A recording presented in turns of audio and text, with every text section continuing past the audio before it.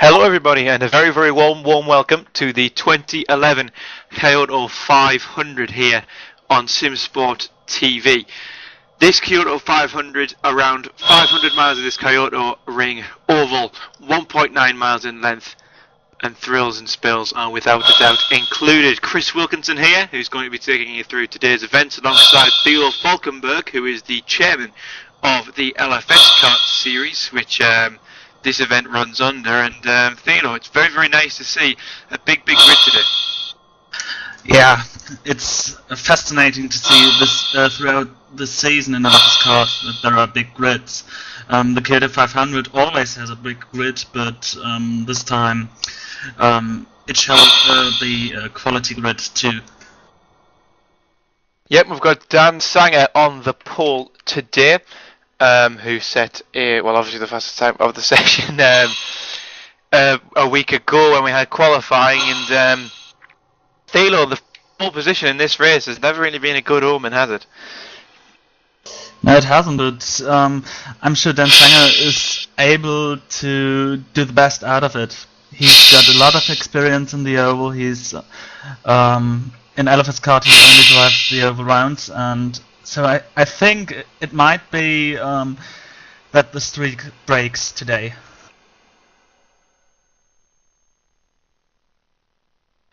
Yep, it's definitely a possibility. So the Kyoto 500 here ran in the Formula V8 car in Live for Speed, which is capable of churning out 450 brake horsepower. And Thilo, difficult to handle? Very difficult to handle. On road courses, it's a beast, purely because there's no traction control and no other helping instruments in the car. In the oval it's a bit easier because, it's only turning left. But be careful, turn 3 can be really a beast because there's only 15 degrees of banking compared to the other two corners where there's 20 degrees of banking, and that's why the cars tend to go crazy there. Yep, also a rather large bump right in the middle of turn 3 that seems to catch everybody out. A very strange oval is Kyoto Ring. As well, more of a 3-cornered oval than your normal and your expected 4-turn oval, as the Americans would say, or 2-turn, 2-corner oval, as the Europeans and the Brits would say. The kink as well can catch out a lot of people in the draft, can't it?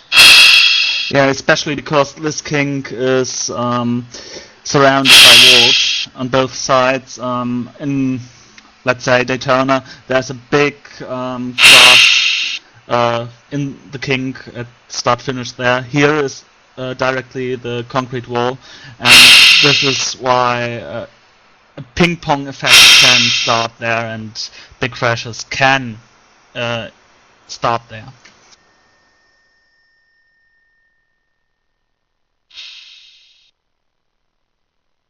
Yep, so as we prepare to go for 500 miles around Kyoto Oval, let's take a run through the grid, and we do have the traditional 3-wide starting position. On row 1 we've got Dan Sanger, Brandon Coleman and Yoni Tomla.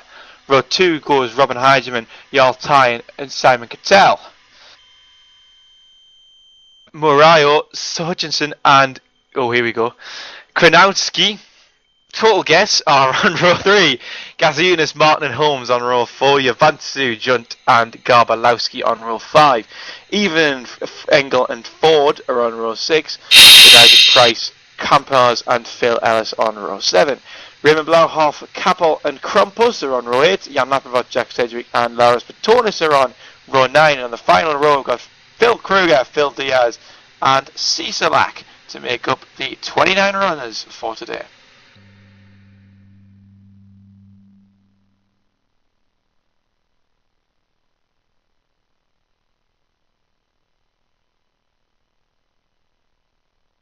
So now we are going to have a little bit of an insight into the workings of the driver. We're going to have the live drivers briefing delivered to you all now by race director Jonathan Palmer. Hit it, Jonathan.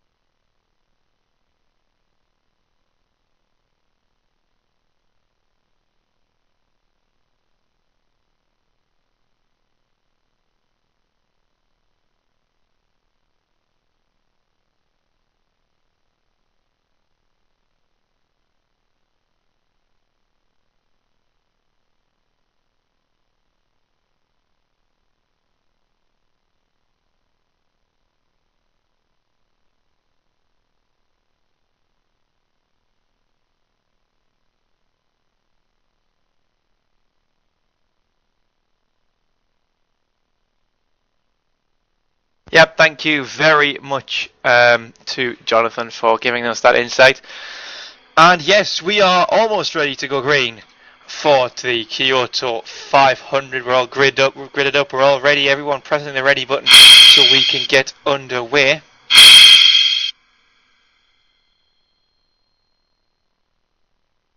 It's a good sign that no one has any questions left. There have been the situations that there were elementary questions in some past events directly before the race, although the racers should have known those procedures right to the start of the race. Yes, it is. Stuart Baker will be our safety car for the day as well. Yeah, Stuart also designed the safety car, which is pretty beautiful, as you can see it when we are in-game. A nice orange and grey tone.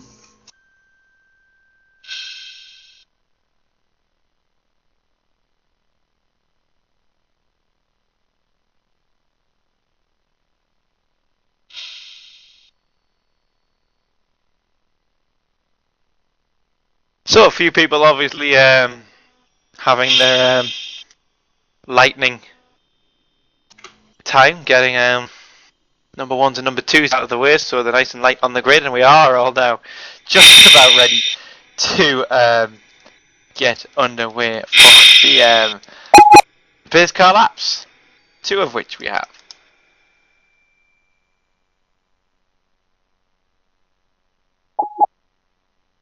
Yeah, 2 pace laps and then 286 laps around this track.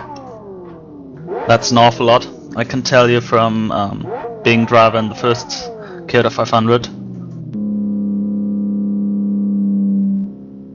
Yep, Thilo definitely a veteran of the Kyoto 500, commentating for the past few years as well. So it's you've always had a long connection with this event. And now we're underway. Stuart Baker leading the drivers away. Dan Stanger, our pole man, will stay behind him before we form for the 3 wide start after 2 pace car laps. So Thilo, every year before this race, I always ask, number 1, how many cautions are we going to get? And number 2, who's going to win it? What are your thoughts?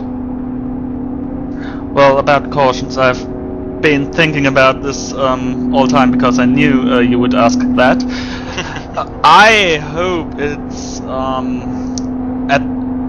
as a maximum of 8 cautions. And I try to be optimistic and say 8 cautions.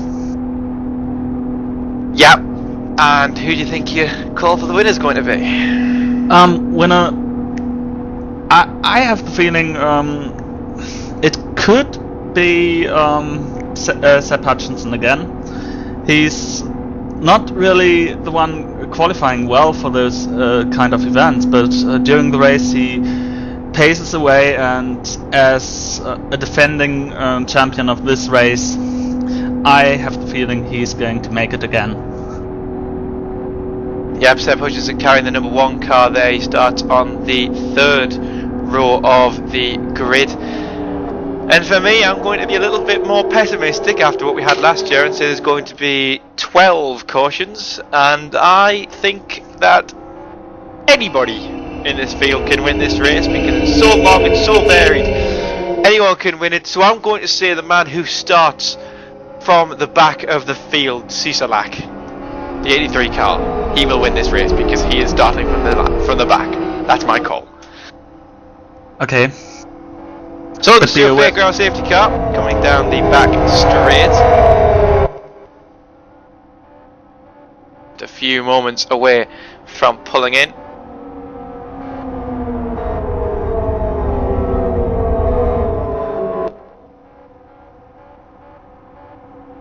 And as the safety car comes in, we await the green flag to go racing. Dan Sanger controlling the pace,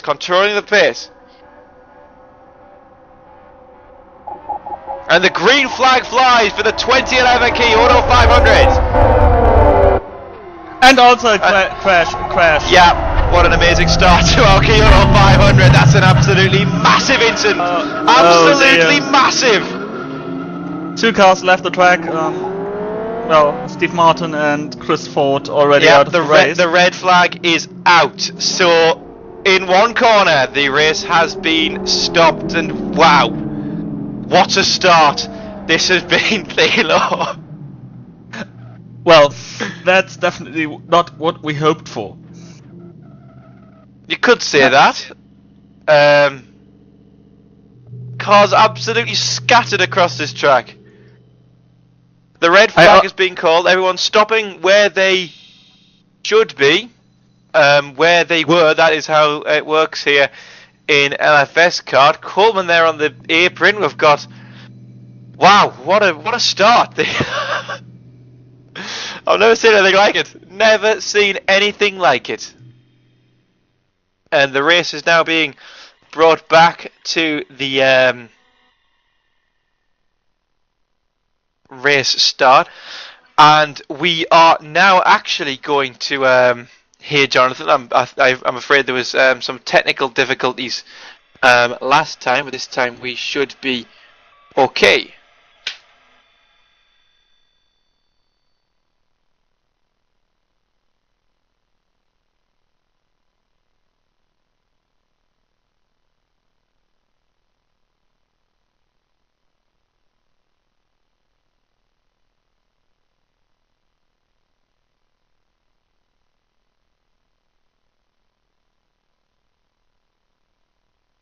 So a complete restart of the race. Yeah, I think we did actually still have some mild technical difficulties there, but that was generally just a point from Jonathan saying that that wreck will be investigated, as will any further on in the race, and penalties will be severely issued from now on. For if anyone wants to give it another go, then ready up, and everybody has readied up. So obviously, consciences are.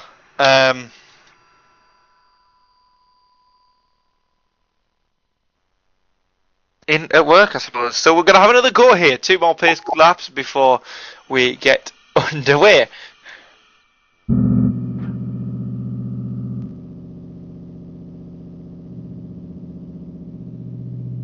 So I'm not going to ask you what your call is and how many cautions there's going to be, but I'm going to ask: will we count that red flag as a caution or no? Well, I would say yes. No. Okay, so that won't count. That won't count to our little wager. Only trust the statistics you made yourself.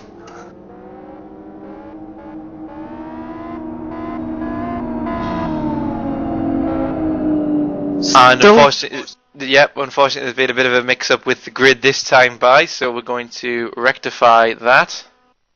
Yeah, Chris Ford wasn't in it, and Steve Martin neither. Yeah, both of them ending off the track surface, falling off the world, as we call it here on LFS, and they're going to have to. Which is difficult now with the new patch. It is, yes. It's very hard to get so airborne, but they've managed it. So, congratulations to them. Yes, well done to both of them. The good thing is we will get a complete restart. That means the drivers can think about it again, though it also increases the tension within a driver to keep on waiting and saying, damn, we still have 268 laps to go.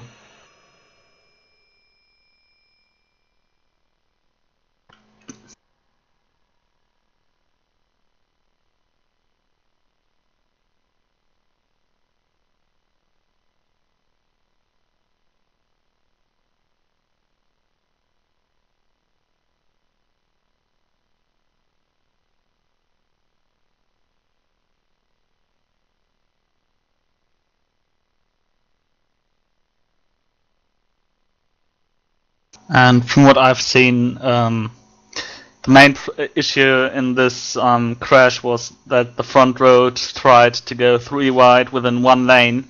There are these lanes painted on the track at the start-finish, and that couldn't go well.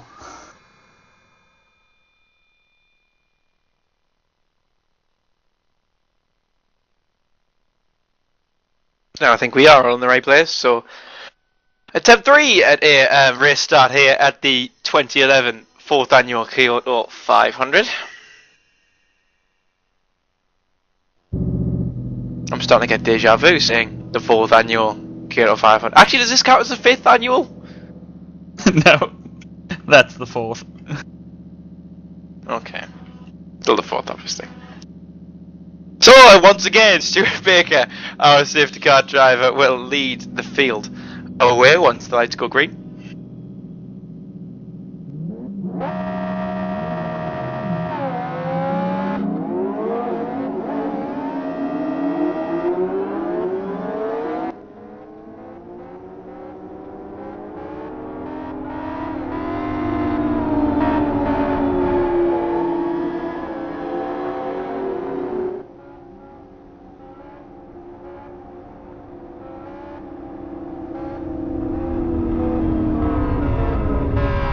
Take a quick look at our current reigning champion of this race, Sebastian Hutchinson. Let's ride on board with him, see what it looks like to be running around with these guys, running on the back of the field, trying to get yourself in your correct spot. And what with the 3 wide, oh, and we've got a job out already. And thankfully it's the man with the most difficult name to pronounce in the entire field. Kushnowski. Thank you, Thilo. I'm not European Oh, enough he's to do coming that. out. Yeah, so obviously he took the his fate into his own hands there. He knew he was lagging quite severely and decided he would pull out of the race to save everyone else's skin. And eventually timing out, so unfortunate for him to have to retire before the race has even begun here, but fortunately... Well, we had this once with JJ Wang. Yes, we did. Who then rejoined. He did. However, that was back in the days of the 5 rolling laps, wasn't it? No, it wasn't the second. No, I've got my head wrong. That's for the other one-time race in the New Dimension Racing calendar, which is the Kyoto 250, in which Phil Diaz, starting second last here today, won in 2011.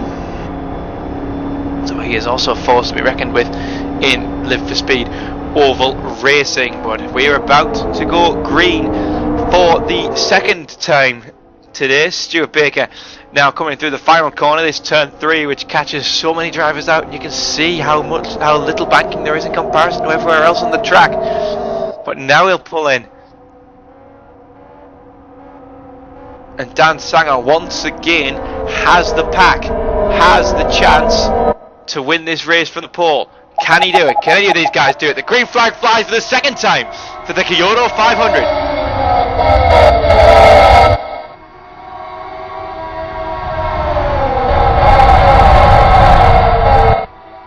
An absolutely massive gaggle of cars stacking up behind Dan Sanger as they all come out of turn 1 into turn 2. Sanger being forced onto the outside. And now as the LFS drafting dynamic takes its effect, we get this absolutely massive gaggle of cars coming now through turn 3.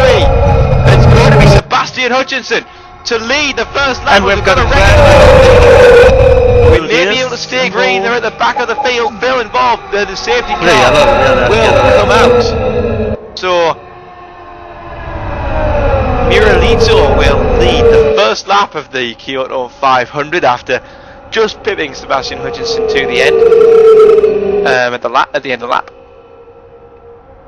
But look who is second already. Yeah, Sebastian Hutchinson.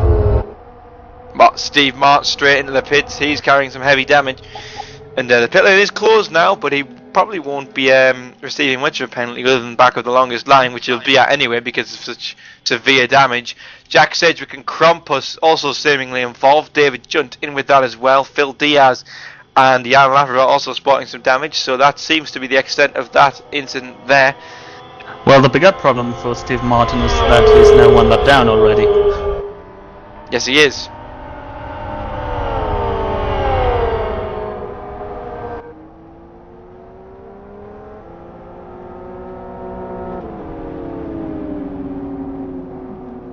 So Stuart Baker takes his 3rd lap around the track. Yeah, but interesting to know back at the front, Sebastian Hutchinson has actually gone past Moralito, so seemingly he obviously must have led the that first racing lap, unless they're playing games with each other. So Steve Martin, who had insult to injury, will not only start this restart a lap down after only one lap of this race, but he'll start at the back of the line anyway because he's been penalised for that. I'm sure a few cars in front of him will have to pit this time by, as the pit lane is now opened up.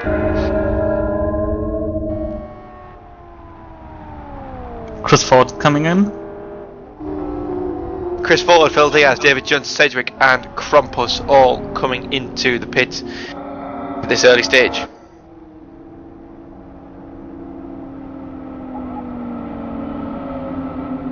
So Diaz had an awful qualifying.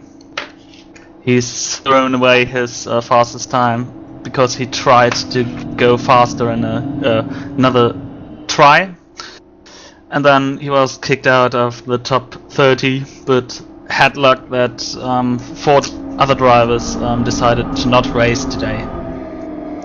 Respectively, 2 of them were disqualified for doing nuts.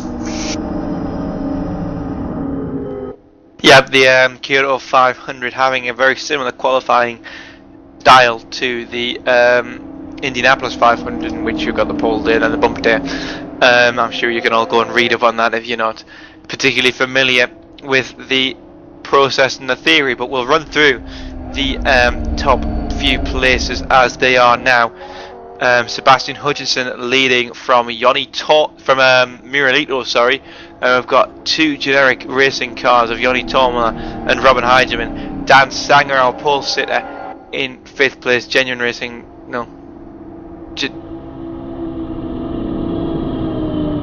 Genuine Racing, not Generic Racing, I do apologise. Dan Sanger in 5th place. Joe Holmes, the first with the Inex Racing cars, which have an absolutely massive presence here on this grid, in 6th place. Jarl Tyne of Sonic Rounds in 7th. Isaac Price is the second of the Inex cars in 8th. 9th goes to Simon Cattell in an Inex car. And 10th goes to Phil Ellis in an Inex car. That's the top 10 as it stands now. Raymond Blauhoff behind in 11th. He's always been a threat here on the Kyoto Oval after taking Oval Racing up not so long ago at all. Further back we've got Tommy Engel. He's been a threat more so in the road races than in the oval races in the past, but he is certainly a force to be reckoned with on this track. Jan Lappervoort, the man who always just stays there. He's never away. He's always on the track. He's always Mr. Consistent, always finishing races. Jack Sedgwick down in 25th place, who's never finished a race on his wheels before, I don't think. Chris Ford is well involved in the incident, and you can't write off Phil Diaz. So the safety car will come in at the end of this lap, and we will be racing once again here at the Kyoto 500.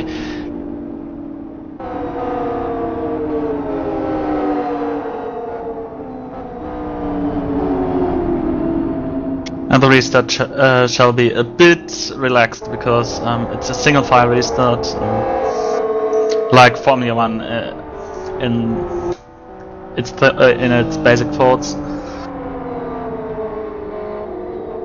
Yep, overtaking is allowed from the green flag. We're not waiting until the start finish line. From the green flag, Stuart Baker, our safety car, pulls away, and now Hutchinson controls the pace, and he can go anytime now, and he chooses to go now. He goes to the inside, and it's a good restart from Sebastian Hutchinson. Already a little bit of incident back behind with Javansu and Matonis, but we're going to stay green here and push on as Hutchinson leads.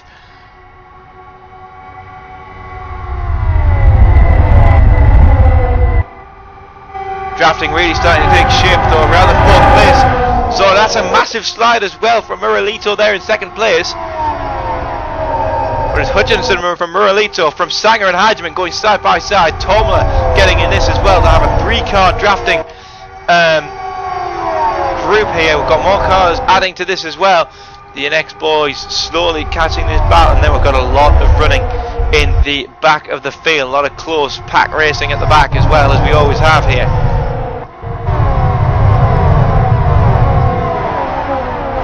Dilo, this race all about who can work together as a team and get away in the front, isn't it? Yes, of course. 3-car drafts are the most effective weapon in this race, but only if they are really master it, because a bad 3-car draft is sometimes even worse than staying out as one sole person. Yeah, meanwhile, let's jump straight back into the front of the field as we've got absolutely massive pack racing going on at the front of the field. Phil Ellis there racing to nearly take the lead for that lap, and does take the lead in turn 1. But this not a very efficient drafting style at all, and Price and Cattell behind there, 9th and 10th place, 10th and 11th place rather. No, it is 9th and 10th place. Will very, very quickly and rapidly catch this group. They're working together well, but not many groups in a workable position here. All very, very big packs, Thelo. Yeah, I don't know why this is. We're we got a wreck 3. Got a wreck at 3. Not sure who that was. Safety car is deployed. Was involved, and Coleman was involved. Coleman upside down. Oh dear. Evening as well, and Coleman will be the first retirement of the day. He's upside down in that Fragmaster's car on the exit of turn 3. That's really keeping the streak for Fragmaster at this particular race, because they haven't really done well in all 4 editions. Yep, they've always had an absolutely massive presence on the track and never been able to bring results out. We've only had 1 Fragmasters entry this year of Brandon Coleman, and unfortunately his race has ended upside down on the outside of turn 3. So, unfortunate end for a very short race for Brandon Coleman.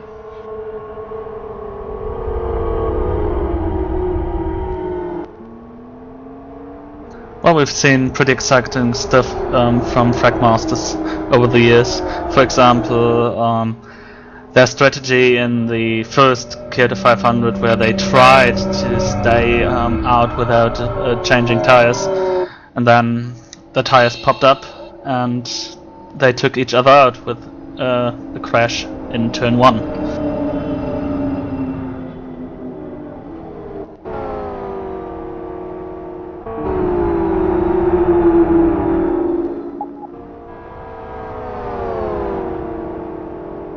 Pit lane opened.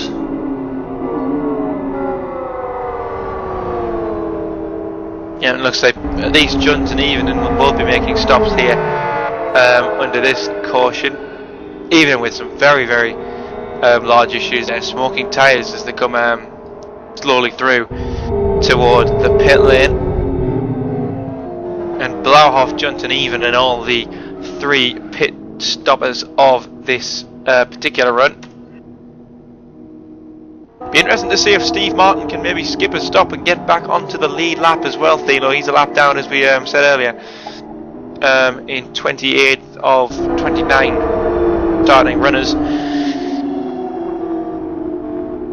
So do you think he can do that? It can happen, but I think the problem this year is that the limiting factor is the tires only. There's no there's no pit stop required. Sorry.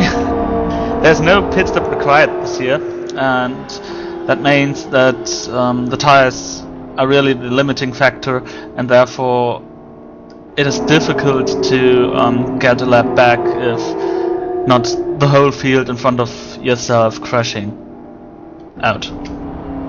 Yeah, but I see you gave up on the word mandatory there, or mandatory, yeah.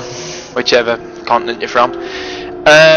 So Evening, Junt and Blauhoff all come out of the pits, with Blauhoff leading from Evening and Junt, so Junt being jumped by Timu Evening. Other than that, no changes under safety car.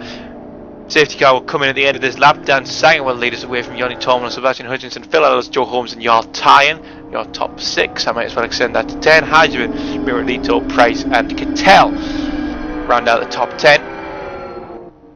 So it'll be interesting as well to see if Sanger has a different approach of restarting this race. Sebastian Hutchinson went very early onto the throttle in comparison to what he has the option of doing. Also of note as well here, if I recall correctly, which I do, Dan Sanger and Sebastian Hutchinson both in contact with each other using TeamSpeak here, so these two can discuss when they're going to go. And Sanger leaving it early once again, and he goes early. A good start from Sebastian Hutchinson in comparison to Jori Tomlin, so that communication issue working well for Hutchinson, working well for Tyne as well, because he's in contact with him as well as he starts to get alongside Holmes Hageman as well with a good restart. This has now got a 4-car pack in the front, and now this has really got the 3-car draft scenario going, hasn't it, Dilo? Yes, 3 cars, 3 cars, 3 cars. But the important factor is how they work together with each other, and Sanger and Hutchinson have got the huge advantage of communication. This is what you see in NASCAR on the restrictor plate races lately. Also, the communication becomes more and more a factor, even in virtual racing. Yes, it does seem to, and it seems like Jarl Tyne, Joe Holmes and Robin Heidemann, even without the benefit of contact and communication, are flying towards this lead pack. We're watching Jarl Tyne now. Sanger! That was a very, very strange incident there. Got an absolutely massive tank slapper going down that back straight. He's up in the top wall of turn number 2. We're back under caution again, the 3rd caution of the day after 15 racing laps, so not the best of starts with regards to the amount of cautions, but yes, you're right, it has. Jonathan Palmer reminded me that it has happened like this before, and once you sort of get the too many cars sort of siphoned off and you start losing people and people start putting their heads on because they realise they're having accidents, it seems to clean up, doesn't it, Dilo? Yes, it does. The most important factor is that you get into a certain rhythm. Search yourself a partner to dance with and do the slipstreaming around this track, and then it starts to calm down, and then you can really have some 60-80 laps of green flag racing. Yeah, but it has happened before as well, long green flag runs. We've got pit lane once again opened, and perhaps Dan Sanger going to duck in to on the pit road this time by. Not much damage, but a very, very hard set of tyres there, and with the limited compound selection, you can only have the softest compound available to the car in this race, Thilo. Tyre conservation really becomes an issue, doesn't it? Yeah, it does. Usually you need to have 2 sets of tyres, just because one set of tyre will be worn down to the very last bit of rubber. But over the years, I think also the setups have improved much, so that these cars are not that aggressive any longer than they have been in the first and second year.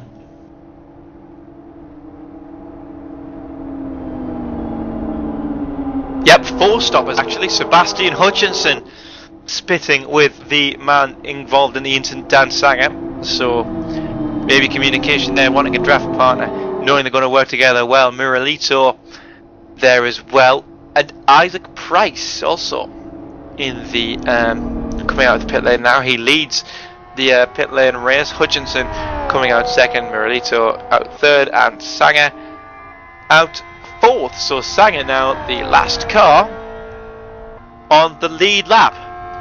That, may I remind you, was the pole sitter. Pole not always the best place to be sitting, is it, Dalo? No, certainly not. This kind of races we have often seen that the pole sitter is just, it's an award, it's a point you get, and not much more. Yep, but on pole everyone wants to be where you are, so people do tend to be a little bit of rough and tumble with you. Looking through the field, we'll take a quick look at some of the climbers from the past run. Sedgwick going from very close to the back up to 12th place, Yavansu up to 11th, and Ford up to 13th. And I think those three are also all in communication. Diaz up to 15th, and Engel up to 16th as well, so good runs from them. But Tomala has now got the throttle from the lead, and we are racing once again. Phil Ellison, your time following him with Heidemann there as well, splitting away for a 4-car draft, and then we've got a big gaggle behind them, and already some contact. Garbalowski there struggling to get a run and maybe making a little bit of contact, struggling up in the top wall. But we're all underway reasonably clean once again. A massive gaggle of cars once again right in the back of the field. We'll take a quick look at that now. As these fast few drivers, Hutchinson, Sanger, etc., trying to fight their way back through the field, and we've already got back there on the back. Spinning, there's a car spinning. Yeah, that's Garbalowski. Garbalowski, oh. And he will be able to get back on the track without the need for a caution, which is always a positive. But look at this, Phil Ellison, oh, Engel, yes, Engel. And that will bring out the safety car. So where is Dominic Engel? That's the question. Dominic Engel is in 26, currently driving over the start-finish line. The problem with his crash was that this ping-pong effect I talked about earlier on the start-finish kink. You hit the inside wall and get bounced back to the racing line, and that's why the caution had to be called here, while Garbalowski was on the green, on the grass, and didn't do harm to anyone else. Yep, also of note, Garbalowski made for the pit lane, but as far as I'm aware, managed to get into the pit lane before it was closed, so he will not suffer, other than the fact that he will now go a lap down. So that's a little bit of a suffering point, yeah. But other than that, he won't be penalised. Garbalowski here in the Lotus-styled Inferno car. Yeah, very nice. Yeah, with this old John Player special design. And in fact, he did actually pit under a closed pit lane. I do apologise. So he will start from the end of the line. Interesting to see that the 3 genuine racing cars are all together on the track, and this might be a good time for them to make their stop. Tomala, Heidemann and Gasiunas, Ellis and Tyan. Oh, did Tyan nearly fake Ellis into the pits there? I don't know whether he fakes him in. I think Ellis might be waiting for some teammates. Well, yep, Tyan weaving around there. Not the cleverest of moves, seeing as all it really does this kind of speed is scrubs your tyres up, and doesn't help an awful lot. Really doesn't really heat up the tyre, only the surface of the tyre. Into the pit lane comes Chris Ford.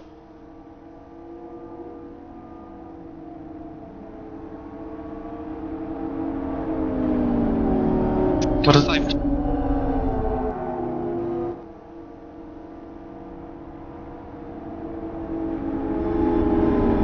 And we hear from race direction that car 5-2, that's Tomala, who is up in front with his 2 partners, will get an end of the line penalty for an avoidable incident with in the caution before this one.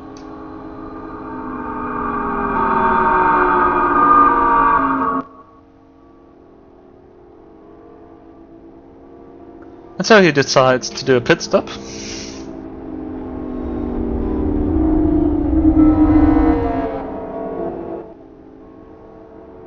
I believe, well, does not make a pit stop, he just just a clever way to let the field pass, simply going through the pit lane once.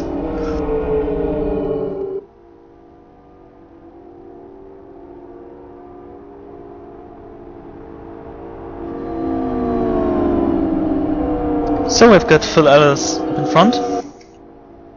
He's from Switzerland. His interests are motorsports, paintball and ice hockey. He's been racing in the City Liga 1 season, 2 years ago, and last year 1 season iRacing.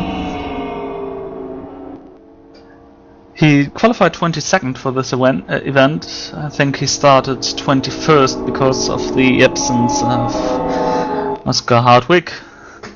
And he's using a G27. Pretty famous racing wheel currently. Safety car is in the slap.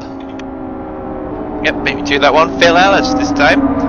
Our newest of leading drivers will lead us away for the green flag from Tyne, from Heidemann, from Gasiunas, from Holmes, from Kruger, from Diaz, from Cattell, from Campars, and from Matonis, your top 10. As we go underway once more and go through turn 2 right now.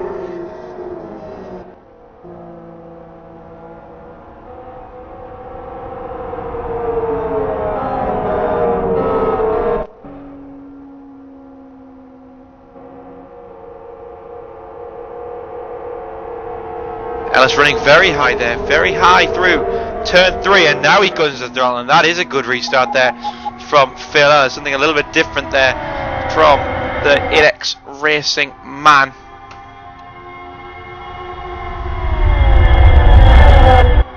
And Holmes was pushed to the apron. Yeah, but interesting to note, where has Phil Diaz come from? Up to 6th place already. Finding his teammate to be able to work with as well, and this is looking like a very strong race so far from Phil Diaz. Phil Diaz always strong in those oval events. He did not finish in the Speed Weeks race 2 weeks ago, but he always is right at the top of the grid. He's won multiple times the Kyoto 250, close with Kruger there.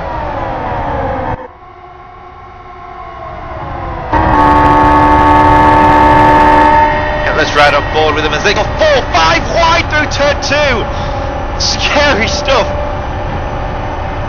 here in the battle for everything that is first and second, really. Diaz now right in the back of his line, and look how that line, his line through turn 3, can affect his draft with Kruger. He's actually struggling to get on the back of the draft with Kruger. Kruger in the draft from the 2 genuine racing cars. Well, the negative effects of the slipstream affects the car more throughout turn 3 because there's less banking.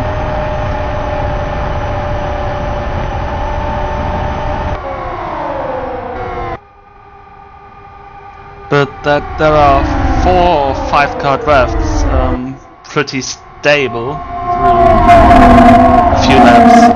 That's quite new to this style of racing. Yeah, but look at Kruger there trying to slot through the middle of everyone, and he's done it! What a fantastic bit of driving there from Kruger. Not particularly necessary at this point of the race. There's only 30 laps gone, 28 of those have been racing. But wow, to squeeze down the middle of all of that pack was a very, very noble effort. But we also need to congratulate Cattell and Heilmann for this, that they did not close this door, otherwise we would have a proportion. Yeah, very good point. A lot of trust has to go in to this kind of racing. Kruger getting very sideways there, contact involved, yes, and very good save from Kruger. Fairly confident that he will lose out on the draft that these guys have. But look at the terrain behind Jack Sedgwick and this group magnetised around him. And look down to the inside to Inex cars. Ooh! Very, very close there, going 4 wide into turn 3. Oh, even getting a big wiggle on. Sedgwick running high.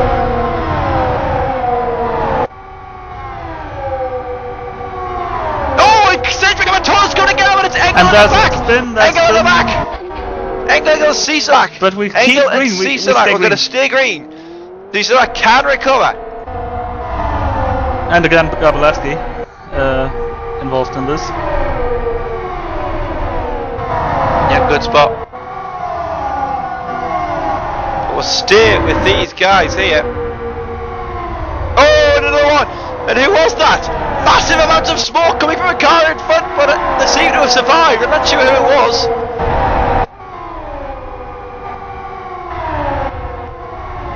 Unfortunately, my camera angle not doing that much justice, because I'm going to clue who that was getting all out of shape through turn 3, but somebody didn't. There was a lot of smoke coming from them.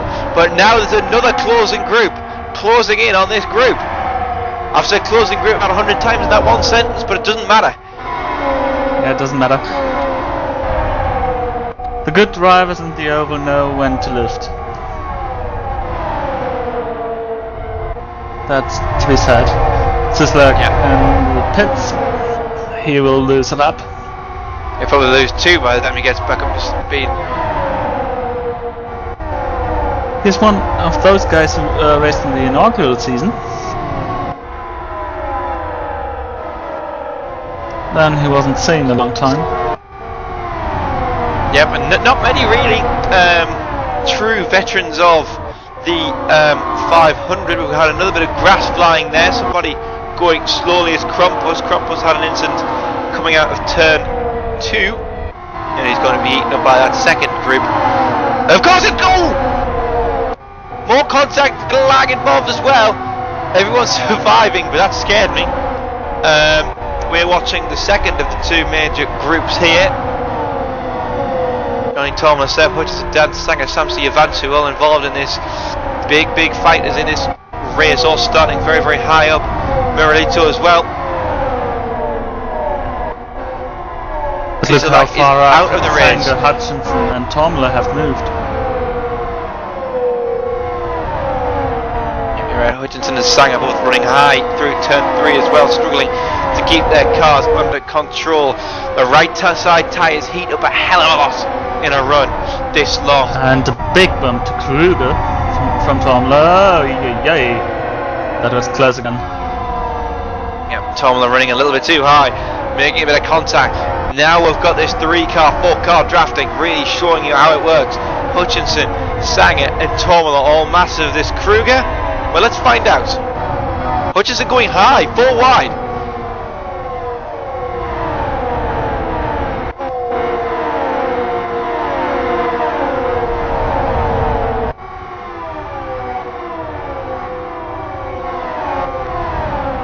Still no organisation really coming in this group though.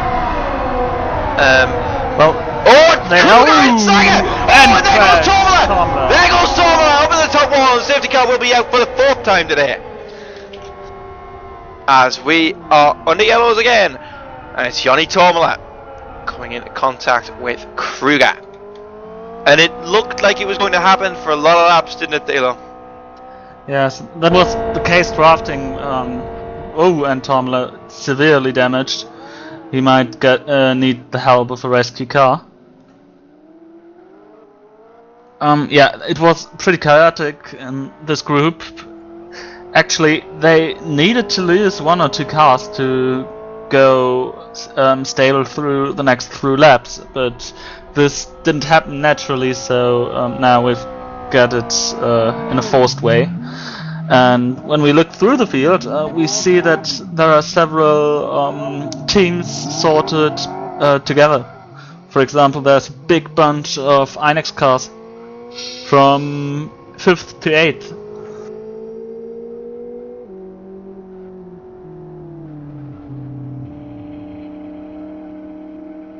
Yeah, we need to think about the way these guys are driving as well. The moves they are pulling, and don't forget, live for speed. No spotter, no tools to help you know where your competitors are, other than your mirrors and your head.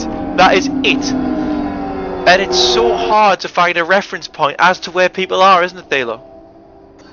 Yes, it is really difficult, especially if you're all alone. If you have communication, it might help you, but it doesn't help you at all when you're right at the top of the field while your teammate or teammates are right at the back of the field. It really has something to do how you can trust with the partner you're currently dancing this slingshot drafting with. And when you think that it might work and you can trust in this guy, usually there are no bigger problems.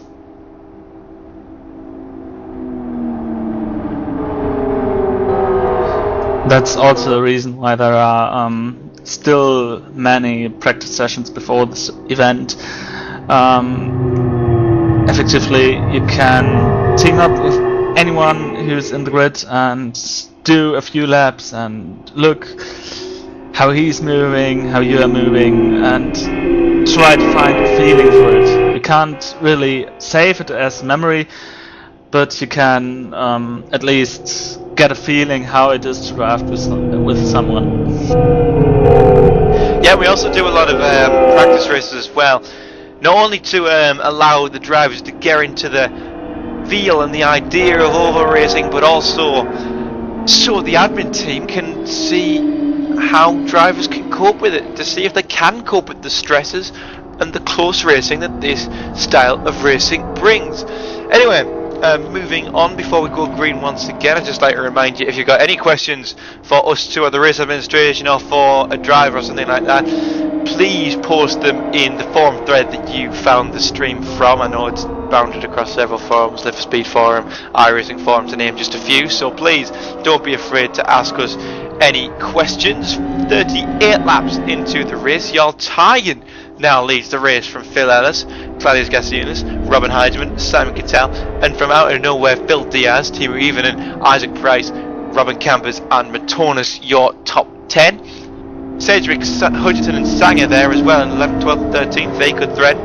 Yavansu 15th. So still a lot of cars here in a lot of positions that could threaten. The safety car will come in at the end of this lap, and we'll be racing once again, Thilo.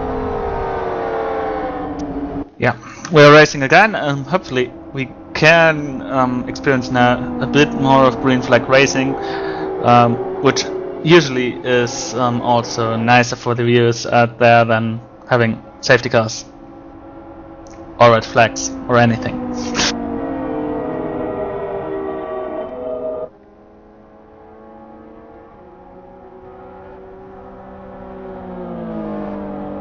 Jarl Tyen knows this position up in the front. He was also there several times during the Speedweeks 400.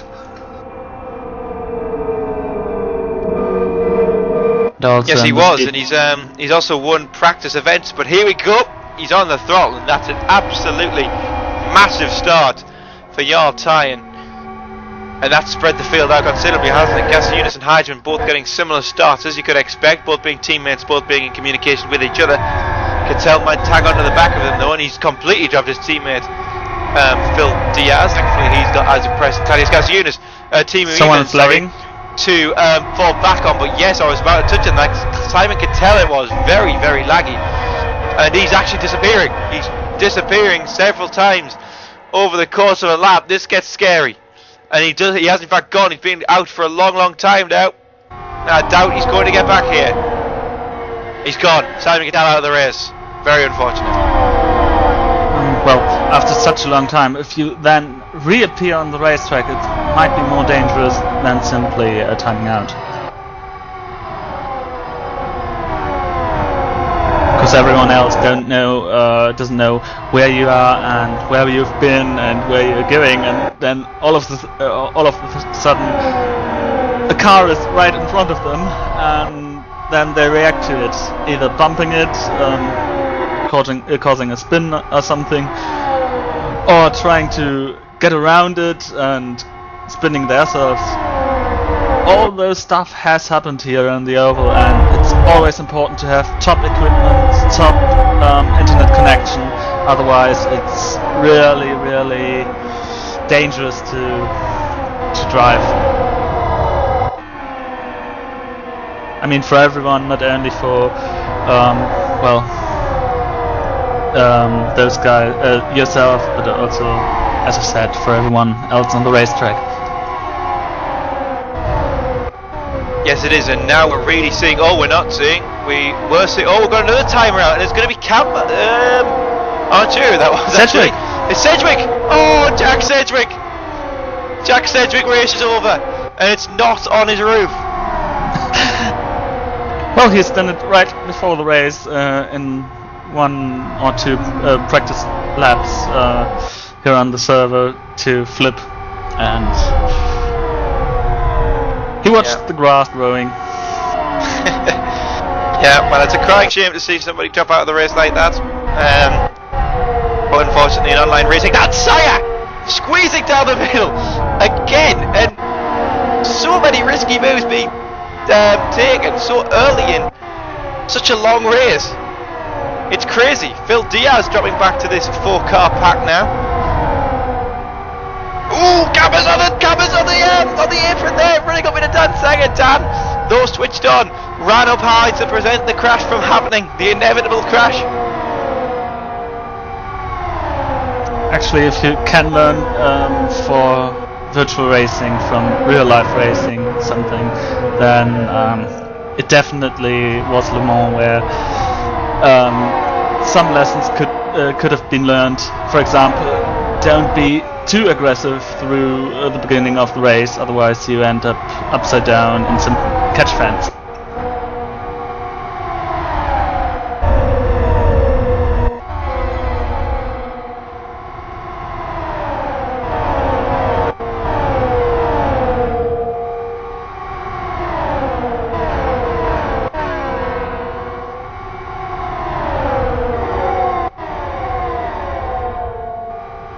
Now we've got a bigger gap between the first 6 cars and the rest of the pack. Yes, but oh, Sanger, Hutchison, Baton is all in contact. Diaz as well. Oh, this is starting to get a little bit risky here in this trailing group around the 6th, 7th, 8th place region. Sanger losing out. Miralito is just going to take his place straight away. And here comes Yavansu and Kruger as well. So this is now turning into a massive gaggle of cars, Thilo. Yeah, and have you seen Diaz? He was just on the outside of the track and lost, I think, 7 or 8 positions. So it's really a huge pack there.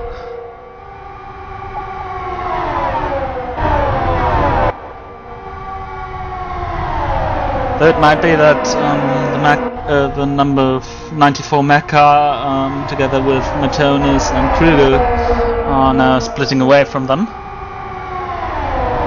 Which is good, because such big pack racing doesn't really work with these cars safely. Sometimes it works safely with the Formula XRs, but even there it's pretty dangerous.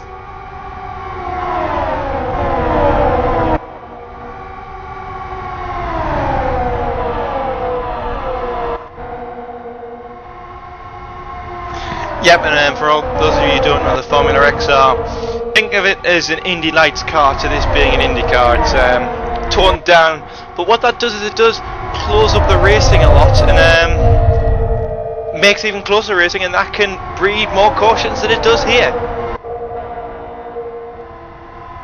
It can, but we've already seen situations where it was the other way around.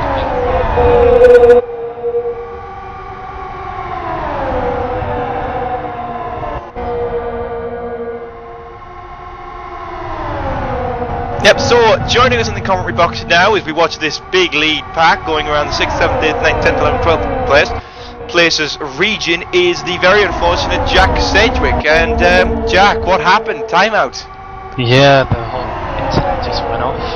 Same thing for Simon.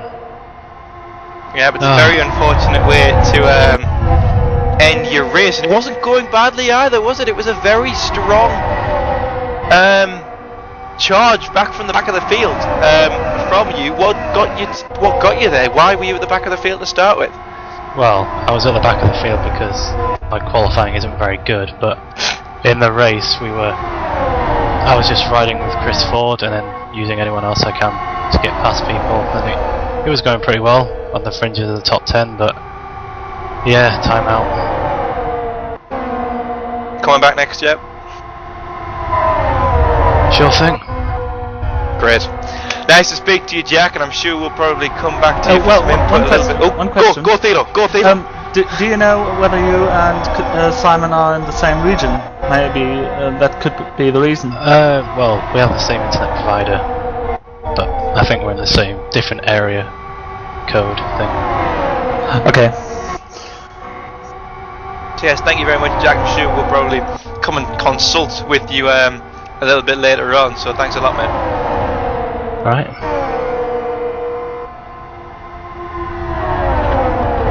Oh, and a crash with only wall contact from Tomla. I already saw this car spinning. Yeah, but Tornes was also involved in that as well. He slammed into the wall, his teammate, so that's not good.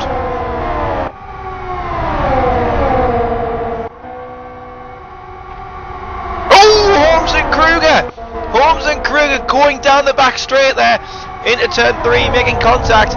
Now Hutchinson there struggling, getting shut out by Kruger really there. To be honest, I I think Kruger needs to get a very cold shower because he's doing so hot maneuvers that this really can't go well throughout the race.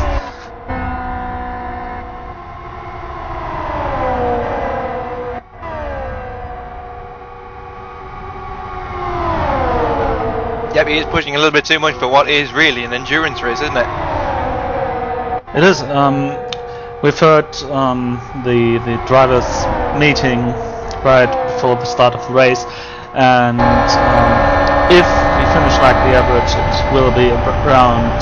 Look at the run! Sorry to interrupt, but look at the run for Phil Diaz going around the outside of them all, and this group has just amazingly caught them in nothing and just stormed past them. Wow! Wow!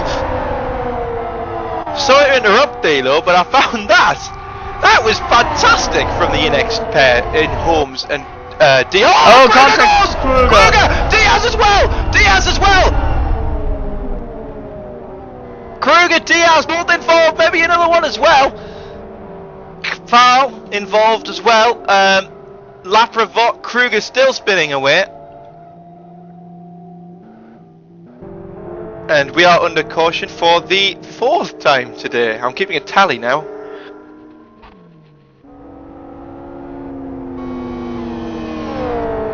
Kruger's still cooking it on the return to the pit lane and therefore spinning all the time. The problem with those oval setups, you really struggle to stay down on the apron because the apron is just a flat point of the track and the setup really is made to go fast through the banking.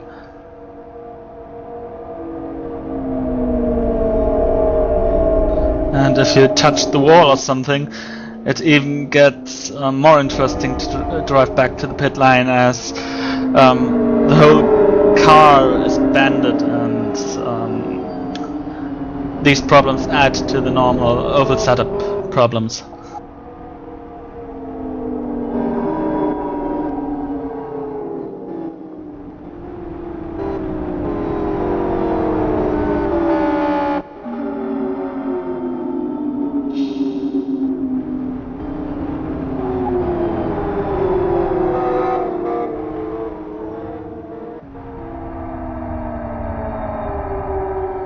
And Kruger goes down 1 lap. Meanwhile, we have Phil Ellis down in the front, right in front of Jarl Hein. Again, those two at the start.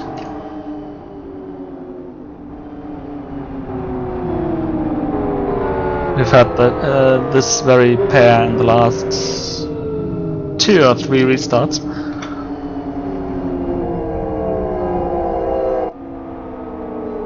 We have also Timo Ivonen up there in 3rd position and Isaac Price in 4th.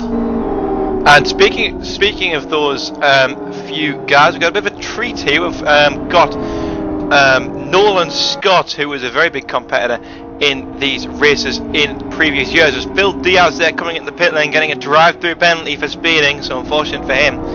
But Nolan, I'm sure you've been watching through the stream and through LFS Remote and through all the different realms you can watch it. What have you thought of the race so far, man? seems a little bit crazier this year than it ever has been. I mean, I don't know if I'm just seeing things or not, but this 4 and 5 wide action this early is just crazy, man. It's been entertaining though. It's been fun. It's a shame to see Phil go out because, you know, Phil Diaz has got a good car. He's always a guy to watch out for. But yeah, the rest of the team NX is doing good. So yeah, it's been a fun day for me. It's been fun to watch this. Yep, NX Racing with a very, very big presence here, and you've actually got somebody on the you've got Phil Ellis on the front position, haven't you? Sorry, I was something away. A lot of new people here in comparison to what we used to have in previous years. Jarl Tyen, Isaac Price, Gasiunas, going through the field, and there's a lot more new faces than there were back when you were a main character here. And what do you think of that, the new realm of Live for Speed drivers? Well, I think it's a good thing. You know, I mean, I came into the team speak and was looking around, and I was actually amazed by how many of the old people are still here, to be honest with you. But yeah, it's cool that we're having some new drivers. You know, that's what we needed. That's what we've always needed. So it's cool to watch. I don't know half the names here, but I'm getting to know them a little bit as I'm watching them drive, getting to understand how they work a little bit, and yeah. Yeah, it's a good thing. And finally, before we go back to the racing, your main sim racing focus now is obviously the iRacing Oval DWC, and how's that working out for you at the moment? Oh, it's been working out great. They got the new tire model out this week for the nationwide car, which it feels really good. If you haven't tried it, I suggest you go do so. In terms of DWC, season's been going great. I finished ninth the round before last, and I was running, I think, about 8th when I crashed out of this last one and wrecked basically the whole field, which is never good. But in terms of points, you know, I was sitting 14th in points, had that bad week last week, finished 35th, still sitting 17th in points. Just want to get in the top 25. Had a terrible start to the year, and if we keep doing what we're doing right now, in terms of chassis design and the way we've been driving the cars, you know, we're going to be able to get in the top 25 in return next year, even with that dismal start to the year. A lot of bad blood out there, not real bad, but you know, the tempers have flared a little bit more this year than I think they ever have. They finally implemented a protest system, which gives us a little bit of comfort because, yeah. It's just reckless out there. I mean, there's some crazy stuff, but yeah, it's been better than it's ever been. They're really getting a handle on it, and they're really making people, you know, calm down and drive like they ought to. Okay, great to know. Good luck for the future, Nolan, and who knows, we may see you a little bit later on today. Thanks a lot, man. Thanks, buddy. Have a good day. Likewise. So, a word from Nolan Scott there of NX Racing, and speaking of NX Racing, they've got Phil Ellis sitting on the front position of the race so far. Jarl Tyen in second, even in third, Price in fourth, and Gasiunas rounds out the top 5 at the moment, Thilo. Yeah, Kruger's now told to go through the pit lane to let everyone else on the track pass, which really proves to be a good decision. And during the talk with Nolan Scott, Giovanzu was kept in the pit lane because he overtook the pace car accidentally when exiting the pit lane, and so it was now done that the lap he would normally have lost because not beating the safety car is now on his lap count.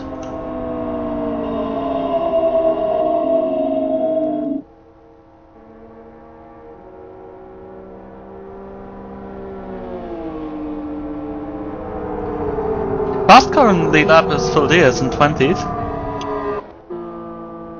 Yep, he was involved in the incident that caused the safety car.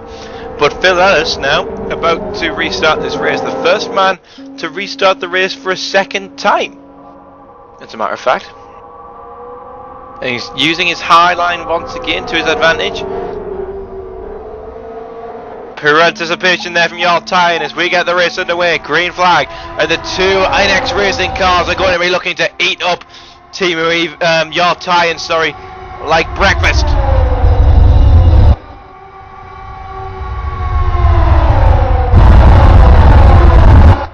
And of all the people to get left off the line there, it was Phil Ellis dropping down to 4th place, and these are now going to work as a 4. This is rather obvious.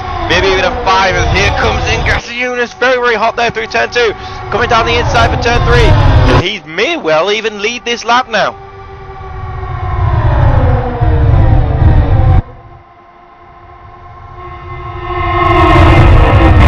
As Nolan said, this year it's crazy with all those 4, 5 wide action.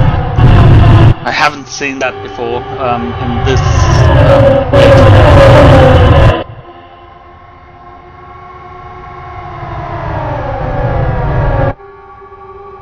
No, What I certainly saw- not necessarily in the race. Go on. what I saw throughout this particular restart, there was pretty much of leaving room and staying cool and lift the gas, and I think most of the drivers now really are into this race. This might mean that we can see now a long green flag.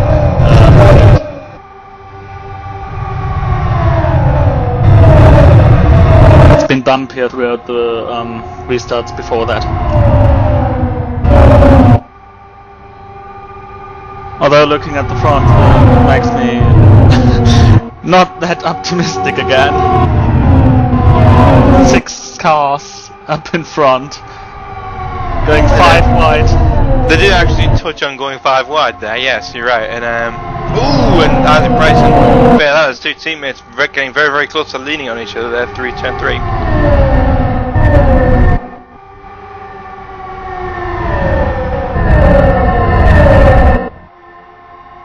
And there's a spinner.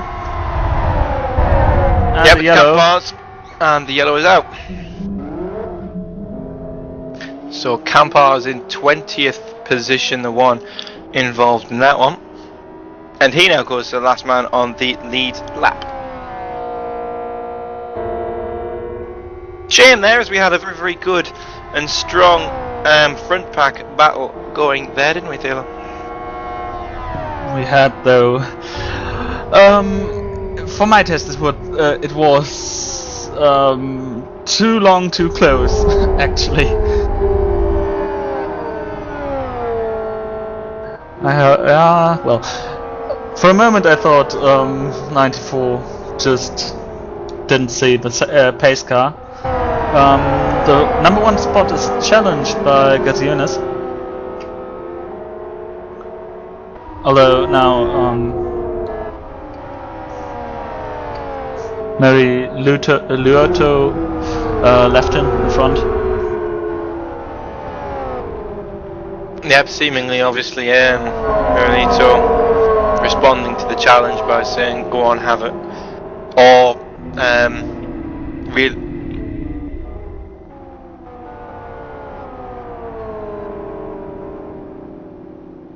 Okay, apparently we no longer today or rather today we won't be using the challenge system to prevent this race being slowed down any longer and having longer safety cars, because what's the point?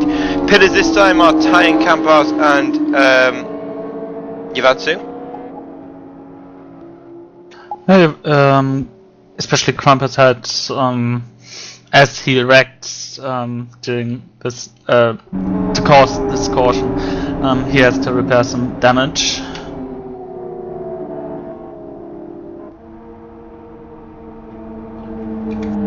Yep, the other two I think just going in for a set of tyres and some more petrol. 66 racing laps gone of 268, and we'll run through the full positions list right now because why the hell not? Gladius Gaziunas leads for Genuine Racing, Muralito in second, Evening in third, Price in fourth, and Ellis in fifth. Holmes in sixth, Hutchinson in seventh, and Sanger in eighth, both sitting together, ninth Heidman and 10th Garbalowski. Pardon me, no, 10th Raymond Blauhoff. Yanni Tomla is not 11th, it's lap down, sorry. Chris Ford is 11th, Krampus 12th, Diaz 13th, and 14th goes to David Junt. 15th is Kappel, 16th to Engel, 17th to Laprevolt, and 18th to Matonis, with Campars just spinning the last in 19th, and the last man on the lead lap, Jarl Tyatt, who was in the lead pack in 20th. Now to the people more than a lap down. Garbalowski is 21st on 68 laps. 22nd is Steve Martin, also on 68 laps. Tomala is 23rd, also on 68 laps. Kruger 24th, also on 68 laps, and Yavansu 25th and last of the current runners with only 67 laps completed so far. So it'll be Gasiunas leading us away for the green flag, probably the lap after this one. Yeah, it really might be one to go at the line. What helped me in the first Kyoto 500 was the will to just finish the race. Most of the times it really is too much to want a certain position, especially during those long races. It is better to simply finish it than to try to chase a too high dream and fail at that and take 5, 6, 7 cars with you.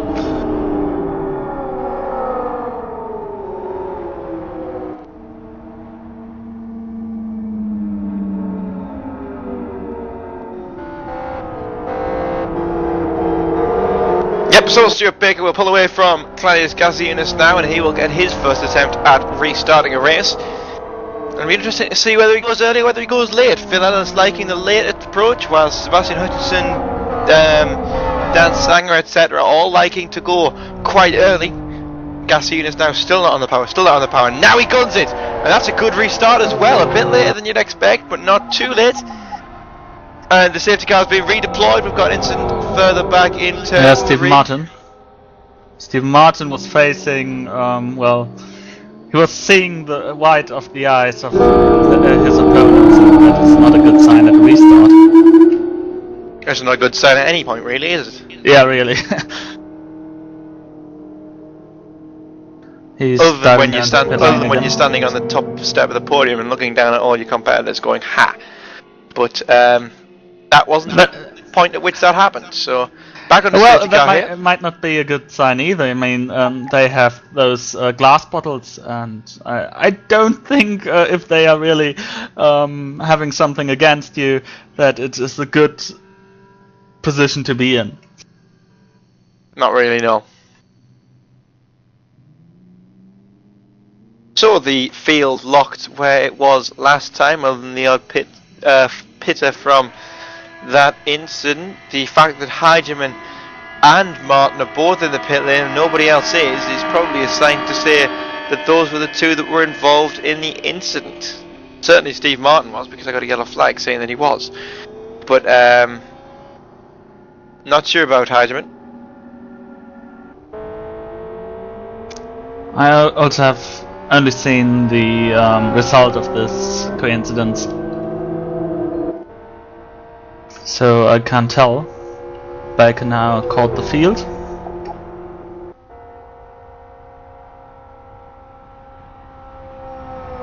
He is on his 29th caution lap.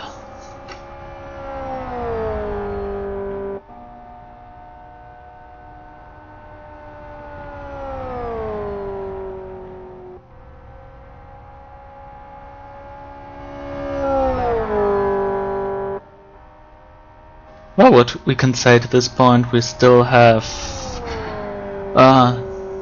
less kilometers behind the safety car than Formula 1 had in Montreal.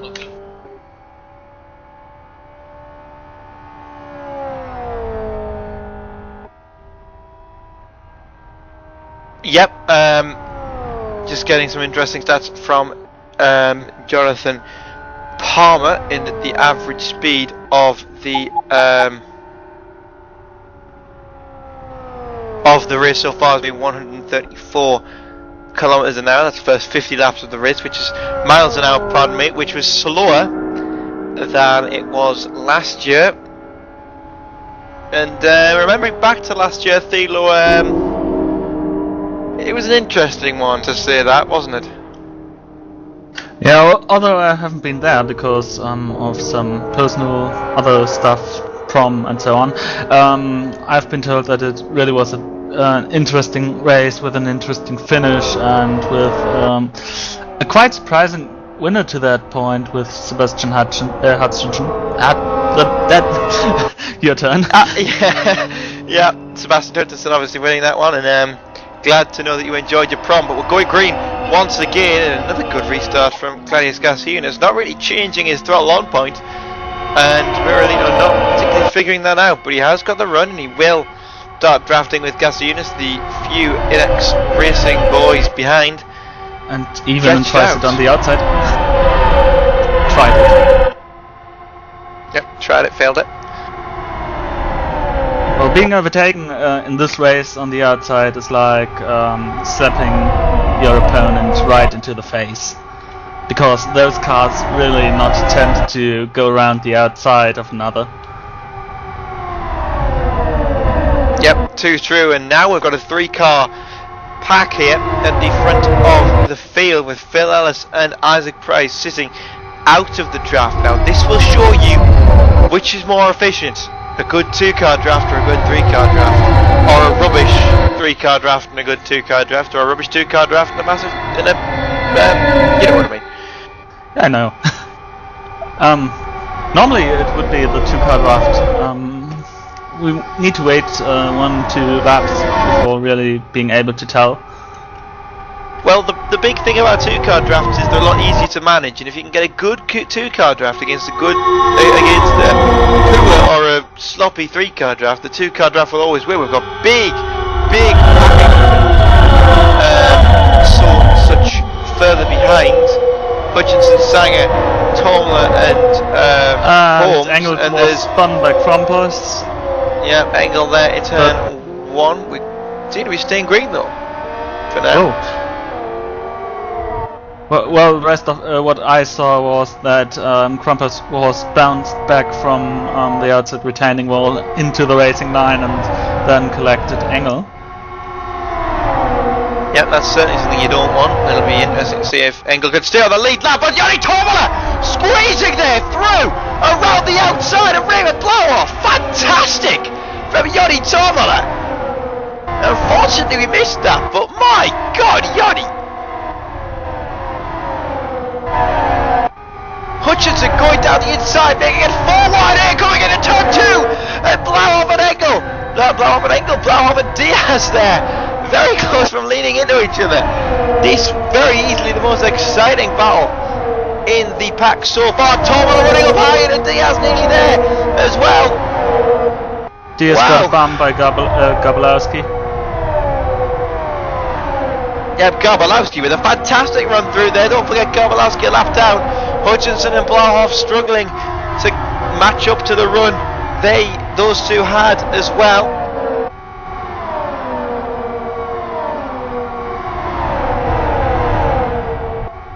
Oh, and Yanni Tomala making contact as well. Yanni Tomala also a lap down. Can't forget that.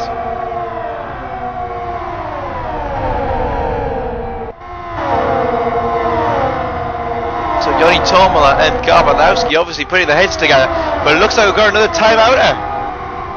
There's a big lag spike there, not sure who it was, but yeah, it looks There like was one of the lead lap cars at least. yeah, definitely. But it looks like Yanni Tomala and Gabalowski are putting their heads together and trying to get back onto the lead lap.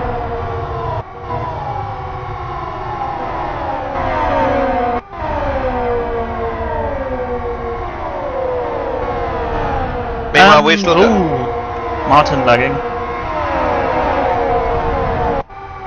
Was spinning off track for 1 second and then driving straight on the track the second. Yeah, we're still focusing on the battle for what is 7th place at the moment, with Phil Diaz heading that and squeezing between Hutchinson and Sanger. And this group, Hutchinson, Sanger, Diaz, Ellis, Miralito, so on and so forth, those drivers have put on an absolute show for everybody at home today. There's been some fantastic racing so far, and we're only 78 racing laps in, which is very, very good to know, but we've got still more lag spikes up in the head of the field, and this is going to start getting a little bit worrying, isn't it, Theo? Yeah, lag spikes are no good sign at any kind of virtual racing. I remember that there sometimes even needs to be a red flag to solve server problems or move to another server. We seriously hope that this doesn't happen today, because it shall be a good race. We don't want another red flag, and I think that's also what you don't want to see, right? Very much so, very much so. We've already seen too many red flags today, to be perfectly honest. Hutchinson going fastest there in the draft of this massive wig, so he's getting absolutely massive tour from these 3-4 cars. He goes around this track, 36 second .53 lap. So not too shabby at all from Hutchinson here, as he now drafts his way back into the pack. I think he profited from those 4 slipstreams of the cars around him on that particular lap. Yeah, and 4 wide in front of him into turn number 1. Unfortunately, we're looking at the wrong thing because I've got the wrong car selected on my cameras. I do apologise, a lot of things to do at once, but Dan Sanger! Oh, and Tormala diving down the middle of Holmes and Sanger again! Tormala, one of the most daring drivers on the track here! Wow! Tomla needs to get further in front because he wants to get a lap back. He wants to get back to the lead lap. Well, of course he does. That's the aim of everyone, to be on the lead lap, because you've got to be on the lead lap to win, haven't you? Rather obviously. Yeah. Rolino now going fastest, the one who we saw having a little bit of issue with his connection. Sanger and Holmes! And Sanger obviously got loose, so struggled with his rear end there, because he went down. He without a doubt went down on Joe Holmes, and both of them there involved, both of them to the back of the line. And we've got another caution here after 82 racing laps, 84 overall gone. And we're back on the caution here at Kyoto. You get understeery into the turn, and then trying to correct it with a bit of steering, and then the car got oversteery all of a sudden, and he turned down to Holmes.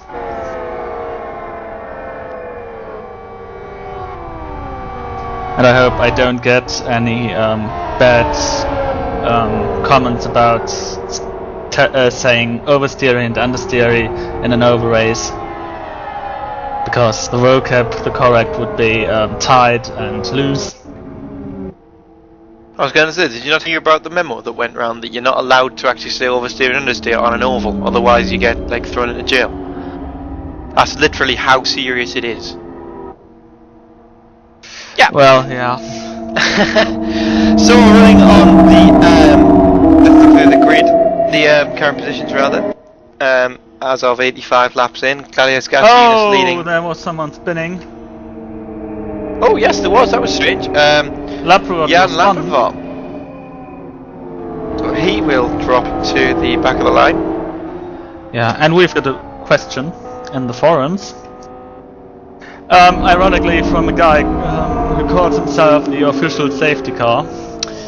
Why are there so many safety car interventions? Yep, can I stop you there very, very briefly, because we've had a special request from Chris Ford. He wants to talk to us. That was the completely wrong moment for you guys to bring me up here, because I was just talking to Dominic Engel about power toileting, and I think you might call that on the broadcast. Thank you very much for that. So while you're up here, Chris, would you like to just deliver your message or whatever that was? That was disturbing. I thought I was getting interviewed. Oh, shame. Can I get interviewed by you for a change instead, Wilco? Yes, of course you can. You're not going to allow us Matonis, and the first thing you go, well, this time it's me that's sworn, but yeah. Oh no, Phil Diaz, don't hit my front wing. So Chris, we're here, 86 laps in, you're up in 7th position now. 7th. Don't get ahead of yourself. 7th. So far, we'll take a look at Chris Ford's car on the broadcast as well. And it's been a good run for you so far, hasn't it, really? Sort of, I guess. Apart from the first start, which I ended up flying over Kyoto, and I was probably dead. But yeah, that was I don't know what the hell that was all about. I managed to get a quick replay during the red flag stoppage, and it seemed to one of the front row cars decided that he wanted to go from lane 2 to lane 4 for some reason. But yes, some interesting driving so far. It's been far better than Kyoto 400, that's for sure. Yeah, we had the Speedweeks 400. It was couple of weeks ago, which 2 was weeks ago. yeah, 2 weeks ago. That wasn't particularly amazing, let's say that. And then there was the Formula XR race previous to that also wasn't particularly amazing, I hear. But Phil Ellis won that one, and I can't remember who won the Speedweeks 400, but Sebastian Hutchinson. Sebastian Hutchinson. Thank you, Chris Ford. All knowing. So you've worked your way from the back a couple of times already today, and you've done quite well at it. Have you found a partner that you're particularly comfortable in working with? So far, Crumpus has been my favourite so far. We've done some pretty good work. We were catching everybody in front of us until this caution came out, so hopefully we're working together again. Though Phil Diaz is right in front of me, and so blow off. I think everybody that's sort of around the front at the moment is pretty decent at drafting. I don't know what happened between Sanger and Holmes there. I've seen some interesting things in this race. I've had contact with Dominic Engel that caused a yellow. That was entertaining. I was telling Dom, go left, Dom, go left, and Dom starts blithering on about the weather or something.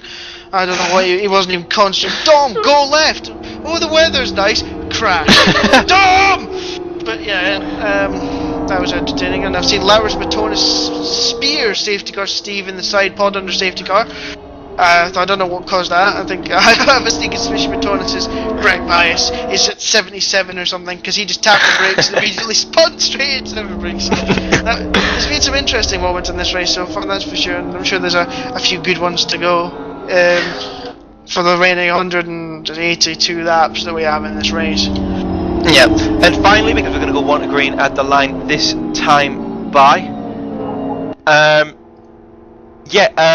we've seen a lot of very, very, very aggressive driving so far today. I'll single one out for a start. Yanni Tomlin has been going for every gap like you could ever find. You know, he's been there every single time, filling that gap. We're only 89, 90 laps in. Do you really think that's necessary at this point in the race?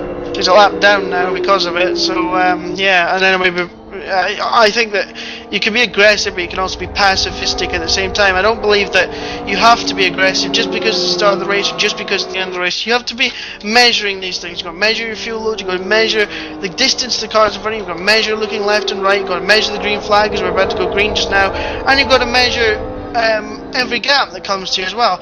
But yeah, I think that he was down with me a little while ago, and he was a bit aggressive, shall we say. I think him and his teammate took each other out at one point, so yeah, it's been quite interesting. Anyway, we're going to go green, and there we go. Okay, I will let you get on now. Thank you very much, Chris. Let you go and talk about urination once more. Green!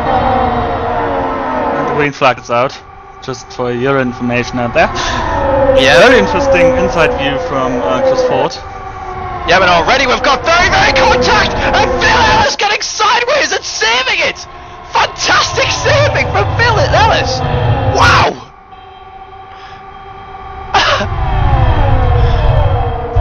Well, I hope that. Whoa! And that was. Oh, shame.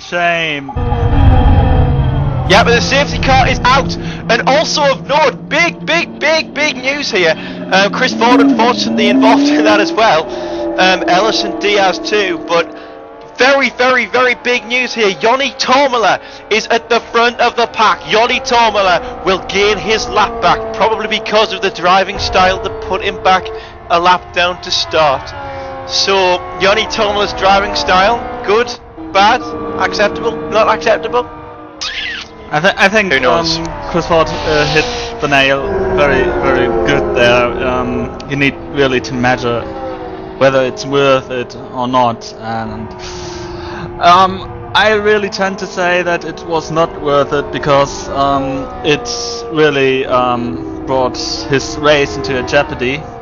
Now he's lucky and gets his lap back, but he wouldn't be in this position if he if he was a bit relaxed and not that aggressive.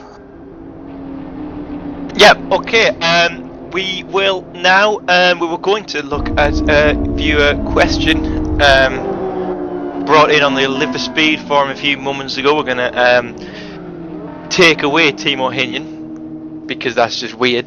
But That's just looking to ugly dog. Yes, it is. It's a very ugly dog.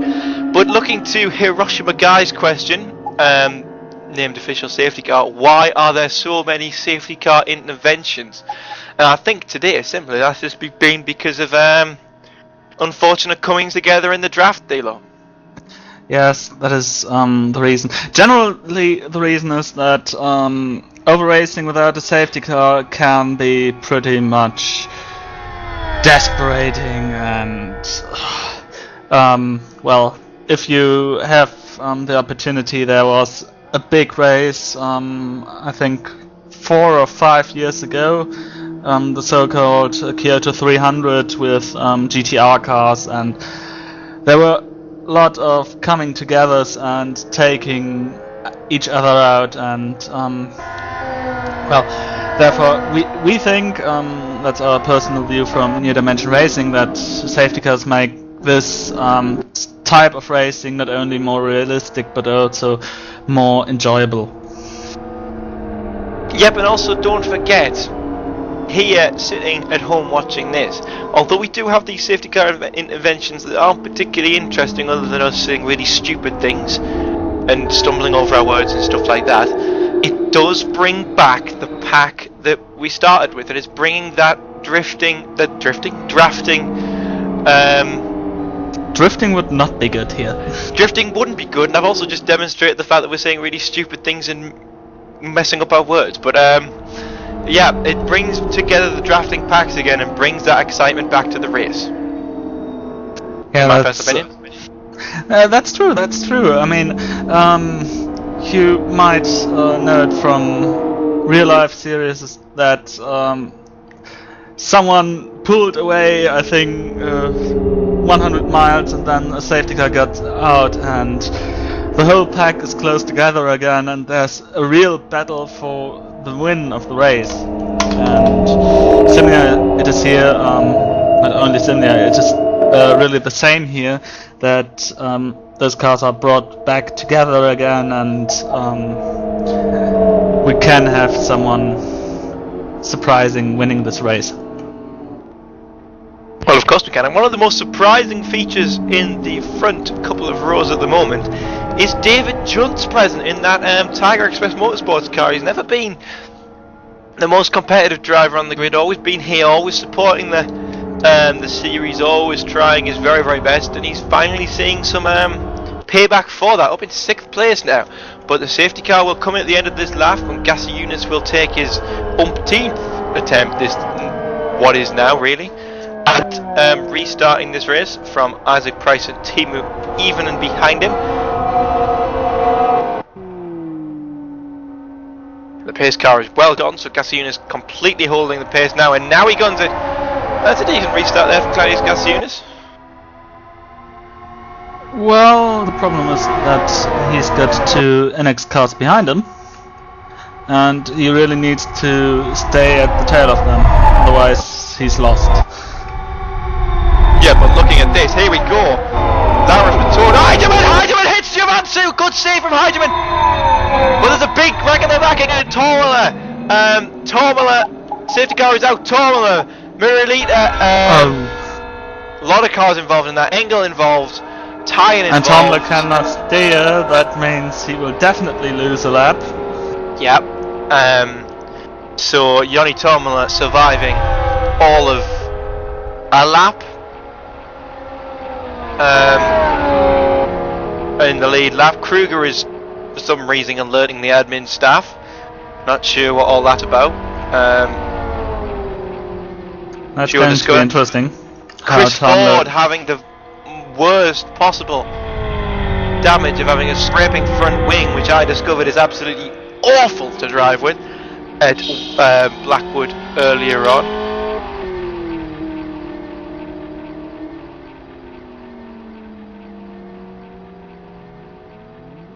So Joni Tormala there. This is quite entertaining. Come on, this is one of the more entertaining sides of the Kyoto 500 under safety car. Yeah. We can watch stricken cars attempt to sort of like waddle back into the pit lane with the help of Jonathan Palmer in the rescue car. Bang, and the dirt is gone.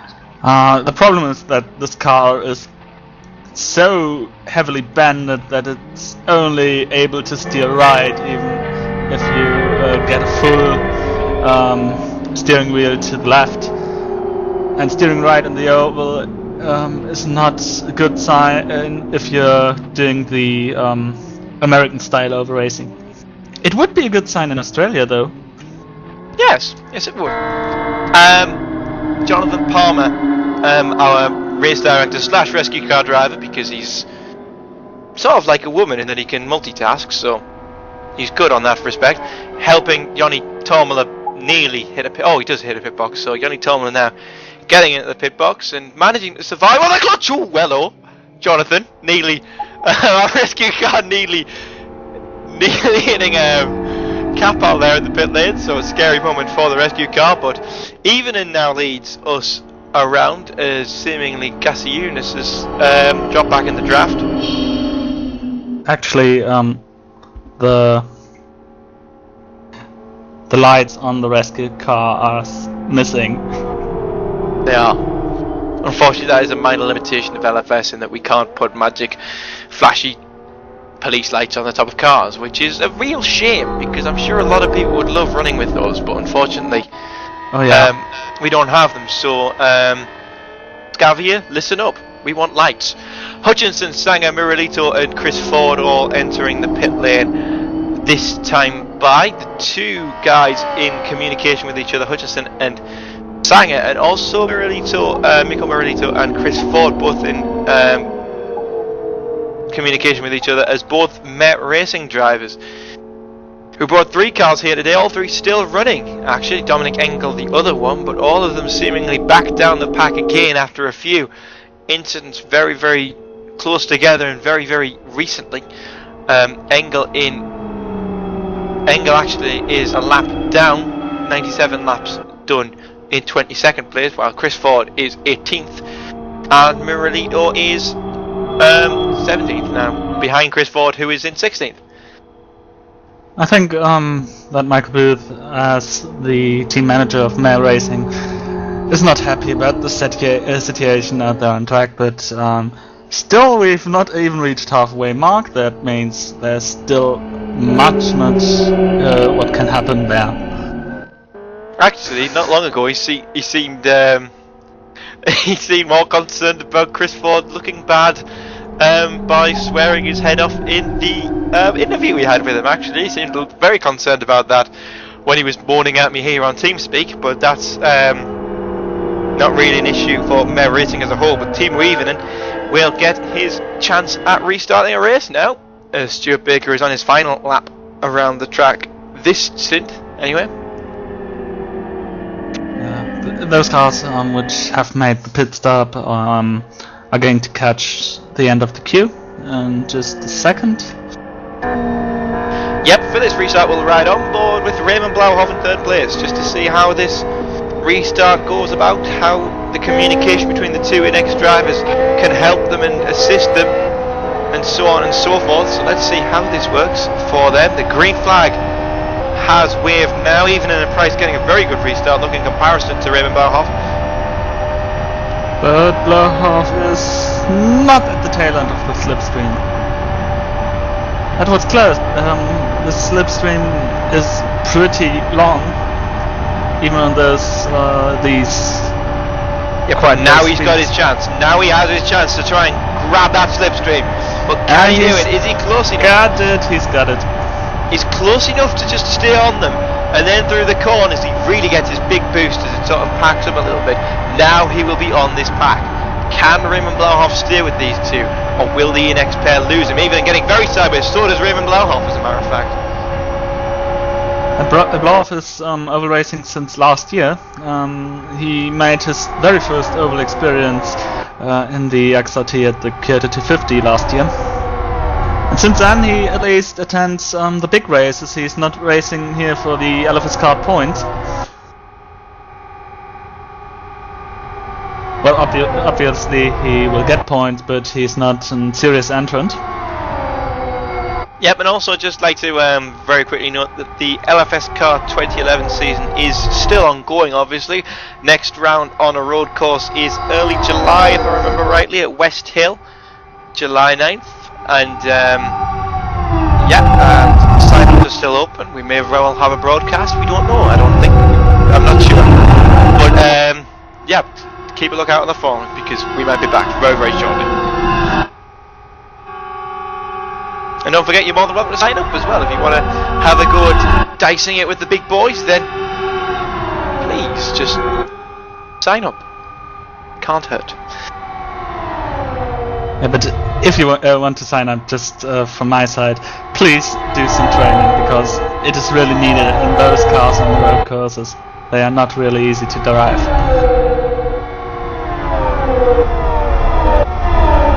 No, trust me, they're not. my race at the last road course round at Blackwood really does prove that they're not particularly easy to drive, so be careful if you want to have a go, but don't be afraid. So we're watching here the 3-car draft that is the chasing pack really between the Rimbahoff and the 2 NX Racing cars battle, and this one really. This is the chasing pack. There's a few stragglers in between. There's somebody stuck on the wall lagging out. It's Steve Martin. So Steve Martin looks like he's going to time out, and he does time out. So unfortunate for Steve Martin. We've now got a 4-car draft around Kronkbus, Gasiunas, Matonis and Junt. That took a while. Or maybe Steve Martin also has the same provider for the internet. He may well do. I know both of those two are on Virgin, so it's a possibility. So the Virgin internet is like the Virgin racing team? Yeah, no reliability. Slash your fuel And tank, I won't think... go the length. Oh, Go on. there's been an incident with even his right front wing is pretty much damaged and he lost any contact to Love and Price. Yeah, he's going to be very much gobbled up by this chasing group 2, so he's now going to have to fight his way back to the front if he wants to get there again. So very, very close to coming down with David Junt. Oh, hello. Very, very close to the front wing of David Junt there. Even with an awful lot of momentum throughout turn 3, promoting him again into 3rd position, and now a 5-car draft sets up. Yep, nice to see. Oh, even in a Gasiunas touching there on the exit of turn 3, but it's nice to see David Junt there sitting behind Lakari's drafting, just lifting off the throttle. I don't know if it's a fuel issue or if it's just him taking his time, judging the situation. He's been in 4th place now. This must be a high for David Junt so far, and he's really driving with his head, Thilo. Yeah, he is really driving with his head. He's at the number 3. Hutchinson. Hutchinson is off. Hutchinson off. Hutchinson. On the Oh, he is upside down. Hutchinson's up. Yes, Hutchinson on his side. Hutchinson on his side against the pit wall, and that will be a safety car in the strangest of circumstances. How has that happened?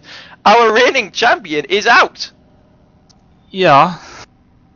That reminds me of Indianapolis 2 years ago with Victor Mayer ending up this way in turn 1. Yep, it also reminds me of 2 years ago in this very event when we had Tim Vecchioni deciding he would go 2 wheels up on the wall coming out of turn 1. So blast from the past here, at Kyoto. Of course. Hop on board, Sebastian Hutchinson, see how he's enjoying that.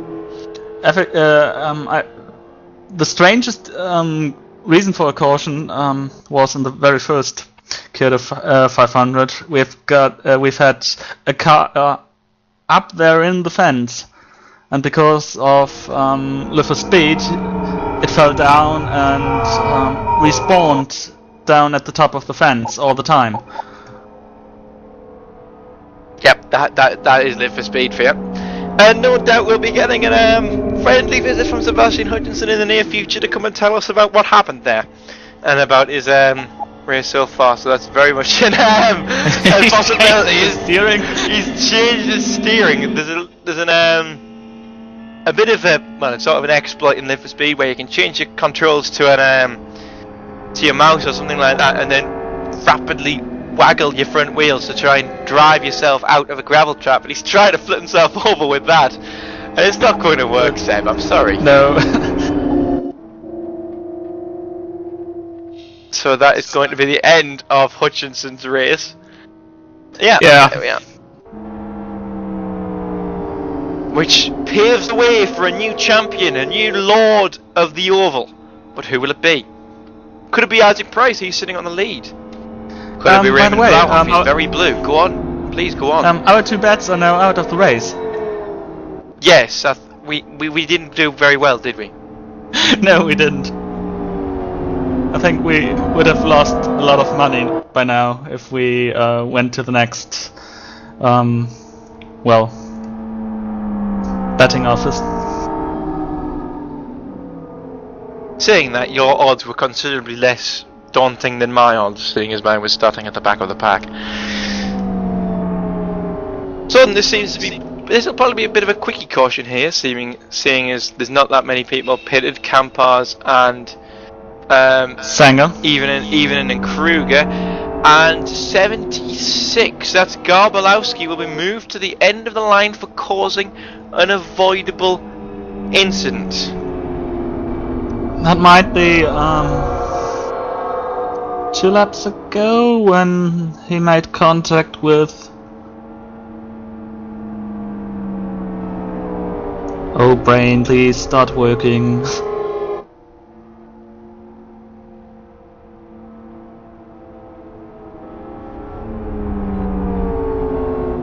So then, guess who we are going to have joining us in the commentary box? The very unfortunate Sebastian Hutchinson. And Seb, reigning champion, you're out. How does it feel? Feels like a kick in the bollocks. Well, I asked you that very question at the end of last year's race, and it was a considerably different answer to the one you've given me here. Could you talk us through what happened there that managed to get you on your side next to the wall, please? I don't know where to start really. I'll probably start with the flipping idiot who is Joni Tormela, who's a lap down and must have caused every single caution from the first lap. He must have taken me and Dan out at least 5 times in this race so far, and he started it off by smashing down the inside of me and pushing me high up into the outside wall. And then I was stuck between some other cars, and a car clipped my left front and just sent me flying into the wall. I didn't want to hit anyone else, so I turned into the wall and not away from it, and I just ended up on my side. Yeah, very unfortunate. You're competing in the LFS kart season, and so far it's scoring pretty well for you, other than today, obviously. You won the Speed Weeks 400. I might as well stop racing now. So will you be back next year? Or will you be moving on to bigger and better things, perhaps? Bigger and better things in iRacing, probably. I can't be bothered with this anymore. It's just ridiculously how bad some of the fast drivers actually are. I even posted a drafting video for people to learn how to draft, and about every iNext car so far just doesn't know what the hell they're doing. It's great. Good to know. And if you're more than welcome, everyone's more than welcome to go and watch that video. It's quite informative, actually. It's quite a good video. It's available on the Live for Speed forum, and I'll say goodbye to you now. Very, very unfortunate race for Sebastian Hutchinson. Thank you very much for coming and joining us in here. That's okay. Yeah. Bye bye. Come on. Well, taking those words seriously, this again will mean that there will be again a different champion in LFS kart. They will. Yes. Yes, you're right.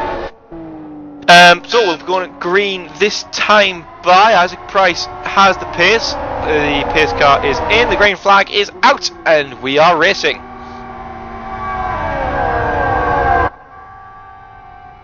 and now you can see it's considerably more stretched out than it ever was previously here. Big gaps in this restart. We've got a big pack there with Yavansu and several more drivers. Joe Holmes involved as well, and there's a lot of cars mingling around a lap down too, so it's all getting exciting now, isn't it, Dilo?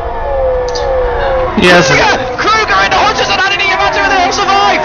Sorry to interrupt! Wow! No, Please no do! need to sorry. Go on! Try it! I wait. Sorry! Better wait until this has sorted out. Tyan there getting a little bit ambitious, trying to go down inside of Joe Holmes, and he's trying it again! Making contact with the rear end of Joe Holmes' car. Very ambitious driving from your Tyan here. I think it has calmed down a little bit now, so you're more than welcome to go on, Thilo. Yeah, it definitely will be interesting now. Tomlin now getting the drive-through penalty.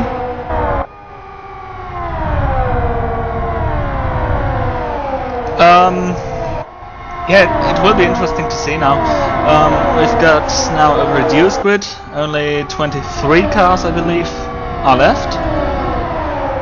And so there is more room on the track, and I think now we seriously can. I know I don't speak it out. It can be cursed.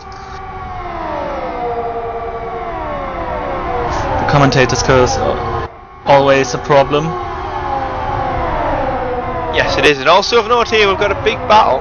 This battle is between two Sonic Realms drivers and two NX Racing drivers, two of the most influential driving teams in Live for Speed right now. This could get a little bit heated, really, couldn't it? There's a possibility. Yeah, it could, though a bit of cooling down after all these cautions is rather more welcomed, I think, among all those races. I mean, we've heard what Sepp Hutchinson had to argue about, and what were his thoughts about the racing. Oh, Matonis coming down on the outside a little bit there after that contact. Now, Matonis and Holmes, and Diaz goes as well. Diaz, there was this Capal as well. Oh, this is a very big wreck. Even Ford, Holmes, Diaz upside down. Oh no, Diaz. Oh, that's absolutely mad. That's absolutely mad. Yep, it's mad. So Diaz out of the race there. Oh my word. So who's involved in that? Tomala has more. Oh no, he doesn't. He's just going really slowly. Tomala is fine. Kruger was involved, definitely. Matonis was involved. Dominic Engel got away with it. Capal got away with it. Diaz didn't get away with it because he's upside down. Matonis definitely involved. Holmes definitely involved. Miko Moralito definitely involved. Even definitely involved. And Ford definitely involved. I think everyone else got away with it really, but those were the people that mainly were involved in that incident, and it was a very big one, probably the biggest one we've had since the red flag. Yeah, it was it was a big one. Well, it came out of nowhere. Again, this bing bong effect at the start-finish straight. If this were Rockingham, it wouldn't happen, actually.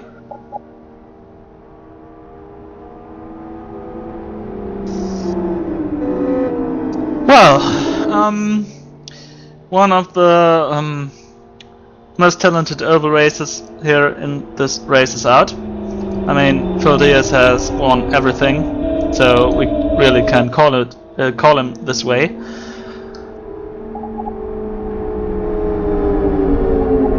Actually, if we react again to a comment by Hiroshima Guy, he thinks the action is awesome, and every time he watches these kind of races, he is waiting for crashes.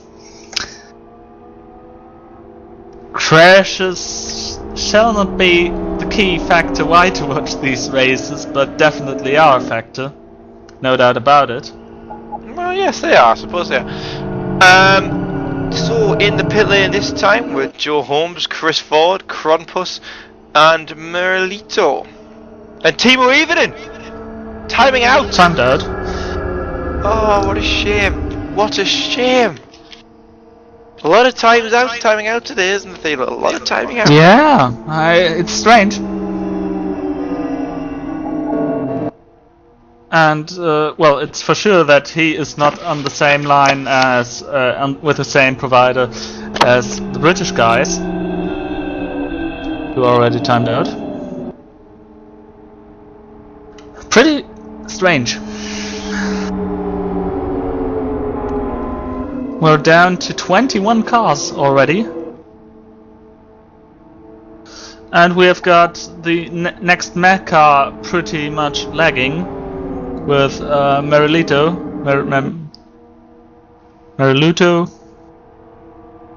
Yeah, well, we saw a few lag spikes with him earlier on, didn't we? And yeah, it was getting a little bit fearful, especially seeing as he was working with the two leaders. And we've got a competitor who timed out very, very early on, actually, from the start, trying to reconnect, which isn't officially within the rules. He can't come back and continue the race, so unfortunately he can't come back and continue, but there's currently no rule forbidding that he comes back to watch. But anyways, the internet doesn't let him to come back, so well, it's just spamming all over the in-game chat.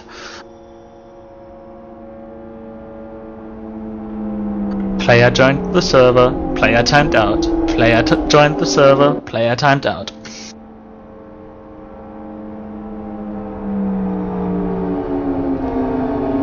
Oh, ground push spun it while tire warming. Well, it's something that happens way too much here in Live for Speed, and yeah, it always happens. It always happens in Live for Speed. The problem is, I believe, the radius you use to warm up the tires in real life are much bigger than those you tend to use here in Live for Speed, and a bigger radius also means that you're slower and that there is more grip efficiently. Yeah. So then we're probably going to want to go at the line, seeing as everybody's now caught up to the train. And Roman Blauhoff is in the lead. Yes. Safety car welcome in this lap.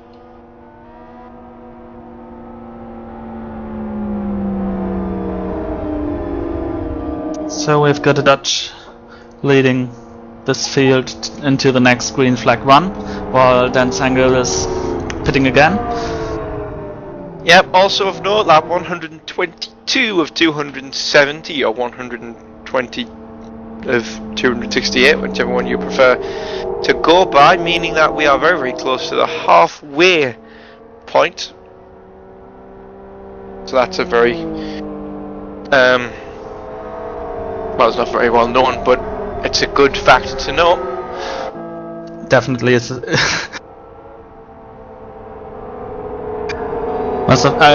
When I raced, I remember that this halfway point was really a cracking point, while we now see the restart and the green flag fly. Love made a very good restart, actually. He did, but Gasiunas there, with his nose very much under Isaac Price's before the green flag was flown, and I mean, a jump start is maybe a little bit too far, but it wasn't really sporting from Claudius Gasiunas there in getting down the inside of the wall, by the way. Thank you for that, Thilo, but yeah, not amazingly sporting there from Gasiunas, so I don't think there'll be any action taken, of course, but just well, it's if he passed him as for the definition of a pass in the oval, he might get a end of the line penalty. Oh, another one! No, we haven't. We've got Holmes on the wall. Holmes on the wall there. Joe Holmes in the wall on turn 3, got pushed by one of the... Oh, that's lag. Sorry. One of the things to note about Live for Speed's collision detection is that when a car lags, it continues on the path that it had before the dropout in connection was discovered, which normally means it clouts a car and makes me crap myself, so to speak.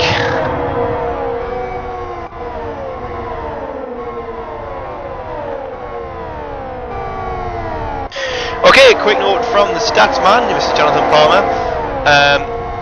After 100 laps, the average speed has slowed down to a nail's pace of 127.76 miles per hour over the course of the race.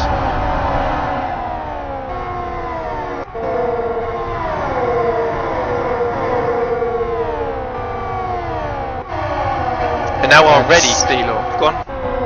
Well, that's not really fast, to be honest. No, it's not. And already looking at the field, it does look very, very depleted already, doesn't it, Theo? Yeah, I mean, we've lost 9 cars, and this gives it a good lap. This gives a this gives us a lot more room, but well, 9 cars out of the race after nearly halfway mark. Not a too good sign, actually. Although it might get better now and faster now. Although there's triple wide. Oh, and there was number 94 down to the apron after contact.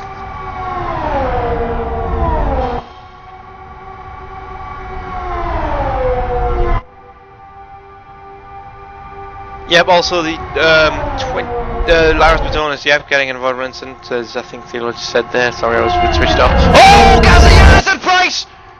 Gazianis and Price! And Batonis! That was stupid.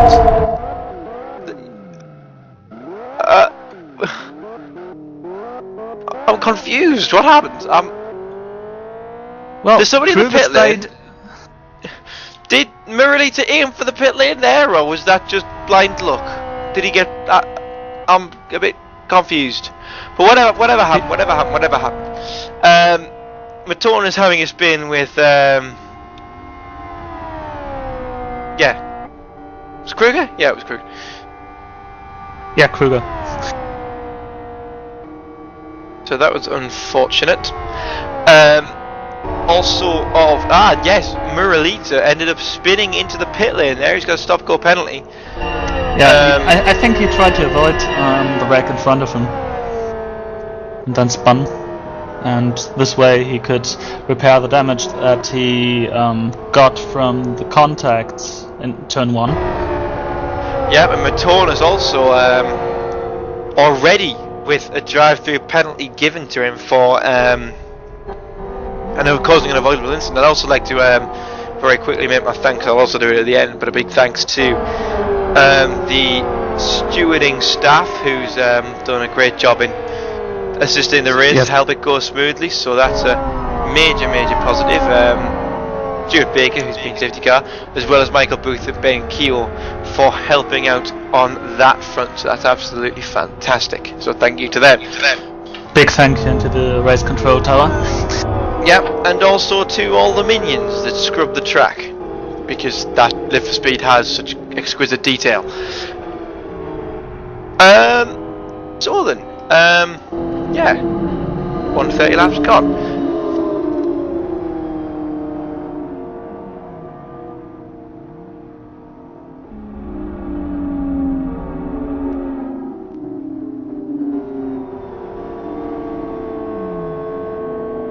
Well, some people seem to get now a few problems with the stream. Those people can't hear us, but if you experience some problems, simply try to refresh the website. This player is not not really that reliable and can crash from time to time, from what I experienced. Or you choose to use the external player, which is rather more reliable because it's your software you're choosing, and usually that is more reliable than something foreign. And we've got a bunch of cars now in the pit lane. 4 laps away from the half lap mark. 6 laps Guys, from the guys, whoa! Everybody stop! We've got a new leader.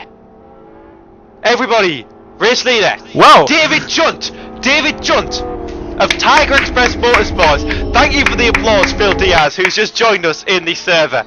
David great. Junt leads the Kyoto 500. Wow. That's Phil Diaz, how are you? Are you okay? My head hurts a little bit. I was just laying on it for a little while. Was that the crash? Was that the crash? Or was yeah, that was the big crash. impact. Big impact. Yeah. About 5 of them actually. Yeah, too many to count. I had lost count already. It was. I had very bad luck today. Yep, just talk us through what happened overall and what brings you here, really.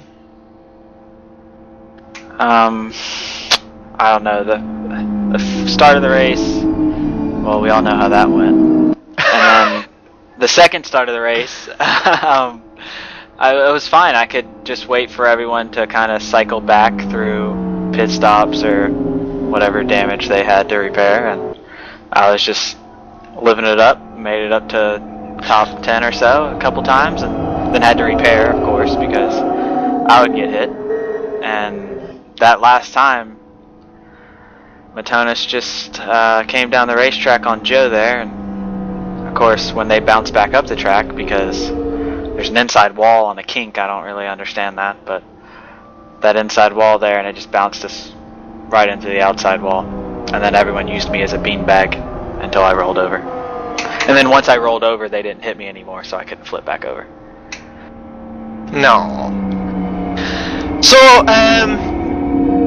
I see you've taken up a new name in the server. Will that mean that you'll be assisting in the race stewarding, or will you be just going and having another lie down and resting that concussed head of yours after such a large accident? I'm kind of disappointed I couldn't live up to the Grand Am crash a couple hours ago. Yes, when that was Camaro great, flew over. Yeah, Camaro flying over the fence. I couldn't Yep. live up to that, sadly. you I had haven't to fly seen over the that- billboards in turn 1. Yeah, if you haven't seen that, go and watch the MT89 Motorsports channel. It's up there. But yeah, safety car's coming in this lap. So thank you very much, Phil. We're very sorry to hear about your nursed head, and I hope that your bad head. I hope you nurse it well. There we are. Yeah, I'll do like that old redneck trick and put a steak on it. Roll Good a nice plan. piece of steak. Exactly. Good plan. Might be back up here soon. I'm just hopping around. Okay. It'll be nice to see you again, Phil. Thank you very much. We'll see you soon. See you, Chris. Thanks. Poor bloke. So David Junt is going to get his first taste at restarting a race here at Kyoto for the Kyoto 500, the 4th annual running here in 2011. Now, when is he going to gun it?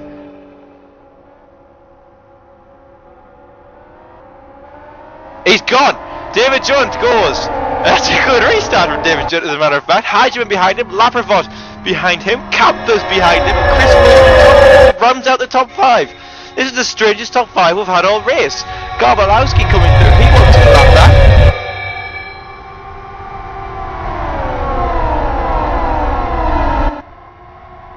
And then a big pack around Dan Sanger's area. Dan Sanger, Phil Ellis, Lara Patonis and Campbell going 4 wide into turn 2.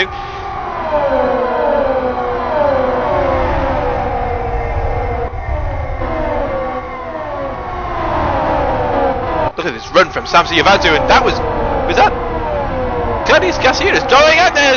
Yavantu getting on the apron. Ellis getting sideways, Matonis giving his drive-through penalty back after making that contact earlier on, and it was removed for the safety car because you can't serve it on the safety car, obviously. Yavantu still going side by side with Dan Sanger to come into turn 1. Raymond Blauhoff trying to join the party too, and Yavantu very, very erratic and weaving up the road a little bit there. Lap down, obviously. I think David Jones is now praying, please stay at me all the time throughout the race, because those guys around him are left Oh my out. god, we are now going 5 wide at turn 3. Isaac Price cleverly Whoa. backing off Yavatsu, running on the track. And they also Dan got Sanger on the Dan apron. Sanger! Very, very well done by Raymond Blauhoff. Very aware to jump back up the track, getting out of the way Yes. of that Dan Sanger car, which was quite honestly a little bit out of control there. And Joe Holmes now sticking it up the inside of Dan Sanger, a little bit late.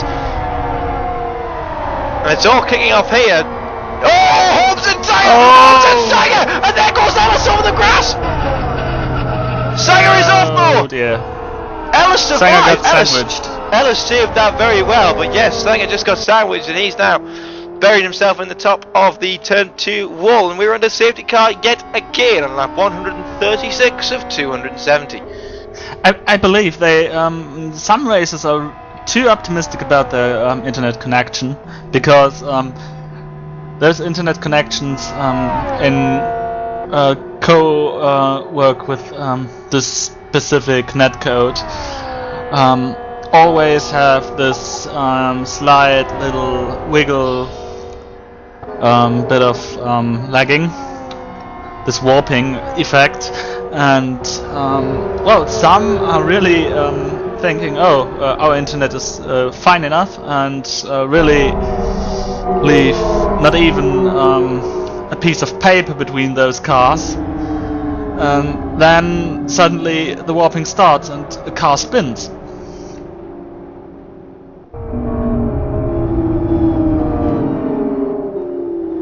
And it is really sad to see that, well, this kind of accidents are still happening. We've got the crossed flag, which means halfway mark through the race. Yep, so halfway there, folks.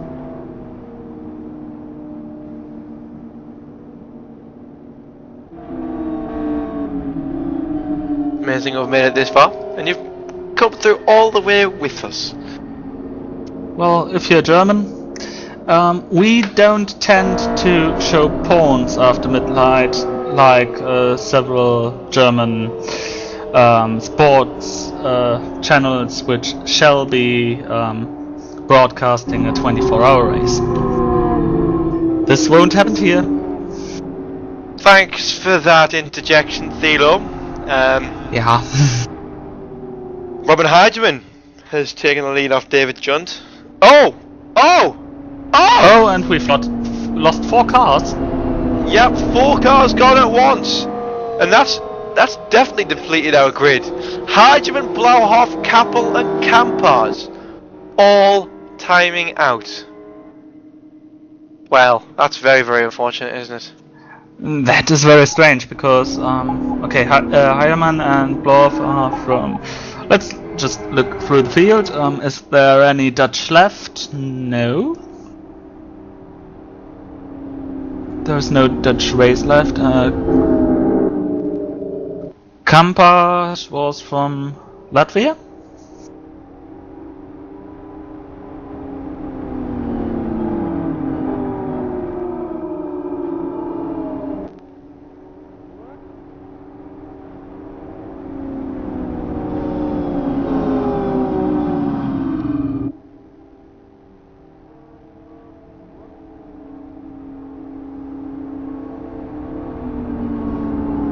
So what to do about this? Yeah, well, I think the admins are currently having some discussions as to whether... Oh, contact on the safety car as one car ducking into the pits. That will be... Yeah, red flag. Yeah, We've got a red is flag. We called. get those 4 cars, I think, back into the race. It was a very strange thing that really, in the very same moment, 4 cars are disconnecting from the server and timing out from the server, rather. It was, and it looked very much like a server issue if so many people timed out at once, and it looked like it wasn't a timing out, it was a lost connection, which also sort of raises a few questions as to the way they all disconnected. So maybe server side, we don't know. So obviously going to try and rush these 4 drivers back into the server to take a restart. I'm pretty much interested how this is going to work out now.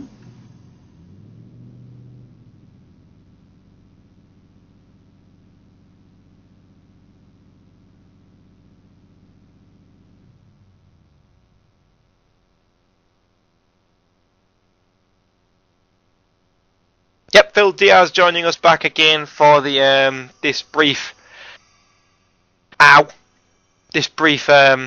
interruption in the race. And Phil, you were up in the admin area when this connection issue happened, and what do they have to say for themselves?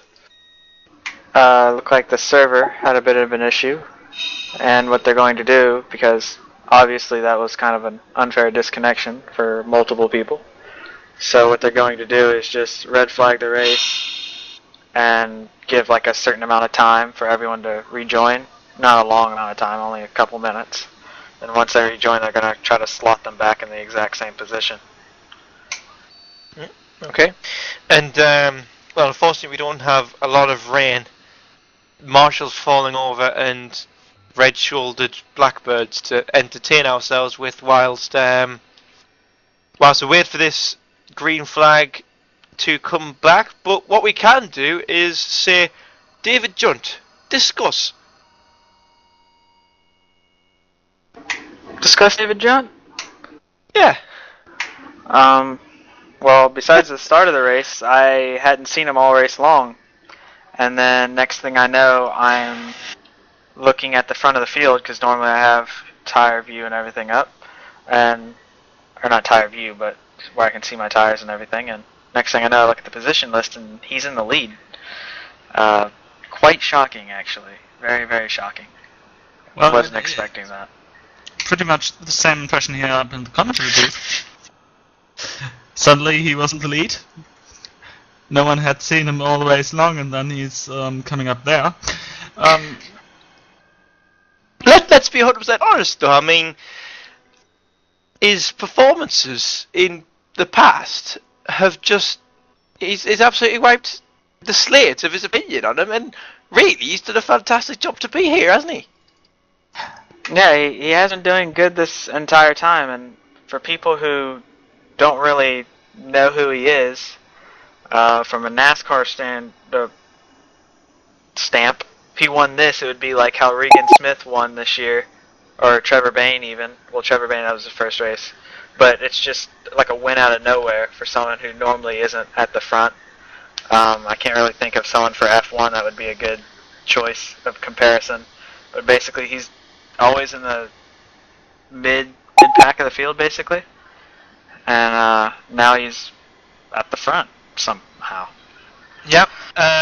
Also joining us now in the commentary box is Chris Ford. I was just about to come and invite him, actually, and he's invited himself. I was bored, so I thought I'd come invite myself up here. Gone to doing a Kimi Räikkönen and get a coconut chalk ice while we wait for the race to resume. So, Chris, you're sitting in 3rd place, and you've got Jan Laprivot and David Junt in front of you, and obviously we'll get the people who have timed out, who have been disconnected, we'll get them slotted back into their rightful positions, but it's looking good for you now, isn't it, in comparison to where we were about an hour ago? Well, Phil Diaz's crash that I got involved in, hi Phil, sort of helped me get the fuel I needed to go to the end, and then some more, so I'm in a great position. But this red flag might screw it all up, because my setup is horrific, especially on the cold tyres. As Phil might have seen me wiggling about whenever I was trying to draft with him earlier. Oh no, yeah, it's I think we're happening all again. wiggling out there. But yeah, this has been an interesting race so far. My personal favourite moment is Dominic Engel screaming, "Oh my God, Seb's on his side! Ha ha ha ha!" And Sebastian Hutchinson sort of appearing on his side, and that was quite amusing. But yes, there's been a few amusing incidents so far. Yeah, we've also seen a lot of high-profile dropouts. We've seen obviously Phil, we've seen Seb, we've seen Mr. Rolljack Sedgwick. We've seen a lot of really high-profile Yaltayan. Oh, you know, Going Yaltayan's yeah. not here actually, but Yeah. still, you know, we've had a lot of very, very high-profile dropouts here. Hmm. Well, Jack Sedgwick and Simon Cattell had the exact same problem because Jack said, "Oh my God, I said it was timed out." Ha ha ha ha ha, and then 2 seconds later, karma, Jack times out. Bye, Jack. So their problem was a Virgin Media complete wipeout of the network for some unbeknown reason. But yeah, karma certainly plays through for Jack in that instance. Well, the one disappointing thing is for everyone who's probably new to this Live for Speed streaming business, Jack Sedgwick, who we saw time out earlier, he's very, very good at rolling cars. And it's a shame not to see him rolling the car, because it's fun when he rolls the car. Well, I rolled the car in the first start, and Phil's rolled the car, and Sebastian Hutchinson's rolled the car, so yeah, we've had more than our fair share of rolls. We What have. exactly happened to you, Phil? Because you just suddenly appeared upside down and... yeah. Basically, you remember that crash in Alpha's Cart Light last year that took out a very large portion of the field? The one that was started by... Matonis. Not Matonis, I'm thinking... Yes. Oh, right, is it Matonis? Yes, okay, so... And the kink. Oh, right, yes. Well, picture perfect, exact same thing happened again. And this time, when they ricocheted back up to the track, I was their pillow. Yes, when I came through that one, I thought I was going to escape by following Timu Even, and then all of a sudden he was flying the other way as well, so something had happened to him. I was like, oh dear, that's not going well. There's been a few of those incidents so far in this race, I would say, because there's certainly been a lot of running up into people. I think a lot of people are struggling with understeer for some reason today. But it's certainly been a quite tight-packed race. It's not been bad for a Kyoto 500 neither, to be perfectly honest. Shut up, phone. It's not been bad for a Kyoto 500, that's for sure. It's certainly been better than the 400, which I think a lot of people had a lot of annoyances and complaints about afterwards. And I think that so far it's certainly been better than that. We've had a lot of green flag running, actually. Well, seemingly, although there's been a lot of cautions, they've all been reasonably spread out, we've had a reasonable amount of green flag running, all the green flag running has been reasonably close, so I mean, it hasn't been a disappointing race on the driving point of view, and from the viewer's point of view, it's been maybe racing style, you know what I mean? Sort of understand what you're meaning. I'll have to watch the stream afterwards and see if it's been entertaining. Race directors now explaining how we are going to go on with this. Yep, so the basic understanding of it is that everybody on the lead lap will go around and do reconnaissance laps around behind the safety car, and then cars 1 lap down will be released and will join the queue.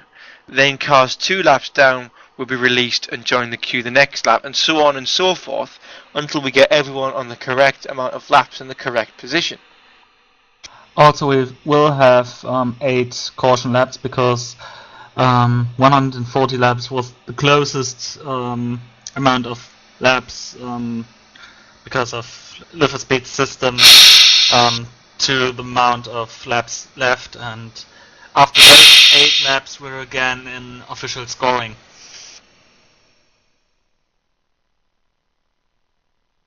I was just reading some of the comment on the stream topic. What a pile-up! And Diaz won't win for a change. Thanks to the commentators for scaring the proverbial out of base by shouting Matonis, Matonis. So I can only assume that even Chris Wilkinson saw the crash coming that eliminated Phil Diaz. Oh, well, I saw it. I saw it coming.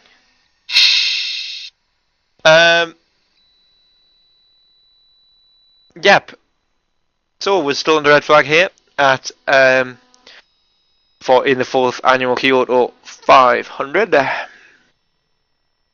You could have told me that I was causing a bit there. This will be interesting to see how much fuel everybody's going to take for this second green, because I assume the safe one will be 100%. Well, as far as I'm aware, the Formula V8 uses around about 1% of its tank capacity per lap. We're going for 132 laps of racing by the time we go green again. with us having 8 pace laps. So, in theory, you need 133% fuel to finish the race. Now, cautions will give you extra fuel back, obviously, and allow you to go longer, but this could very, very well be a race with no more no more pit stops. We don't like it to be a race.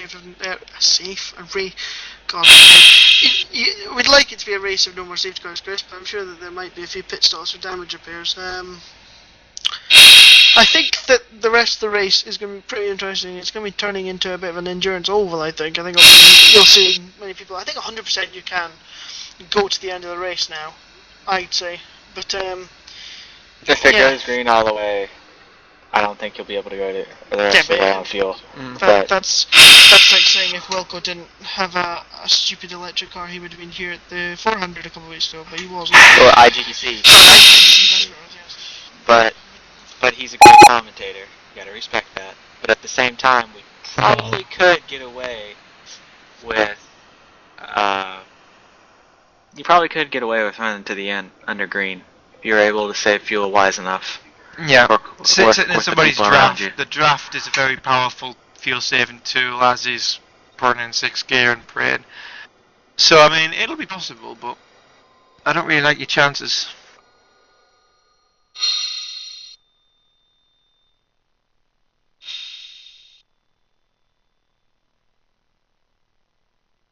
Also an important information, single file restart of course, not a triple file.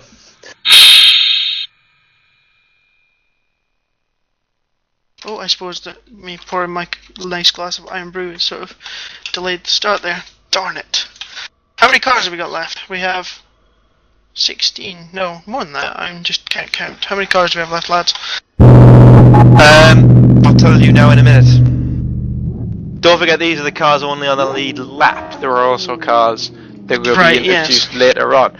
So at the minute on the lead lap we have Heidman, Junt, Laprevot, Ford, our very own, Campos, Krampus, Blauhoff, Holmes, Price, Tyen, Moralito, Gasunis, Ellis, Sanger and Matonis. They are the 15 cars rather, currently on the lead lap. Now we'll have to wait for later arrivals on the rolling lap to confirm how many cars are left running. Laris Baton is there nearly spinning, trying to warm his straight tyres up. So let's see who is 1 lap down. Skarbalowski is a lap down. Oh, we've got Raymond Blauhoff spin. Raymond Blauhoff has spun under pace car. So Garbalowski, Tormala, Javantsu, and Engel. They are all 1 lap down here. And 64, which is Capel. I should really wait before I say the word. Yes, I think you should, because I think there's more than Capel as well. I would. I think some not. cars 2 laps down. Some cars are 2 laps down, of course. Yeah.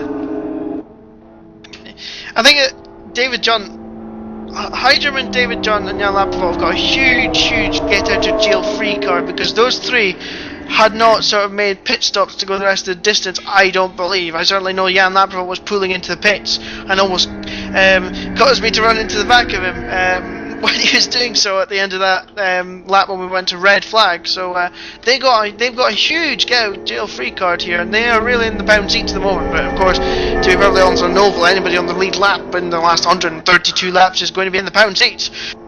Yes, they are. And Javant's is done. Oh my! Exiting This is 2 spins under pace car so far here. Lovely cold tires. And this is just in this pace car period, not in the previous pace car periods, because there's already been 2 or 3 of them. Okay, car 80. So Kruger is on 2 laps down, and that seems to be it in my mind. 21 runners now. That seems right in my head. So 21 runners, that's correct. Kruger going to wait at the end of the pit lane to rejoin the back of the field, and then we will be about ready to go green, we're going to have to wait for 8 pace car laps before we can go green, because that'll then mate up the number of laps with the New number of fast laps lap. remaining in. Sorry. It's always entertaining when you follow Jan Laps for under safety car with his tyre warming techniques because of his mouse. It's always quite fun to watch. I remember, was that Orientica Oh, we it always was, used to enjoy? Because it was Orientica who always used to somehow make the fronts got to about 150 degrees on every single Yeah. Yes, tyre. He was yeah. using PlayStation 2 pad. Yeah. So Yeah, I remember. Crazy. And his rear tyres would have absolutely no heat, his front Yes. tyres would be red hot. He'd have a massive oversteer moment into turn 1. Yeah. Oh, there was Ori's oversteer moment. There we go. Every race we used to have it. Yep. Don't think Jan's gonna have an caution, oversteer. every caution we used to have it. Yeah, I don't think Jan's gonna have oversteer in the oval though. That's my trick for some reason with this dreadful setup. Also of note, looking back at past 500s, this must be the first race that the pole sitter is still here. Well, that's because it's normally Dan Sanger, and he normally finds a way to time out. No, hang on. Dan Sanger finished second last year, and he was the pole sitter, didn't he? No, he didn't. In fact, no, you're right. He finished way down, but he was still there, and he was the pole sitter last year. So you're talking Okay, rubbish. I'm wrong. I'm talking rubbish. You do miss me doing commentaries, pointing out you're an actress, don't you? Yeah, shut up. Everybody would have thought you were talking complete sense there, but no, once again, Well, we got out. I'm a trustable northern character. I should be talking Trustable sense, for getting your but- facts completely wrong. Yeah, shut up. may I laugh? Just a question. Yes, Okay, you I may have to slam my drink into the desk in disgust here. Lars Matonis Is it a wants cold drink? I something. need it for my head still. You should have ice on it and be like lying in the medical centre. Why aren't you in the medical centre? Did you facepalm your desk at Laris Patronis causing an accident? No, I was sitting on my head for quite a long time, actually, on the front straightaway. Yeah. I mean, it's quite the weight. I mean, 500, 600, 700 kilo FO8, I'll tell you exactly that. Well, the weight. first start, and oh damn, that's the apron. In the first start, I ended up in a tree. So, yeah, I think I'm more dead, but I'm alive. Yeah, but, well, you must be Jesus. Jesus. This is the second David coming of into Chris wine. Ford. It's the second coming of Chris Ford, ladies and gentlemen. Absolutely awesome wonders we see here. I think you will be holy next year. Pope. I will contact the Pope. Oh, this is exciting. It is, and it seems like it's a whole new lease of life to this race, really, doesn't it? We've got 4 people back, and we've got a heap of excitement still to come with 135 laps to go, not including the 3 more pace car laps we have. Well, if someone tunes in who hasn't followed us so far, no, this is not the Kyoto 250. It should be the Kyoto 500. I think Phil would be most displeased if he was out of the Kyoto 250 at this stage. I would be very, very upset. I have a very good record in the 250.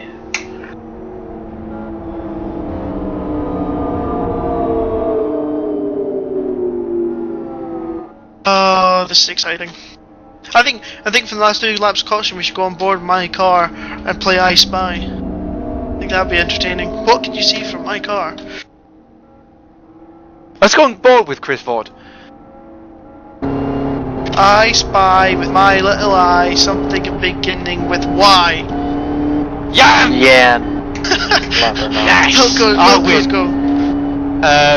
I spy with my little eye something beginning with M. Miko. Meh. No! Dilo Yogo. By any chance, did he already drive by it and we can't see it anymore? Well, there's still some in front. There's still some in front. Men. Man, and Hydroman. No! Fans. The I'm fans gonna in the tell- Kyoto grandstand. Back to the rafters. Back to No, the rafters. No, I am actually going to. I'm going to tell you now because it's getting stupid. Mountains. Ooh.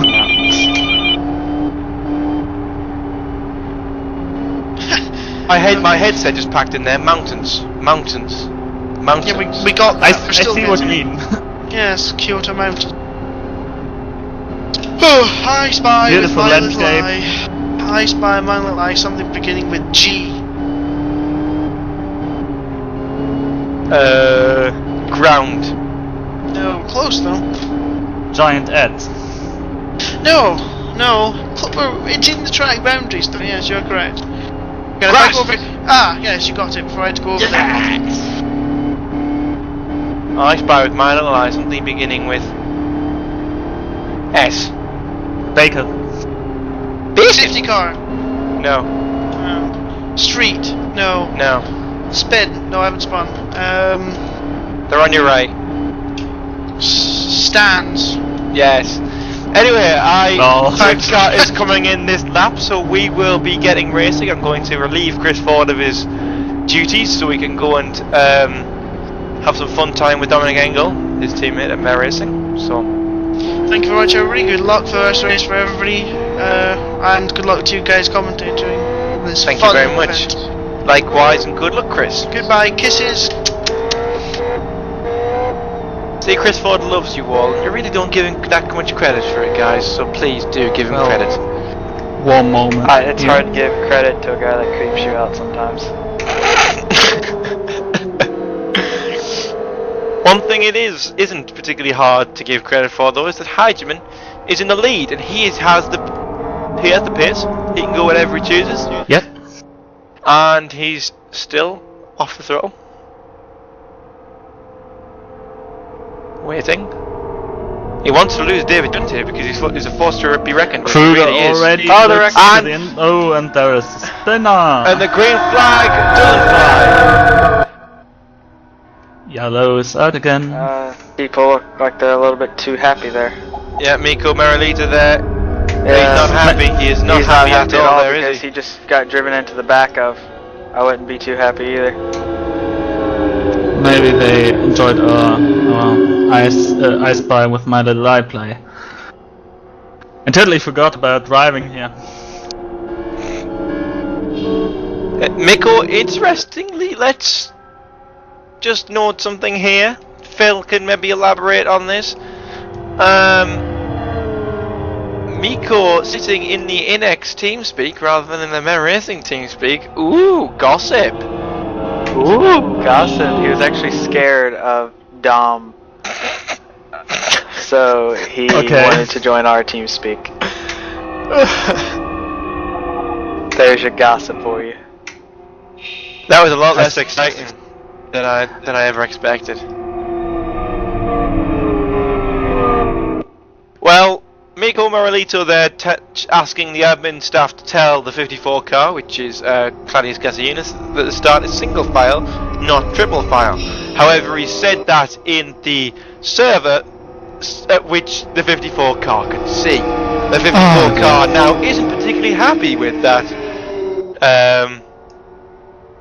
speech and is wanting to talk back.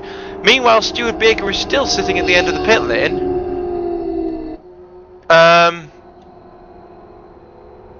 So we're still watching Robin Heidemann as he strolls around the track here under what is yellow flag conditions. Just something to note, Heidemann and Gasiunas are teammates. So he obviously was trying to get the best start possible, while at the same time,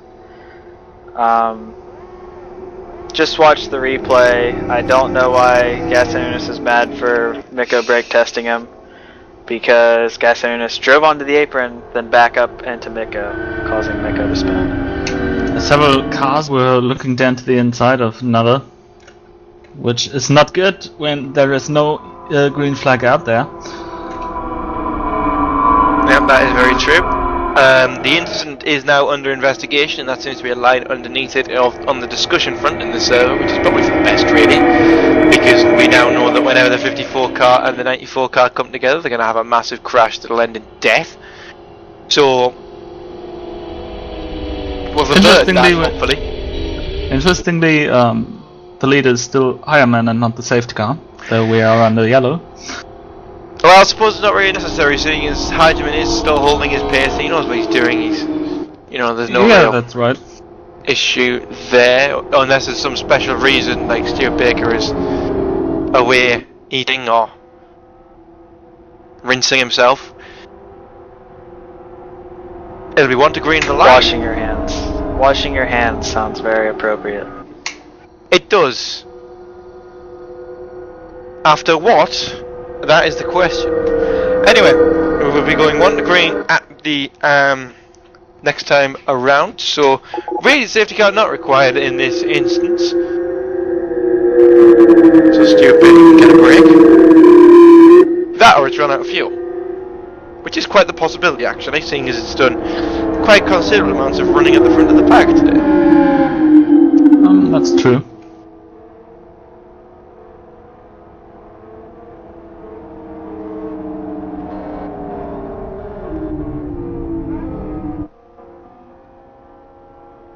We will have 128 laps left at the restart.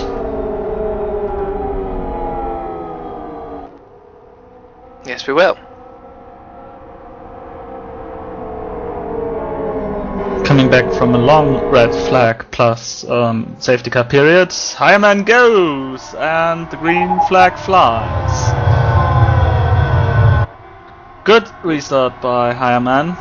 Even better restart by David Jones as he miscalculates his draft a little bit there, making contact as they are about to cross the line. Completely familiar with the fact that you can overtake from the green flag, not from the line. So you can back off a little bit there, but never mind. So David Judd and Hageman having an excellent opportunity to work together and get away from the pack here. Meanwhile, Laprovok kind of on his own there, not really having a drafting partner. Campers, Ford, and the lap down. No, Campers in the lap down. Ford, Campers, and Krampus all working together in a 3-car draft. They're going to gobble Jan Laprovok up. So this one is again together with his favorite drafting partner. Yep, and one of the least likely places as well. Somebody that doesn't really have a large amount of experience in working with. So Campos goes fastest there. You got an excellent draft for 37.4, which is actually nearly a second slower than Sebastian Hutchinson's time, if I remember rightly. Yes, correct. Seb Hutchinson drove 36.56, if I remember correctly. Yeah, but you also remember correctly that there's he's out a of the time race before now. that. Yeah, there's also another time of a 36.3, I believe, right before we got an incident. Yeah, I think that's very probable. And Daniel Garcinas gets drive-through penalty for the avoidable incident that no doubt caused that last safety car. Lag. What was that? Okay, lag. That seemed to be lag. Chris Lowe's caught the leading pair here, getting the fastest lap, 36.78. And our in-car commentator takes the lead. Yeah. Quite easy. Chris Ford, look. Matonus is off. Oh, we had a Matonus! crash in the back. Actually, Dan Sanger. Oh, and Dan Sanger just got very, very badly hit by someone. Blew his left rear tire, actually. I think looking at the damage on that car, that's kind of the least of his worries. Yeah, I'm surprised he can drive that as good as he is. Thanks to LFS's lovely body means nothing to the suspension point of view. The suspension arms don't actually look attached to the car here, they're floating in mid-air. Well, they are actually, if you look at the suspension menu, which I know what you're talking about, yes. Yes. I'm just looking at look, but there is quite a... Oh! Yeah, maybe it's not as easy to drive as at first. Banking is not always a friend of you. Yep, so Dan Sanger will have to precariously limp that car home. There's also a car upside down. Upside down? I've missed that. Oh dear, the Lotus... Well, his car was black, so I was actually thinking he was right side up, when really he was yeah. Well, Dan Yeah. Singer's pitting now, and sad to say, he's probably not going to stay on the lead lap. Well, I was going to say, yeah, he probably won't, will he? No, he definitely won't. Not unless he, Does Magic little hat. no- Well, if he if he does a probably little could have naughty changed his naughty. tires. Nah, if he would have changed his tires only so that left rear wasn't flat, and then Then ran back around round as fast as he could, Yeah. fix the damage. Unless he does a little bit of the naughty in the pit lane. But I doubt it'll be even that fast. Yeah. I believe Still his looking tactic good. is to finish rather safely than trying to do this risk and maybe spinning when on the lap. Dominic Engel also in pits. Well, he's a racing driver, and racing drivers are competitive animals, and you never know what they're gonna do. Dom, That's true. Dom? I've just called you Dom because Dom was pitting, and I was looking at Dom's car, and I was like, what? Dino. Yeah. At least you have found the right nationality. You're the same national. Yes, good point. Yeah, oh, I get it. Yep. Chris Wilkinson, very, very slow jokes. I bow to you. No problem, it was a German joke, so.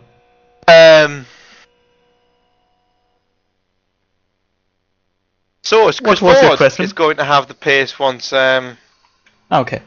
we get going. Don't forget, you're more than welcome to your questions on whatever forum post you found this stream in.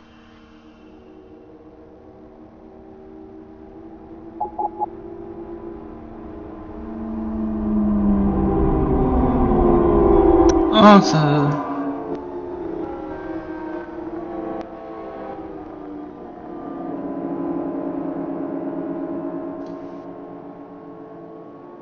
The good news for those one who have experienced it, the stream now has stopped stuttering.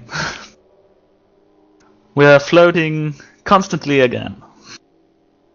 Yeah, very, very nice to know. So, Chris Ford has the pace now as the pace car. Stuart Baker runs away. I've just realised I've been looking at empty space in the camera for about 5 minutes because I forgot to change the camera back. I do apologise. David Junt behind Chris Ford. Chris Ford going very, very early, doing the jump on David Junt somewhat there.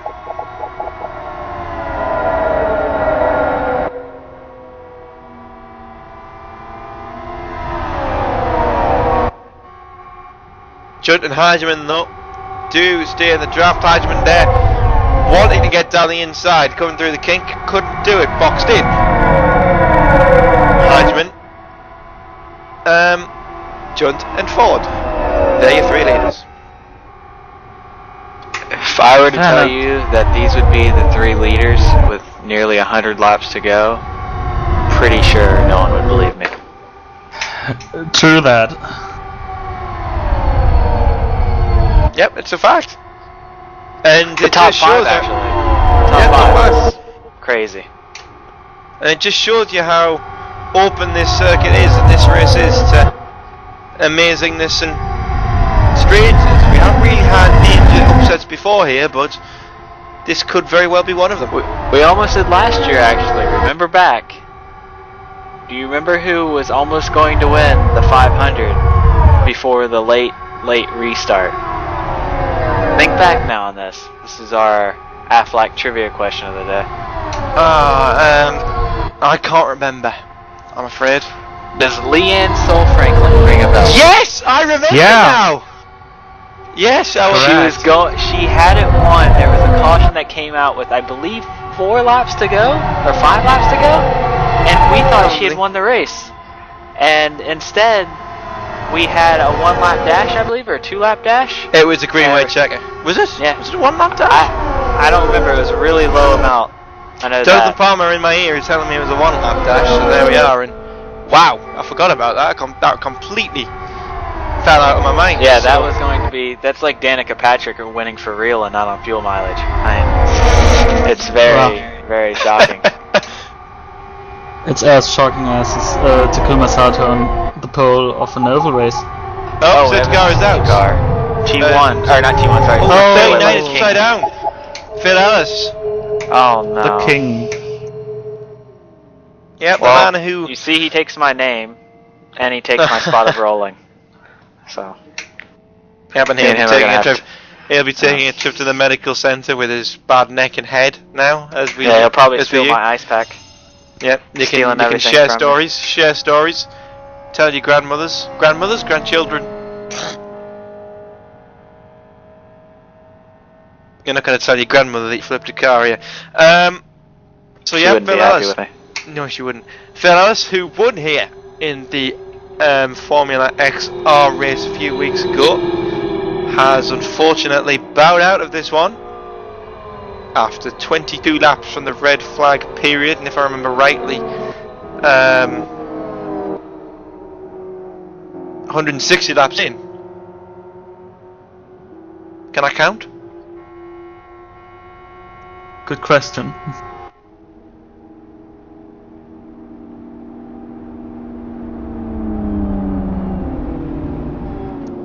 $145 laps in the books, I think. 52 laps, 152.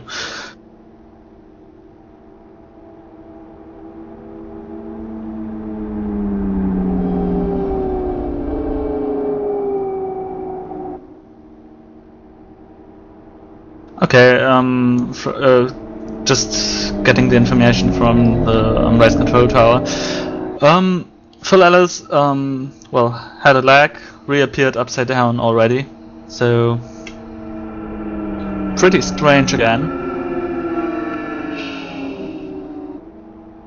Living Yep. It's been a 19 race cars.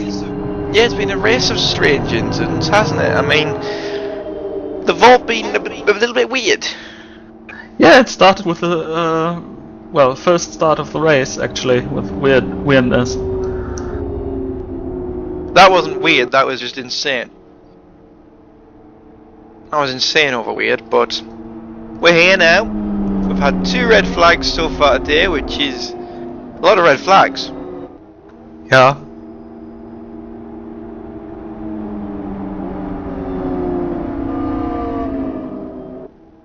A lot of red flags. Well, but one thing we haven't had is an injured driver. I remember, I think it was Masters of Endurance race where one driver broke his thumb Yeah. in an accident. And also, of note is Dominic Engel's attempt to heel and toe, which resulted in him breaking his ankle. Ouch. Yeah, he fell off his chair. How do you fall off your chair trying to heel and toe? I'll never understand that. There is Dominic Engel. A lap down, Well, unfortunately. Well, Well, if the chair collapses at the same moment, it is pretty easy, to be honest. That must be a German thing. yeah. Collapsing chairs or My what? chair's never collapsed when I've been trying to heel toe. Anyway, Okay. we are about ready to go green once again. It will be Robin Heidman once more to set us underway. David Junt behind him and Chris Ford behind him, the top 3. And Heidman leaving it a little bit late here, a lot later than Chris Ford did. Now he goes to the throttle and we are racing once more. And Ford lost them. Those two up Yep. in front.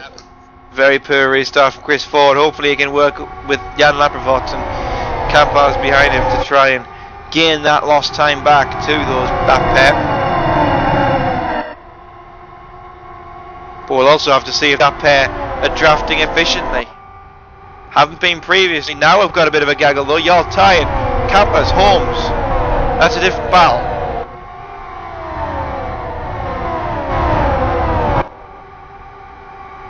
We've got Campars, Laprevot and Ford. Laprevot getting very, very squiffy coming into turn 3 there. He'll do we think back to Phil Diaz for a while. I'm sure he'll return later on. Then behind we've got this battle here. Raymond Blacklock, Yard Time and Joe Holt. They're all trying to work their way forward up to catch the 3 ahead of them. The 3 ahead of them catching them, trying to catch the 2 leaders. Behind we've got a 4-car drafting attempt. No, this is the 4-car drafting attempt. Yoni Tormala He's on a bit of a charge. He's still a lap down. Again a lap down. I need Yep, to say. still trying to charge back through the field to gain his lap back, and he's not doing too badly at it, is he? Really, he's cut back from the back of the pack quite a few times today. Do you remember, I think it was last year's Kyoto 250 where... Oh, he slides out that gap again! Whoa! Off with somebody underneath him! And Dominic goes through the gap! Wow! That was confident driving. That wasn't No! really long, running on the top of Contact. him, surviving the both of them. Good saving. Watching back, still with the Altai and Isaac Price, Miko Morelito and Crockenpuss. What I wanted to say, do you remember the Kyoto 250 1 or 2 years ago where all the time we didn't thought of him, Keith was appearing up on the top trying to do something? Yes, I remember that well. Well, that's what Kyoto O'Keefe does in the speed oval events. He gets up to the front, then falls off, then gets up to the front again, then falls off, then gets up to the front again, then falls off. I think Yanni Domla is a bit similar to this today, Yeah. at least. Yeah, I can agree with that. So this four here doing quite well at drafting, but it's Yanni Tomler and Eamon Blauhoff looking the two that aren't really connecting, aren't really working together like they should be. From a driver's point, this blue flag message is annoying. You get it permanently up there in the screen. You simply want to get rid of it. Oh, contact glove and Holmes. Yeah. In real life now, the rear tire would have been cut. Oh, Morelito! Oh! Running Whoa. high there, the ball's going to survive hitting the wall there. But Morelito and Tom are coming together, and look at Holmes. Holmes squeezing through that gap. Oh, Isaac Price nearly turning in on I think it was Crockenpuss there who got an amazing run. But they're all alive, sort of. Down at turn 2. What would be awesome is a graphic update with color marks on the outside wall. Yes, I agree. Of note, we have Heigeman and Junt still leading with Ford and Laprovot. Whoa, Right. Tyan and Price got nearly together, with Tyan wiggling around the outside of turn 3 and Price using the regular line down to, through turn 3. Yeah, Price there nearly making contact with Yaltain as well, running a little bit high through turn 1 as Morelito went through on the inside. He gave him a little bit too much room in comparison to where Yaltain expected him to. Meanwhile, look at that run from Joe Holmes and Raymond Blauhoff and Krakenpuss as they come into turn 3. Holmes running very high, so does Raymond Blauhoff. They're in contact, running on Blauhoff, still making contact, not in turn 3. That was the bump. That was seriously the bump. That was Suddenly, definitely the bump. all of the sudden, this car didn't want to steer. And then Dan Sanger coming back into it, Raymond Blauhoff losing the run. Here comes Dan Sanger down the inside of him. Marlito is on the apron. Here comes Kruger as well. 2 laps down the inside of Marlito. What a move! Oh! Sanger! Oh! Oh no! That's not gone well at all, Marlito. And Yavansu involved there. I think that was Yavansu a lap down, just Yes, getting a it was little bit too Yavansu. ambitious. Little bit too ambitious from Yavansu there. Engel, oh, Marlito spinning in front of Yavansu there. But yep, Yavansu there just being a little bit too pushy, a little bit too excited and really suffering from it.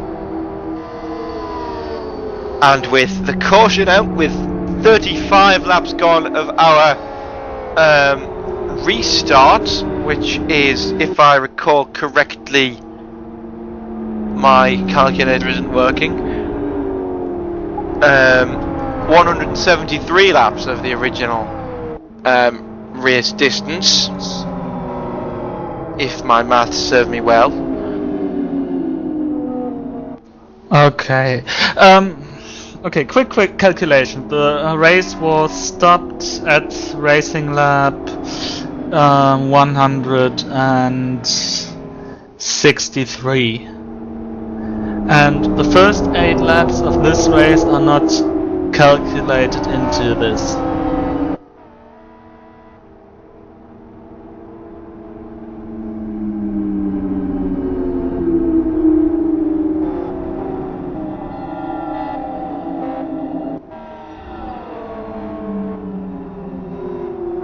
Maybe it would be easier if you start concentrating on the current number of laps. I mean, that number of laps is also shown in the stream.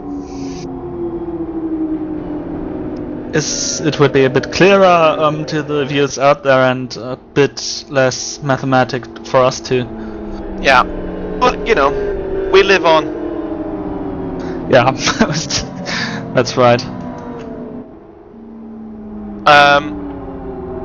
Miralito there, attempting to beat the safety car out of the pit lane to save his lap. That didn't happen, so he will go a lap down,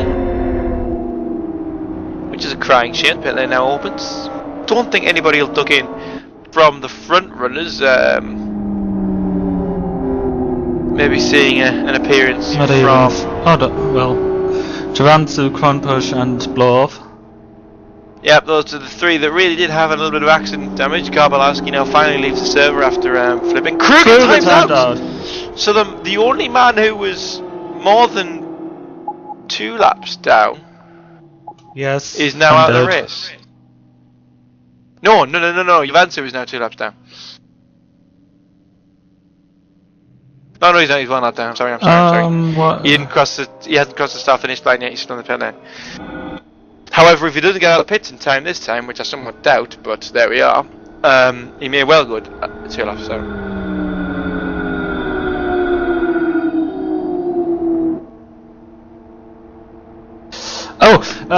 Did we miss it? That Miralito gets a 1 lap holding penalty. And actually serving it currently.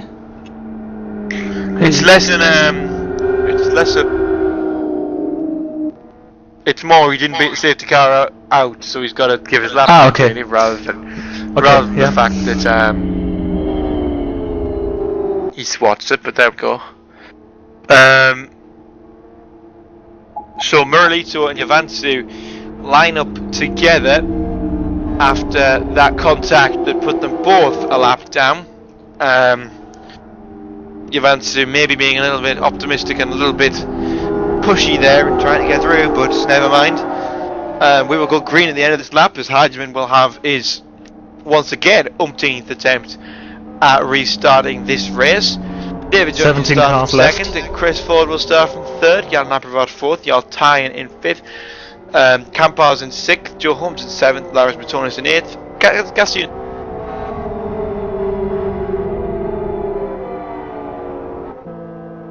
Because my headset has a funny moment.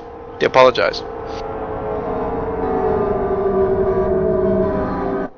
So Heidemann now has the right to hit the beans whenever he wants to hit the beans.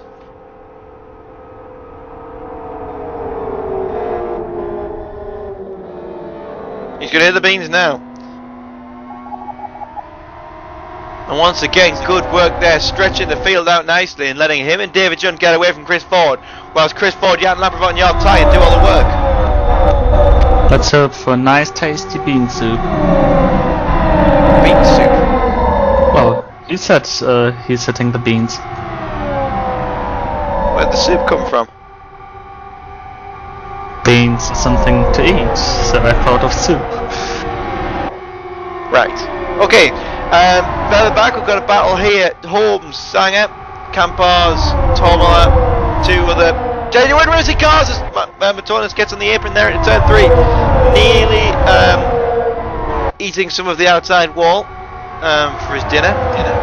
Kazunia's had a moment there on the bump, oversteer at the end, at the exit of turn 3.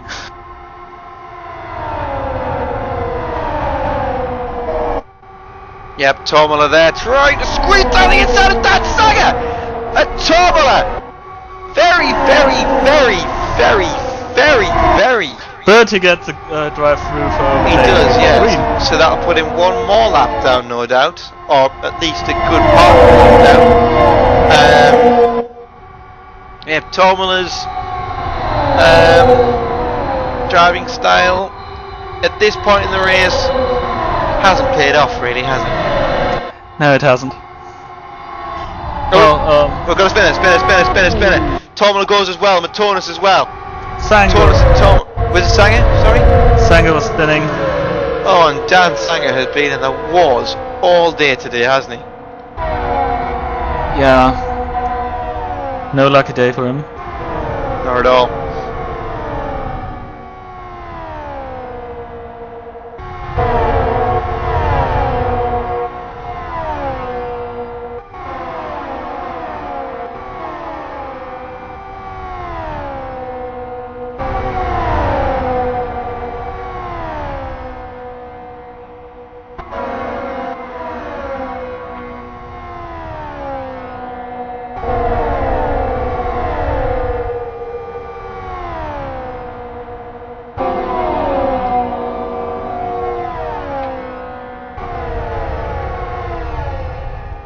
So back up with us is Chris Ford, and Chris with a caution, and these are starting to not be as few and far between as they were earlier on today.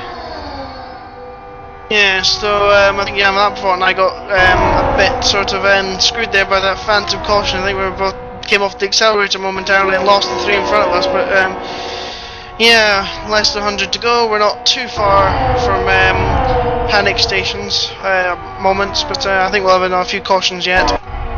Alright, you and Jan both working. Do you think you can catch John Heidemann in time quickly, or are you going to be stuck there for a while? I think we can if we start. Yeah, I think we're starting to get a good run going, because I think that we oh, hello. We might just have dropped off slightly there, but I think we're starting to get a good run going here, because the three in front aren't pulling away in their three-car draft. I think they're actually battling. I think that they're not quite getting their three-car draft as smooth as Jan now are getting their two. So as long as we can carry on doing this, I drive one-handed at the moment. This could be interesting turn 3, but as long as we carry on doing this, I think we'll be okay. And thank you for dragging me up here. I was unbelievably bored down there because Dominic Engel's aunt is in his bedroom now, and he can't speak at the minute. So I've been down there shouting at myself, basically. And yeah. And up ahead of us, almost a crash up ahead of us. In fact, it's very, very tight, sort of the way that the front three are battling down that front straight there, Chris. Yep, you're right, Ty, and getting a little bit crossed up with David Judd. But these three aren't really working the three-car draft very well. Not as organised as they really should be, not putting the cars in the right place, people having to go to the outside at the wrong time. They're really not being particularly sensible about this, and it's hurting them, Thilo. Yeah, it's seriously hurting them. And just wait for the next split time. Then we can see how much they are hurt.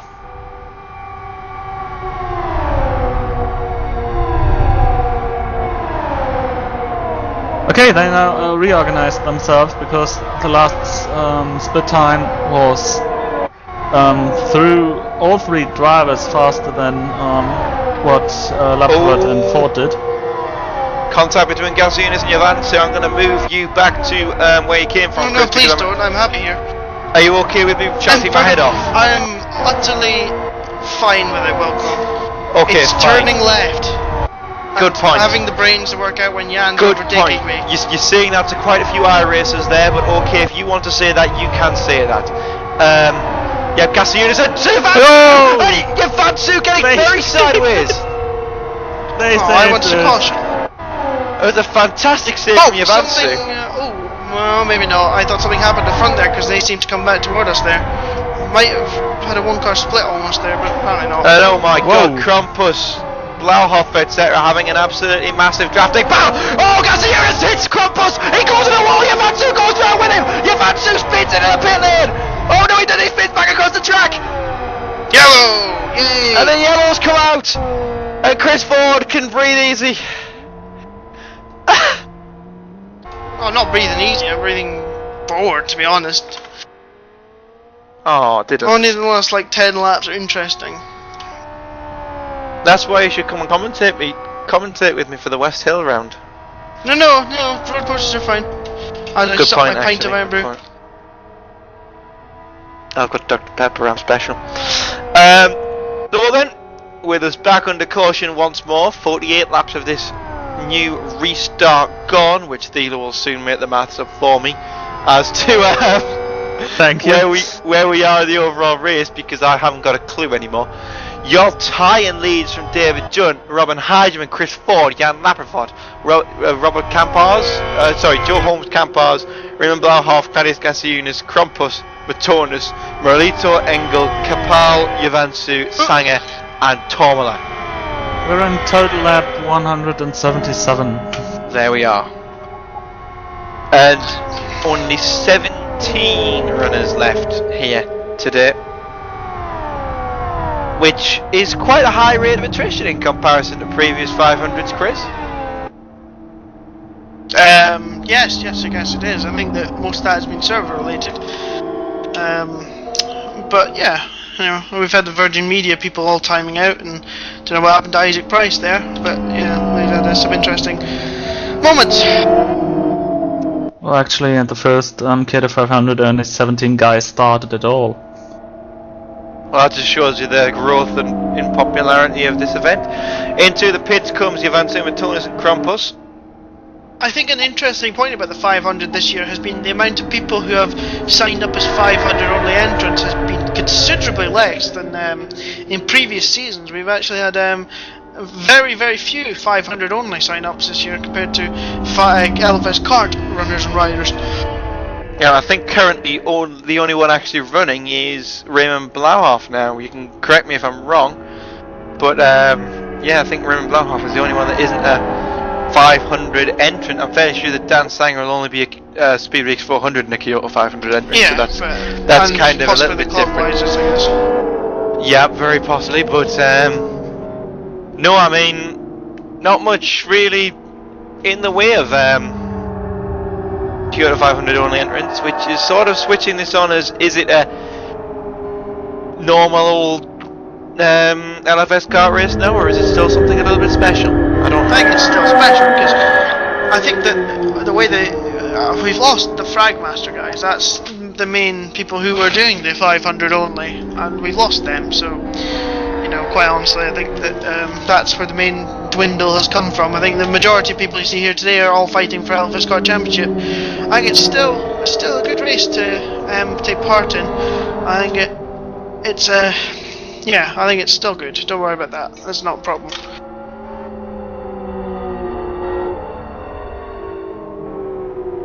As we come toward the green. Yep, thanks for that American interjection, Mr. Ford. Your tie-in has the pace this time from David Junt and Robin Heidemann. These three have had the lead for the entire of the last run. Will they have it again, or will our own in the commentary box, Chris Ford, on Jan Laprevot, try and fight them for that lead? Well, your tie-in guns a throw, and Chris Ford gets left out a little bit again there. Dismal start. Yeah, second gear absolutely useless in this race, to be honest. Jan Laprevot there with you though, so that'll give you a little bit of something to breathe on. It might be if Jan gets a good run through turn 4, the possibility of Chris managing to get on the back of them. But Campars, Gasiunas and Blauhoff as well. They're going for a big orgy of chaos for 7th, 8th and 9th positions. Well, that's a nuisance. Me and Jan would have been fine there, but he ended up getting the draft off Heidemann if he was so off 2, so now we'll drop back a little bit again. Darn. By the way, while you two were discussing the decreasing number of Kyoto 500 only entrants, last year 1/3 of the grid was actually only signed up for the Kyoto 500. So then 10 cars. Again, the point is that the Fragmasters people aren't here this year, so I think that they were the majority. Correct me if I'm wrong, Taylor. No, they weren't the majority. Another good point as well is we've got a lot of drivers who wouldn't normally do so signing up for the LFS kart season overall. There's a lot of sign-ups for the LFS kart season. That's true. Over 30 for. Well, I don't think we've had an event where we haven't been in the position to have to tell drivers that unfortunately they can't race because there's just not enough slots. This is brilliant from Jan. He sort of has realised last 2 laps that I've somehow got a massive run into T1 and it's better for both of us, so he just lets me go instead of bring it off the throttle. But gain a nice little draft into these 3 up ahead who are going 3 wide into the last quarter. Might be on them in a minute, lads, might be on them in a minute. Yeah, well, I think you're starting to get that draft hooked up. Let's go on board with Chris Ford here. And you can certainly tell the difference. You two now very much drafting Get away from me a little bit. You're getting a little bit more distance between the two of you and closing it up with the draft much more efficiently, and it seems to be speeding us up. Not a good moment come to us, I don't think. It's a nice big draft. Nice big draft. Nom nom nom. Is that Joe Holmes and Laurus Matonis behind us? It's Yes. no, it's Claudius it's not Gasiunas. Matonis, it's Claudius Gasiunas and Campars. No, I'm in the wrong one. Yes, you're right. It's Holmes. It's You're right. Holmes and It's Holmes and Merlito. Miko Merlito. Merlito obviously a lap down after his contact with Sam Siavansu. And he'll also be working with Joe Holmes in the TeamSpeak server, because those two are in contact. Best of friends, I must say, those two. Best of friends.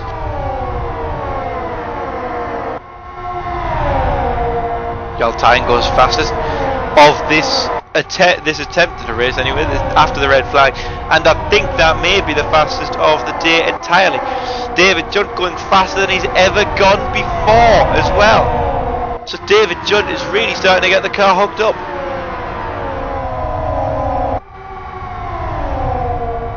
I feel so American for saying hooked up there. Should be going, oh, he's pushing into the corner. Oh, he's got loose. Oh, wait, you probably have already said that, haven't you, Elko? I have, yes. Now we're getting a 4-car traffic development. Campers going down the inside of Gasiunas, nearly. Why? Why would you do that, Campers? Nearly making contact. Sanger gets a free ride on these two, though, as will Yavansu, and a lot of contact there. Sanger going too fast for Campers. He hits him. Yavansu going too fast for Sanger. He hits him. And we've ended up with Sanger and Yavansu passing a lot of them. 4 wide now into turn 2. Will they survive? Just-ish. Oh, hello, is that weaving going on ahead of me? I think I'm correct in saying now that there will be a new Kyoto 500 champion today. Oh, hello. One-handed save. Oh, fail. I think you're right. But there will now be a new Kyoto 500 champion. I'm 100% sure of that. Yes, you are. Yes, you are that's right. true. Mr. Palmer has just confirmed that for us. Yes, you're right. We will have a new winner of the Kyoto 500 today. I thought I was through my phase of failing with the last quarter. That's why I decided to talk in turn 3. But oh no! Then back bites the stupidly made setup by myself with its really stupid rear camber. Why on earth have I done this? Well, you don't have to do it anymore. Campers! Way too fast in turn 3, nearly making contact with Gasiunas and Sanger. Very, very close to the edges of their cars. But no, he's lost them. Yeah, completely lost that pack now. Yes, and yes, this is Though he can hook hook up with Giovanni eventually. No, he can't.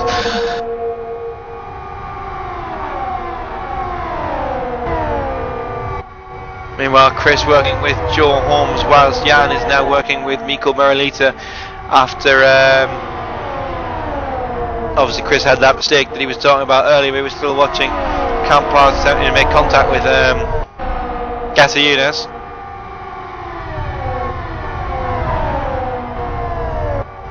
And they have the possibility to lose Giovanni.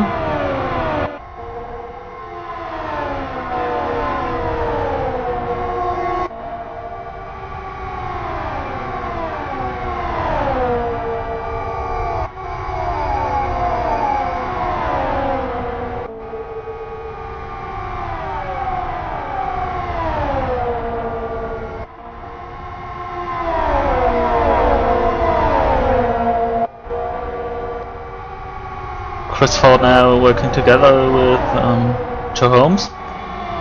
A quick question here for all the fans out there.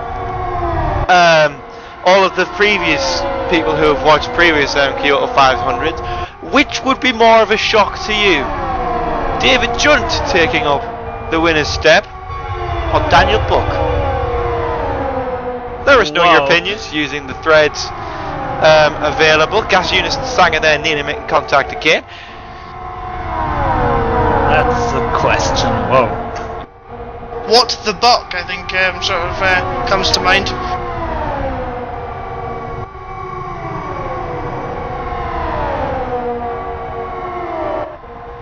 Car is turning. Why is my car not turning? I think I might have picked the wrong setup overall here. Not just slight exit error. This thing ain't turning no more.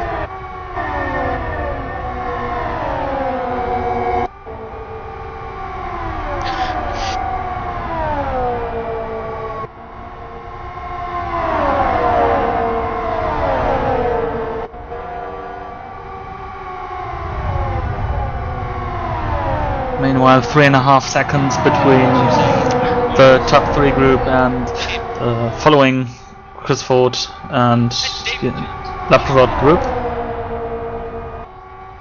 Well, actually, Laprod working together with the number 94 back marker. A little bit sterile down here, isn't it? Oh, where's Michael going? It has been quite a bit sterile here at the moment. Everything running. Well, this is the first time we've really had a long green flag run, isn't it? Hey, do you want a green? Don't do you want a yellow flag or not? Don't Mr. curse Ford. it.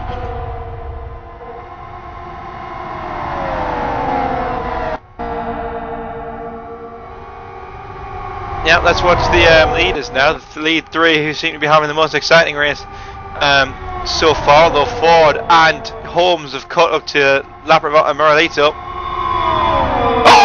Holmes and Ford make contact! Holmes and Ford! Ford is on his side! Ford is on his side! Chris Ford is out of the race! Chris Ford! Oh, nearly Chris Ford! But Chris Ford is out of the Kyoto 500. The caution flag will come out, and I have completely jinxed Chris Ford's race. Oh no, what a shame. I'm sorry, Christopher. I am sorry.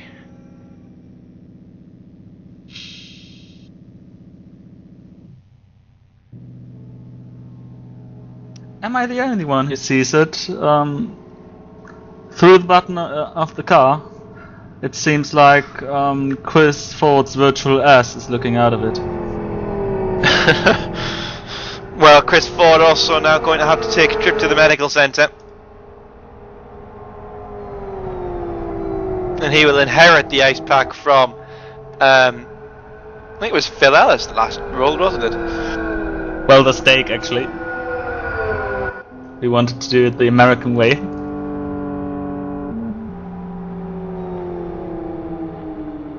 So, it's pretty interesting that we have had, I think, 4 or 5 cars upside down or on the side, and none of those was Sedgwick.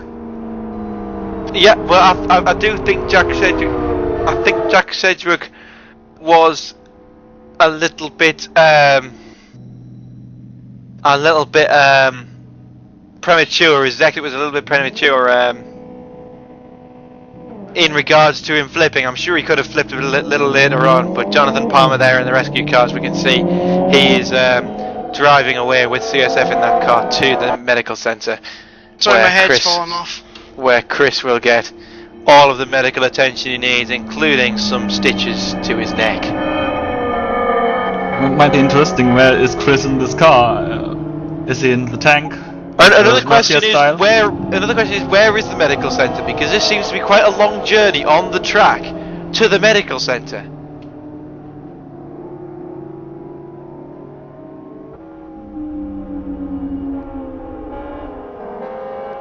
So the rescue car, they're telling me that he's not allowed to go backwards, so he's got to take Chris Ford the long way around while his head is bleeding profusely.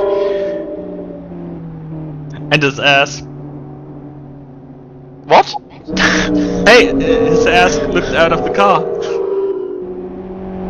That can't be really healthy for the bottom of yourself.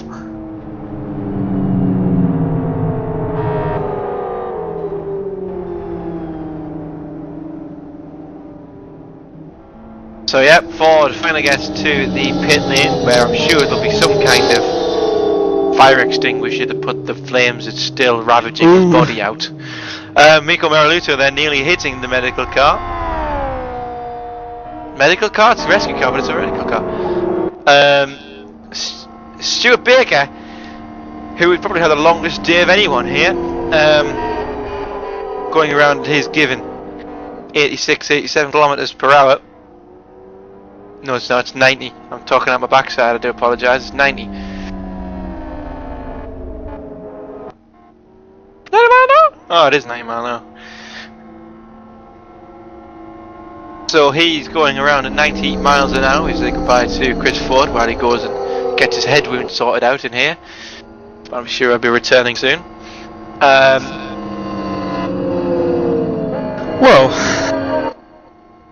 Interesting to see here, y'all tying burning fuel here, revving the engine as hard as he can. Let's pop on board with him and so you can just hear that effect there as he stops doing it. Murphy's Law. There we are. Ah, well, yeah. Yep, Thilo light car is a fast car. Well, it might feel better throughout the corners, but because of those big slipstreams, the difference is not too huge here.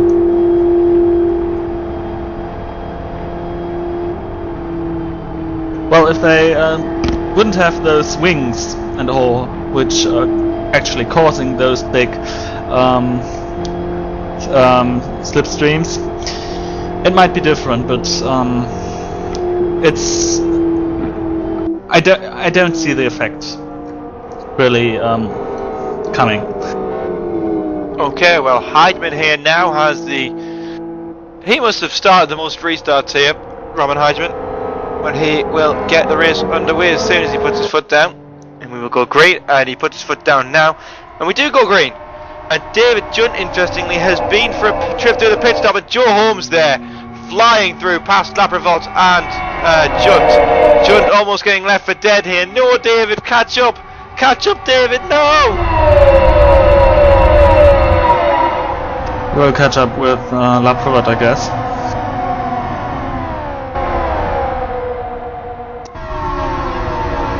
So Holmes there with a fantastic start on the back of Tormala, Kappel and Matonis going in 4 wide, going down the inside. So Joe Holmes is on a charge of a lifetime.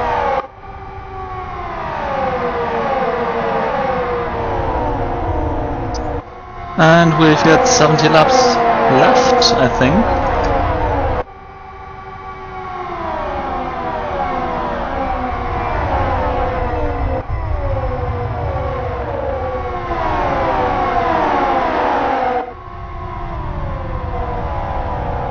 Yes, I think we do, and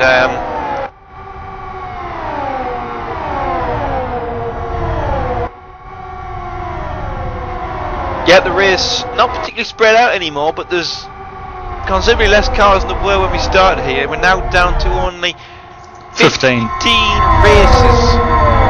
Which That means half of the field is out of the race. Yes, exactly. Half of the field is retired. Krampus there trying to squeeze it down the middle, then trying to squeeze it down the inside of Raymond Blauhoff, gets on the apron! Really running up into Raymond Blauhoff there.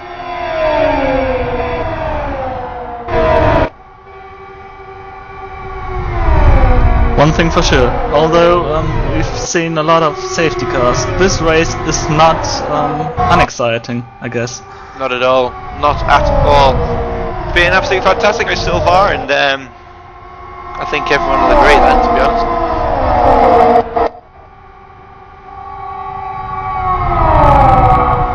Campars gets boxed a little bit there by Gasiunas and Juventus, who manages to fight his way back out, gets back on the draft with Raymond Blauhoff. Campars.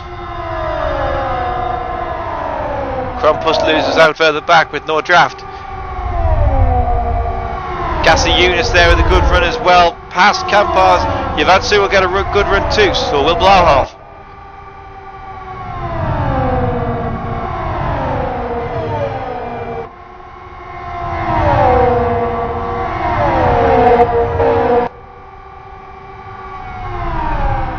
Gasuna's having to go around the outside of Javansu. Javansu nearly running down to Campos. Krampus going very, very hot through round turn 1. Takes the lead in this group.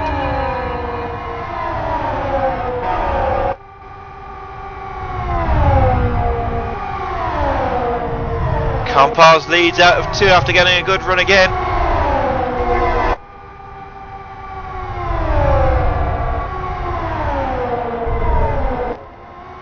So when Javansu's struggling doing 3 there, he loses momentum. That may have forced Gasunas out of this draft. He's lost the draft of the cars in front of him maybe. Krampus is going to give him a little bit of a break there, running a little bit high and allowing Gasunas to get back on the draft, tag back on for the ride. Holmes and Matonis and the like catching to David Junt, unfortunately, after running so high. He's down in 10th with no drafting partner. Poor bloke.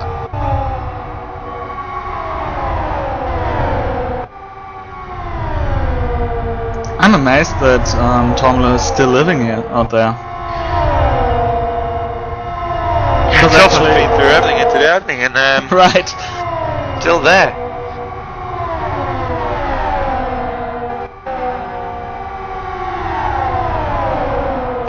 Retirement as well, we've only just noticed from Dan Sanger. So Dan Sanger out of the race. Oh, Javansu and Gasunas!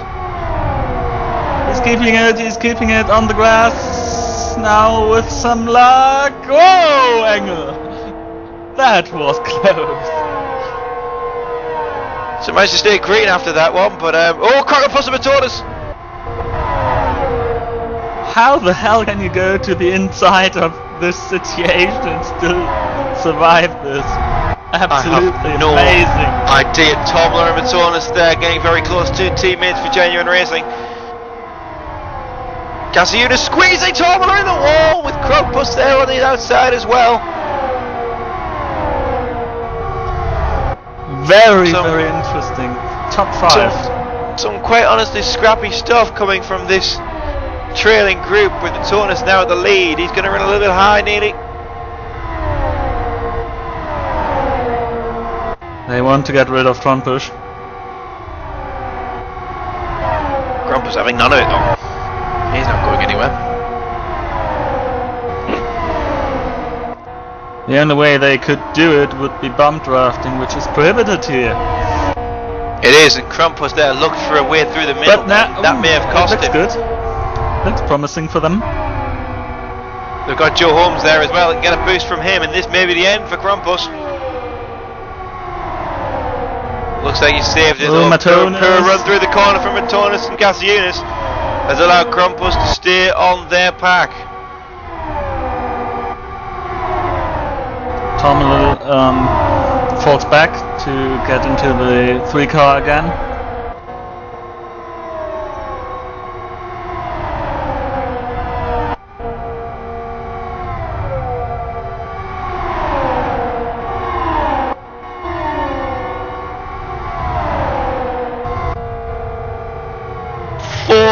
Into turn 3, and Yoni Tomla are on the inside there, not having too many problems and staying away from Joe Holmes' front wing.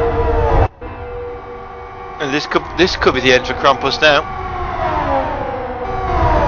He's still on the stream of Matonis, who tries to block him. Blocking is legal here, though if you do it too much, I doubt that was blocking. I think that was more he didn't really see him in the mirror. I don't think so. I think they want to separate themselves. They want to form a good 3-car draft, and Krontush and Holmes are simply irritating in that. And they try. Tomla! Why, Yoni Tomla? Why? A very, very, very rash move from Yoni Tomla to try and squeeze down the middle of his 2 teammates. Yeah, that was again one of the questionable moves of Yoni Tomla today. And that was silliness, really. That was silliness. Holmes, Tomla and Krampus all involved. Krampus with some quite heavy damage. He's going to have to pay for that. Tomla get away with it. He needs to pay, obviously. I'm an idiot. And Joe Holmes as well. Joe Holmes really should be pitting as well. He's got a lot of front right camber damage, but Yoni Tormala, brain fade? Or is it something more? Difficult to tell. But after all he did today, which partly was exciting, partly simply dangerous. Yeah, but on the positive note, this will give David Junt the chance to get back into this race. That's true, he lost everything. I mean, every partner. I thought at the restart, yeah, it was the restart that Jan Lapp would wait for him, but, well, that wasn't true in the end.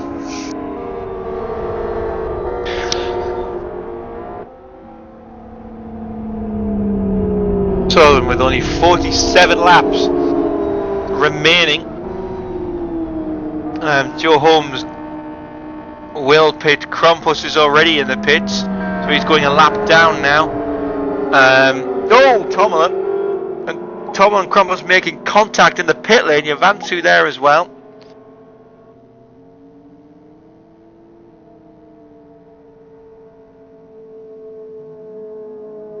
Matona seemingly getting away with that, and I have no idea how, because he was in the thick of it. He's actually got contact with David Chunt.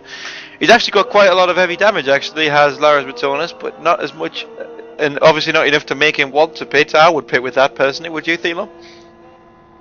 Yeah, I would. Especially at the end. I mean, such a pit stop doesn't really take much of track position. Regarding that, there are only 15 cars left, and Exactly. with 30 cars, okay, there might be quite interesting to be at the tail end of the grid. I mean, if something happens in front of you, sometimes you really cannot avoid it. But in this, it's pretty much sorted out meanwhile, and I know, I think that everyone is now having a feeling for each other, and knowing what they are doing, though sometimes Tomla surprises us.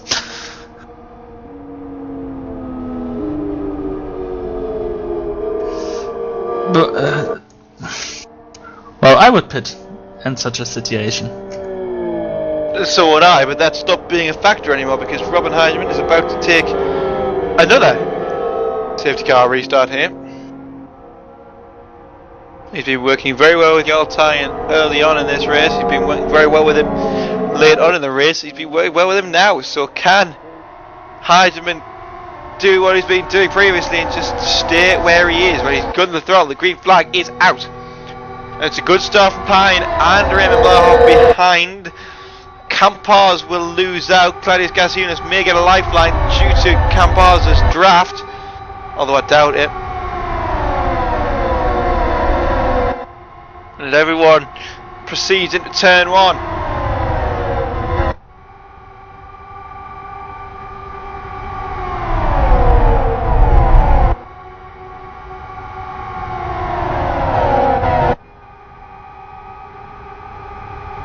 Ty and Heidsman and Bauhoff starting their own little drafting group there with Gasiunas and is that Campars? Yes, it is Campars. Both trying to claw onto the back of this.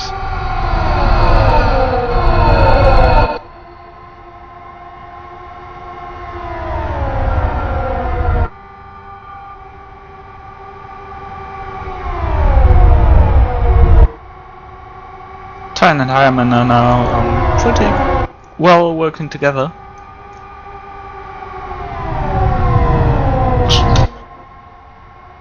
Yes, they are. We have the return of Christopher Ford. He's back from the medical centre after having his head sewn on. And Chris, how does it feel? Feels exactly like Joe Holmes took me out, to be perfectly honest. I'm guessing you've seen it.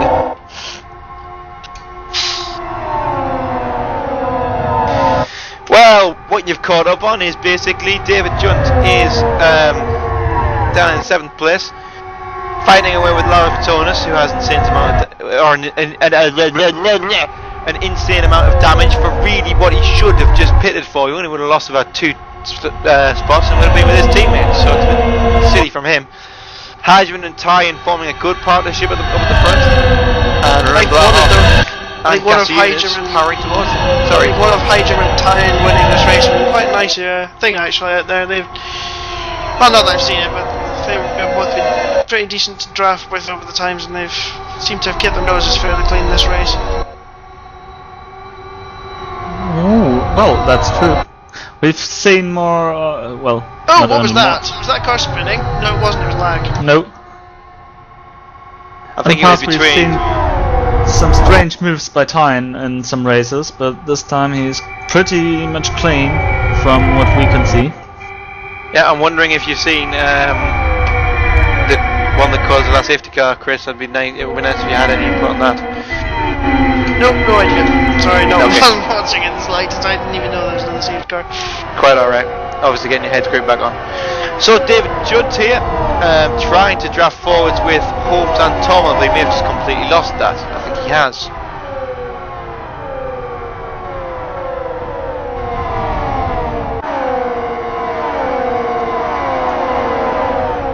Krampus is in Death Valley. No one around him to team up. Likewise, David Judd, he's stuck in the mud a little bit. Moralito, Capal, both getting up close and personal with Jan Laprovod, Holmes and Tom are catching this group as well, and this is something I would be a little bit fearful of looking towards another caution. A lot of quite aggressive drivers in this pack now, especially with Joe Holmes and Yanni Tomlin joining.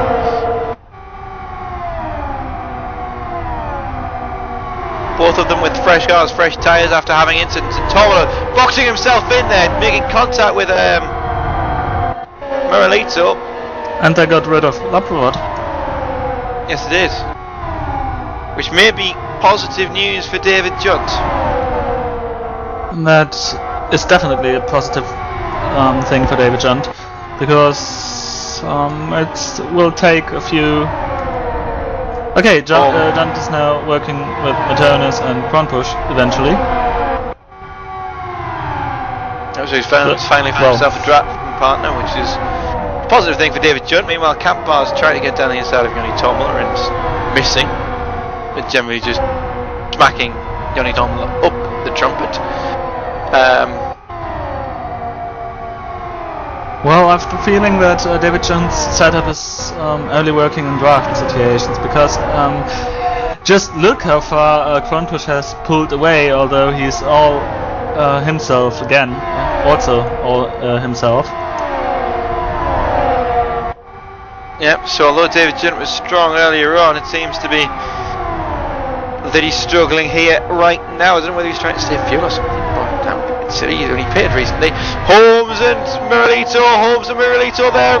Holmes leaning up on Moralito, nearly pushing him into the top wall, and Moralito will not like that at all. They've been the same team speak as well.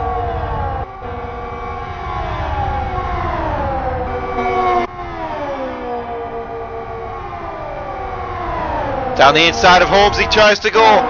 Tries to get a hook back down on the inside line. Can't do it, won't get the run. Holmes will get a better run. Here comes Campars around the outside.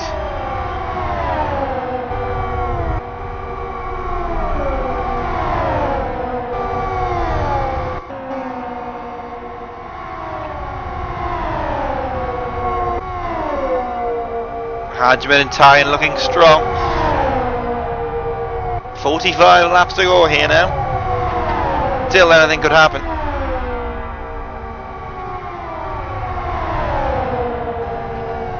Oh, Tomala and Moralito making contact there, coming out of turn 3.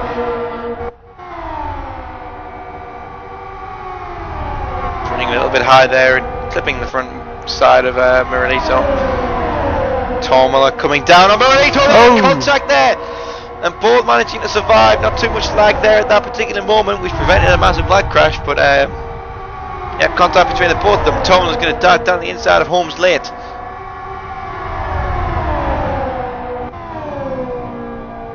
This pack rapidly catching on the pack of Gasunas and Blauhoff. Those two haven't been working particularly well together, and Holmes will try and latch onto these, losing the pack behind him. It's not gone well there.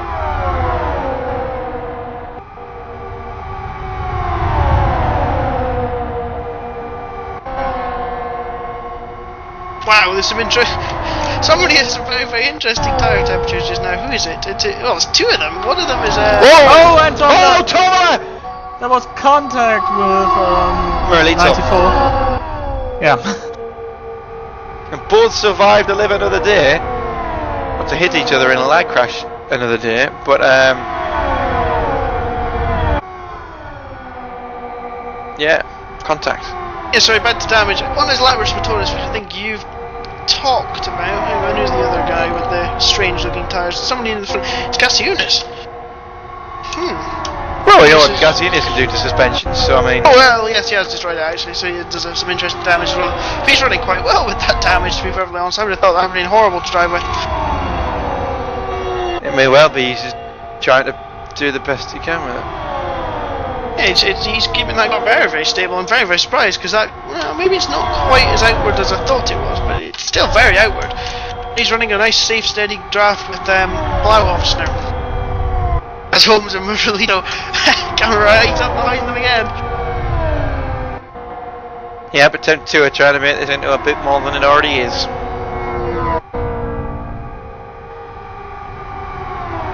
I have a thought though that at least one of them is going to just be able to grab on the is going to be able to just put a latch on the back of either Gasunas or Blauhoff's car and leave the other one for dust. To be 100% honest, I doubt both of them is going to be able to get on this train.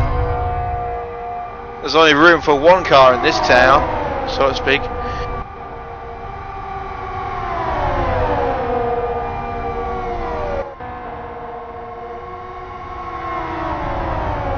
The distance between those two groups is pretty much the same. Still. Yep. Full 5/10 of a second.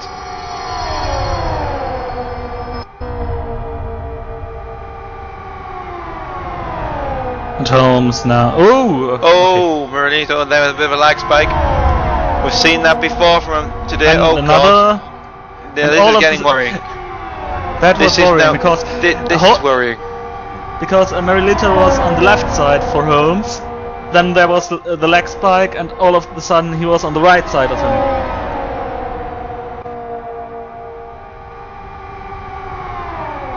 Oh, another one. Another one. It's looking scary. Especially for Joe Holmes rather than for Merlito. Merlito probably doesn't even know about it. Let's ride on board from this little bit of a different angle here. On board with Joe Holmes as he works with the slightly disappearing Merlito.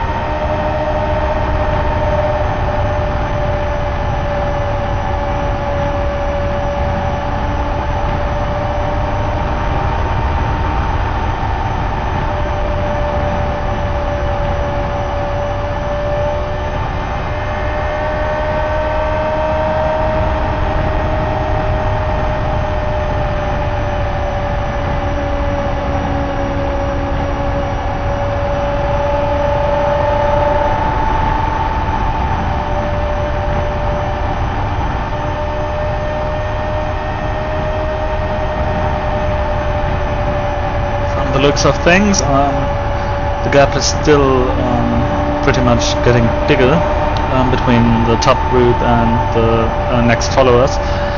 This can mean that they might start racing for position earlier than we used to see it. Well, I don't think they'll start racing for the position until very, very late in the race. Why would you bother racing for a position that will always just keep changing with the draft? You know, you're never going to lose a car when you two are drafting and there's nobody else to get a pull off. You know, you're never going to lose a car like that, are you, Chris? I'm sorry, what? Say no. Yes. Well, what I mean is that they can start with like 3 laps to go or something to race for the position. Well, possibly, but they'll race as long as they can to try and catch the others rather than to race between themselves. They'll always want more than they have already. It's only human nature. If this was to stay green now, I think the front two will beat the front two at the end of the race. I agree. That's what I meant, and that's why I talked about this.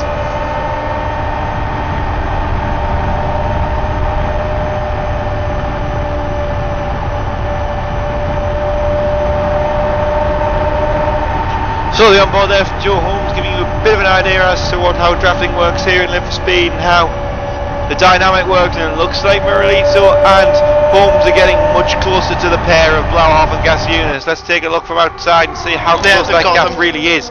And it's 0.2 of a second, and that means that Joe Holmes and Moralito have their draft. 4-car battle for third place. Whoa! Already between Holmes and Blauhoff. Holmes trying to dive inside the inside of Blauhoff, and he just got a little bit wrong. Now Moralito has to make sure they didn't get lost. Blauhoff with a very poor run there.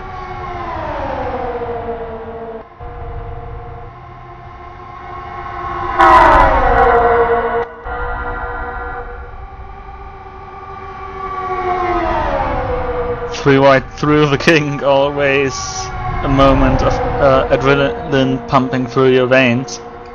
And something happened to Krampus there. He's upside down in a pit box. He's look at Krampus. Krampus has an extremely broken car wedged in a pit garage. He's got a stop-go penalty. What's happened there? I suppose I shall go and find out. That'd be very nice of you, Mr. Ford, because that is a very strange place to have a wreck. Inside a pit garage. I can only assume that he's hit the outer pit wall. That's One spun in. I know, flipped in. That's the only sort of, just look at that damage, it looks like a buggy wall hit.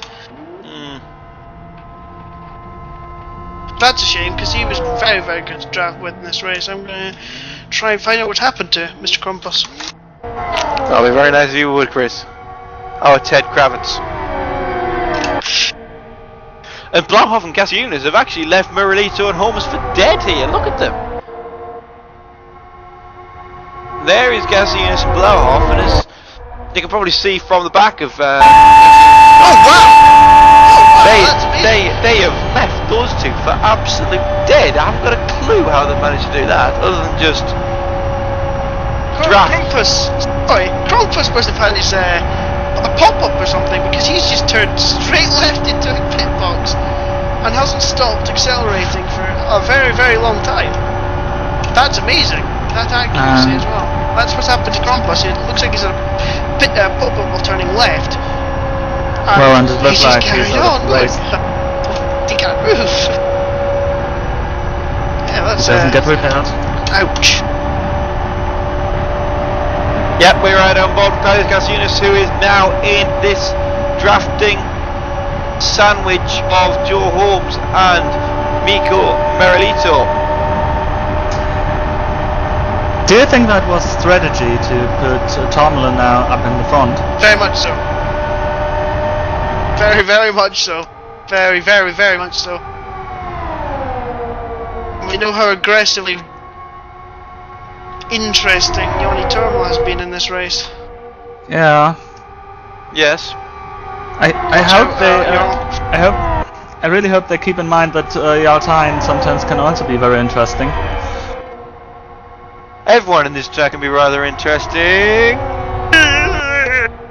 That was certainly interesting. Just a little bit too close there, guys. Come on, let's keep this 29 laps of pure racing. Let's not have a Peugeot at Le Mans or a Charlie Kimball at the Indy 500, please. Well, no, this is quite honestly the worst thing that can happen. And Johnny Tomlin, you have to back out of it. And there he goes, backing out of it.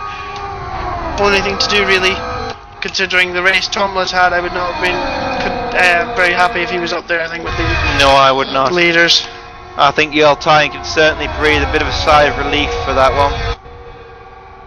Meanwhile, Holmes and Moralito have absolutely, completely dropped Gasiunas and Blauhoff, eating them up for breakfast, and Holmes and Moralito obviously lapped down, but Holmes certainly getting some help from him. Getting up, hoping to try and challenge for a win here if we get a caution.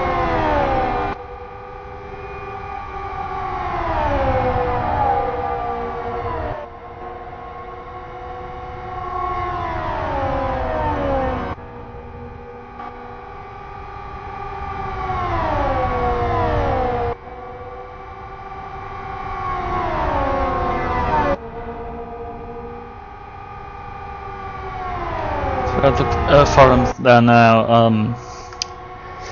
pretty much gossip all around, discussing this race.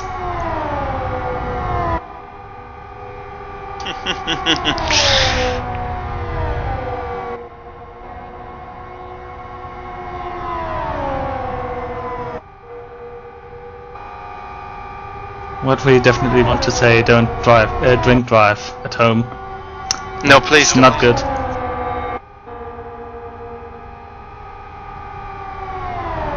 In real world, you can't respawn.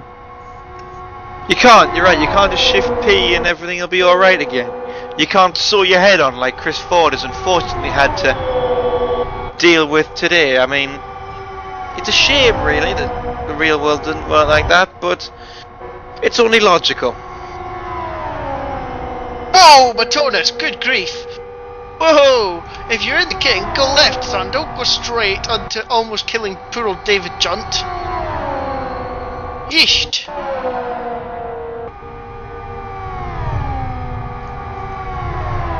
Well, I can certainly remember having incidents and moments with Lars Matonis in that kink before. I'm sure somebody will remember that, Mr. Ford.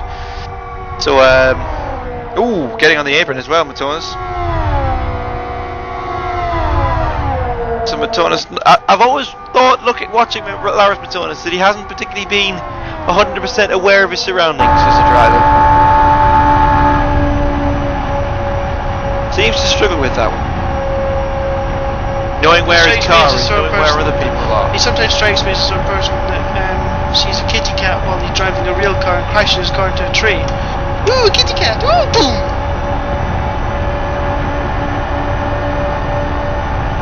Yeah, that sounds a bit like him.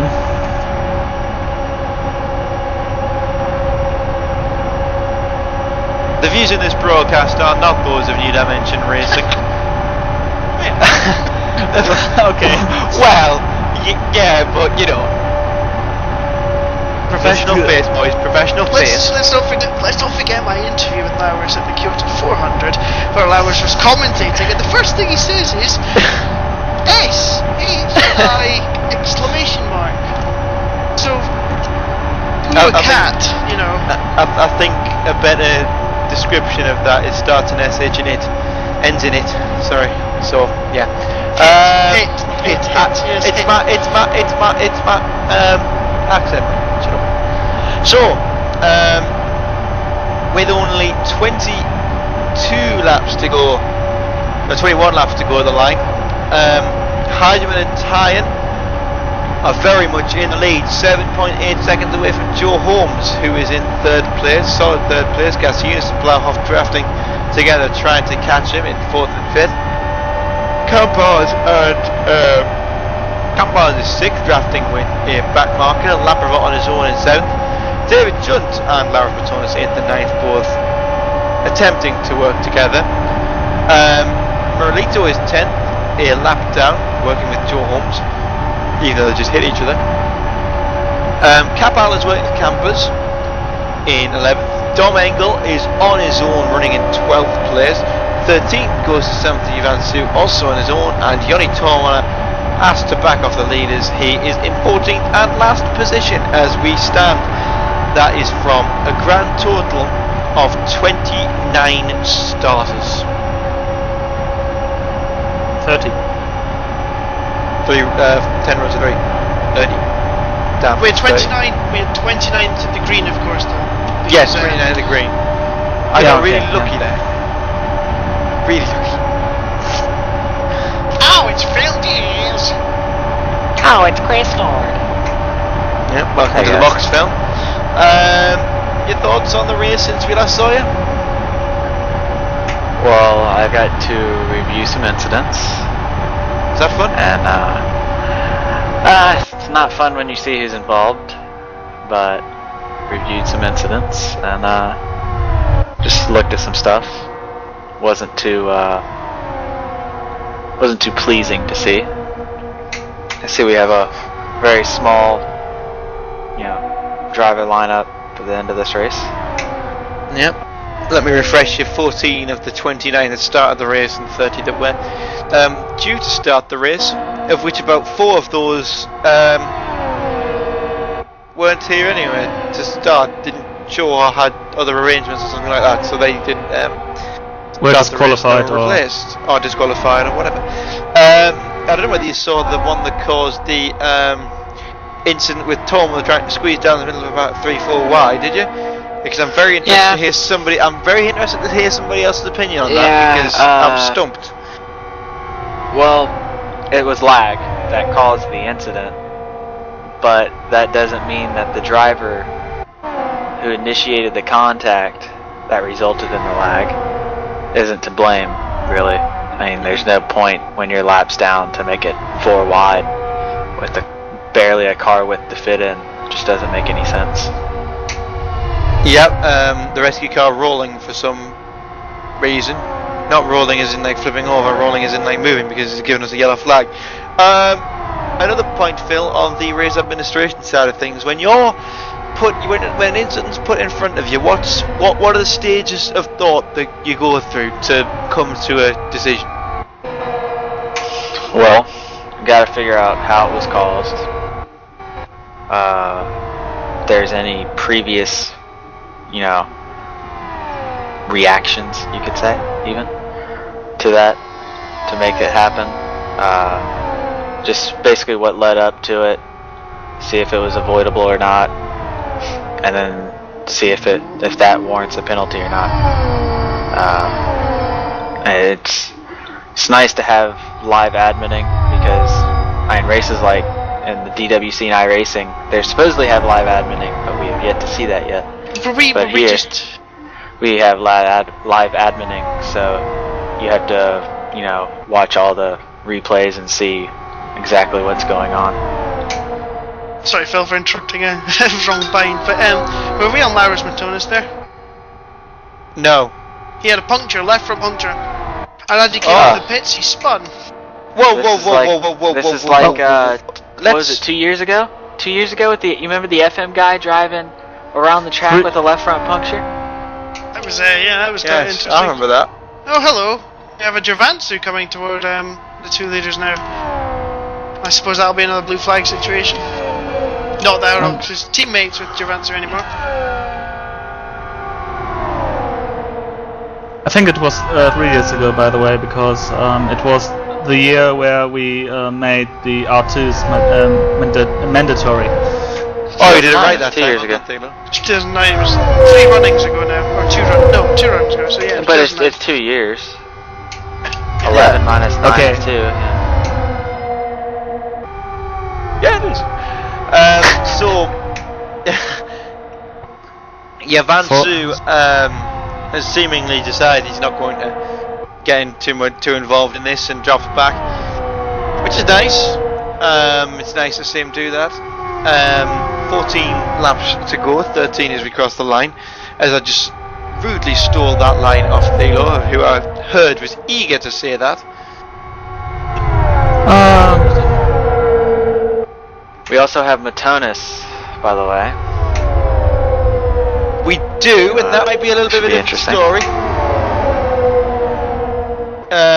His damage hasn't been fixed. The damage that is causing him uneven tyre wear on his right side, and he's squeezing them quite low there. I think that's also the reason for his puncture. Maybe not so much on the left front. I don't see why it would bring out a left front puncture. Okay, yeah, left front. And it takes a lot to get a left front puncture here, so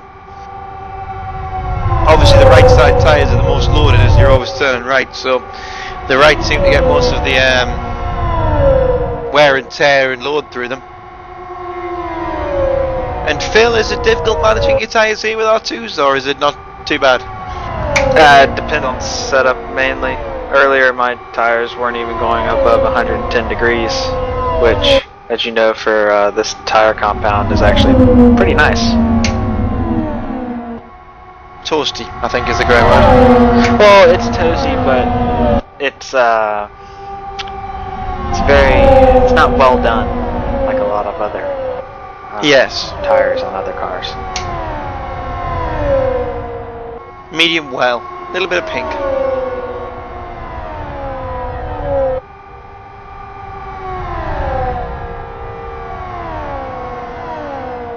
Speaking of tire choice, just want to pitch in something here. Roughly around September, probably, you're going to see another oval event pop up on the calendar, hopefully.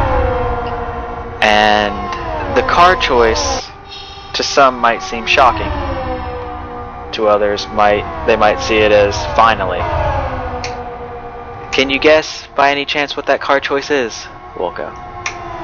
Is it the XRG? It is the XRG, Wilco. Thank you. No problem.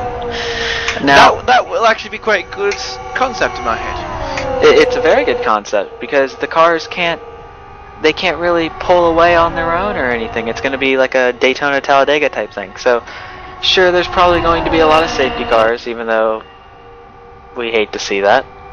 But it could also be a lot of fun. It could be a good ending like the Kyoto 250 this year, which is a very exciting ending. As it was. As it was the last year as well. Yeah, both times, and those cars always seem to produce good finishes. They do. So hopefully this can do the same. But we have a very interesting start to this event. Do you know how this series, or this race, let's say, starts very similar to the Indy 500, where they start 3 wide? Yes. Yes, I Well, what could be bigger and better than that for 4 wide. 4 wide start is what we're thinking about doing. Yes.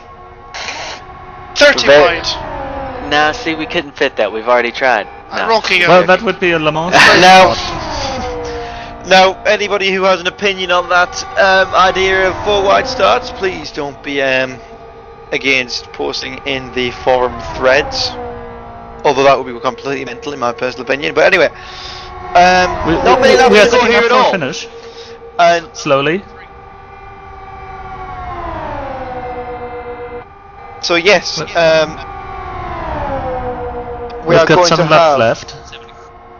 7 to go now, 6 as we cross the line. So we now must really turn our attention to our 2 leaders, Jarl Tyen and Robin Heidemann. Genuine Racing for Heidemann and Sonic Realms Racing for Tyen. I'm really thinking that one of them are going to win this race. What do you guys think? I think David Junt's going to win. I think Lyrus Patonis is going to. No, sorry, no. I mean, think about it. If they get taken out, Joe Holmes is in a good spot right now. Don't tempt Anything fate. could true. happen. Don't tempt fate. I'm just saying. You remember commentators curse. I'm not a 100% commentator, but I might be trying to curse them. Oh, Joe! Just you see that? Joe almost drives into the side of Mika virtually. Well, Oh, Joe! that don't was, curse your own driver. It's our last one. We've already been cursed before this race even started. Well, you have kind of done a bit of a frag masters here and come with 5 to about go. 6 or 7 drivers and left with 1. 3 times. Yeah, but in our defense, we had 3 timeouts, and the other 2 were really nothing to do with us. It was just a flip by another crash coming right into our doorstep. I must say, one of my favourite moments for me in this race was myself and Philip Ellis in 2 laps going from 20th to 9th. That was Well, entertaining. there's been a lot of really hard charges in this race. There's been a lot of very good individual performances over a short period of time, but really only these 2, and maybe, let's be honest, David Junt, have really gone well over this long Wolf's coming to pits. distance. And who is that, sorry?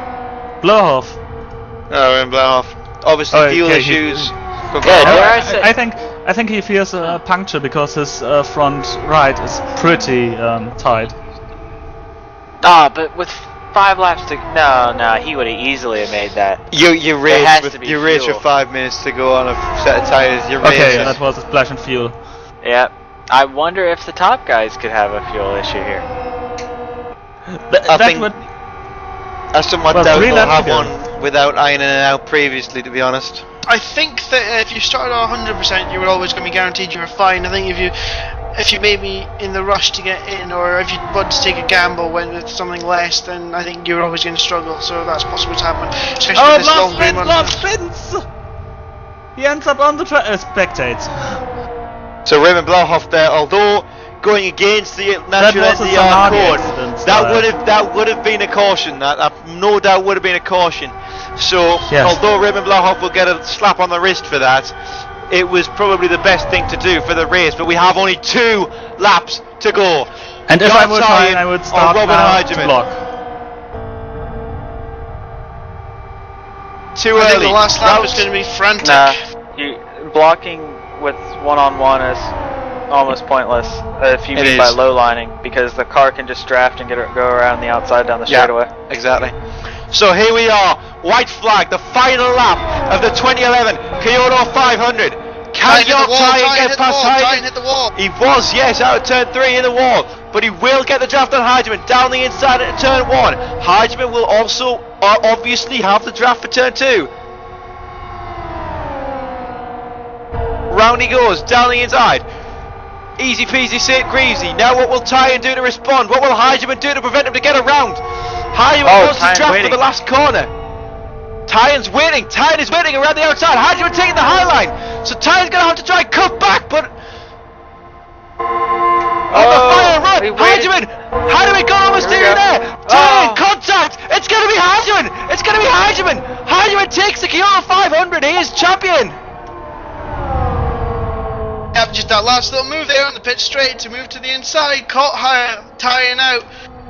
Possible. 0.02 seconds. I'd be interested to know what Phil Diaz thought about that, because I was thinking when Heigeman was slowing off the throttle in the middle of 3 that maybe Tyan could have gone to the inside to stop that move coming from Heigeman.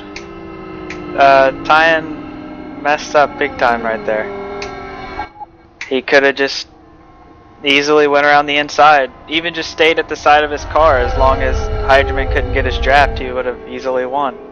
Instead, he for some reason followed him and just lifted more. Didn't really make any sense there. And then once Heigeman cut down, he lost all his momentum, and Tyan could have just kept on the outside and would have passed him along the outside, and instead he lifts and tries to get behind him and drives into the back of him. I don't understand that.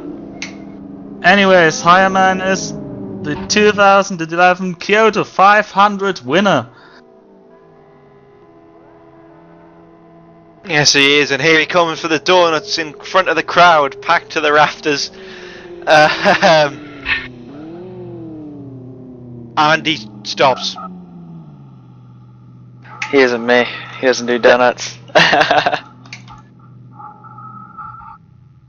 That's also a big weekend for the LFS car as well, because that'll really put Heigeman and Tyan right up there for a chance of this championship now, with Hutchinson failing to finish. This really will change that championship as well, not just giving Heigeman the Kyoto 500 championship for the year.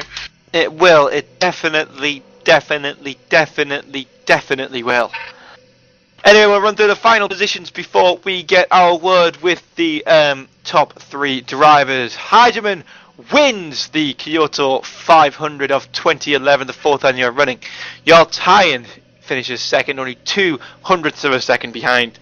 Joe Holmes finishes third, Gladius Gasiunas in 4th, and Campos in 5th. David Junt finishes a noble 6th, with Jan Laprovot in 7th, and Moralito the first a lap down in 8th. Kapal finishes 9th, with Dominic Engel bringing it around in 10th. Laurens Matonus going through the damage in 11th, 12th to Samtas Juvantsu, and Joni Tormala finishes 3 laps down in 13th position. And I now give you in the in this commentary box our race winner, Robin Heigeman. Robin.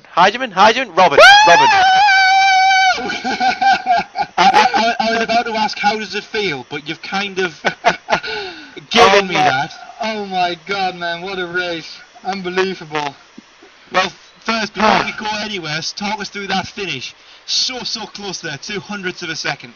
Yeah, well, man, I had like that amazing drafting with Aerox, and we got back to the last lap, and I thought, like, it has to happen right here, and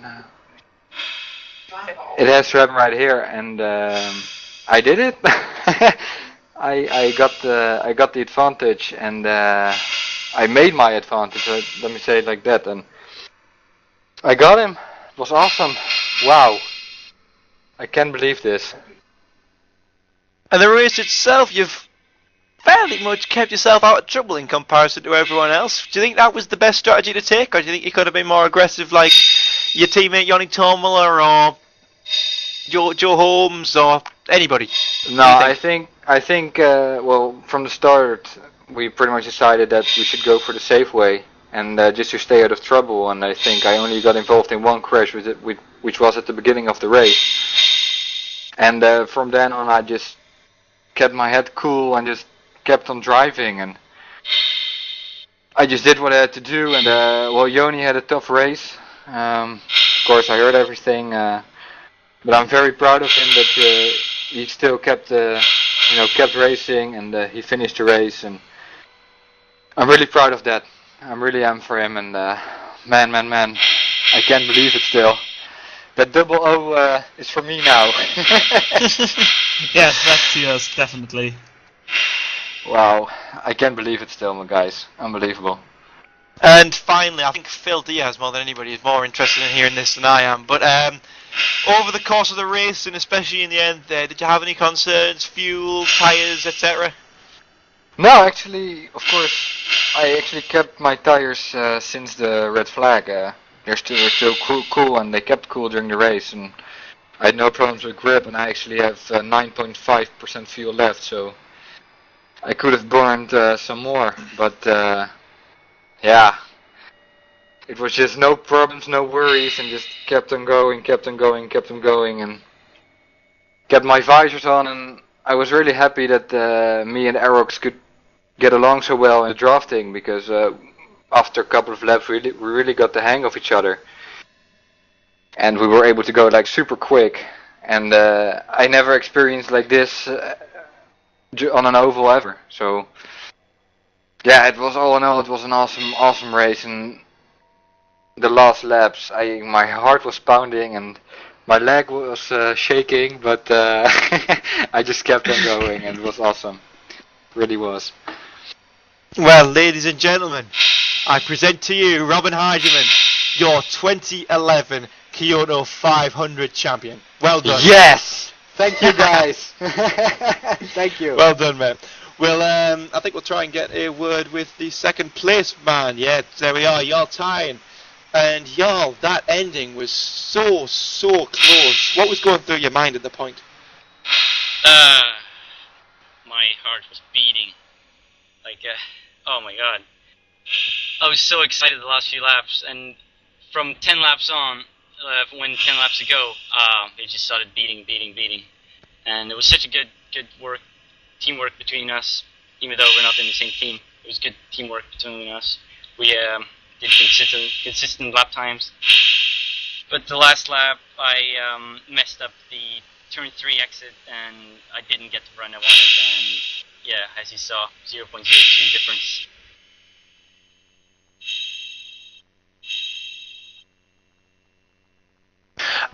Your race was fairly clean, to be honest. Not a lot of incidents. You sort of kept your nose clean throughout the race. And was that really the aim from the start, or was it a more aggressive approach from the start? Which one were you aiming for first? The whole race. I knew the race was long, 270 laps. That's quite a lot. So I wanted to take it easy until the end, and I think that's why I kept my nose clean. Yeah, and finally, any concerns on fuel, tyres, etc. in the final few laps? I was talking to Seb, even though I had 10% extra fuel, I kept asking, how much fuel do I need? How much fuel do I need? But I was on the safe side. Alright, and thank you very much. Y'all, second place. Well done. That'll be fantastic for your championship. So well done, mate. Well done. Disappointed. Don't be.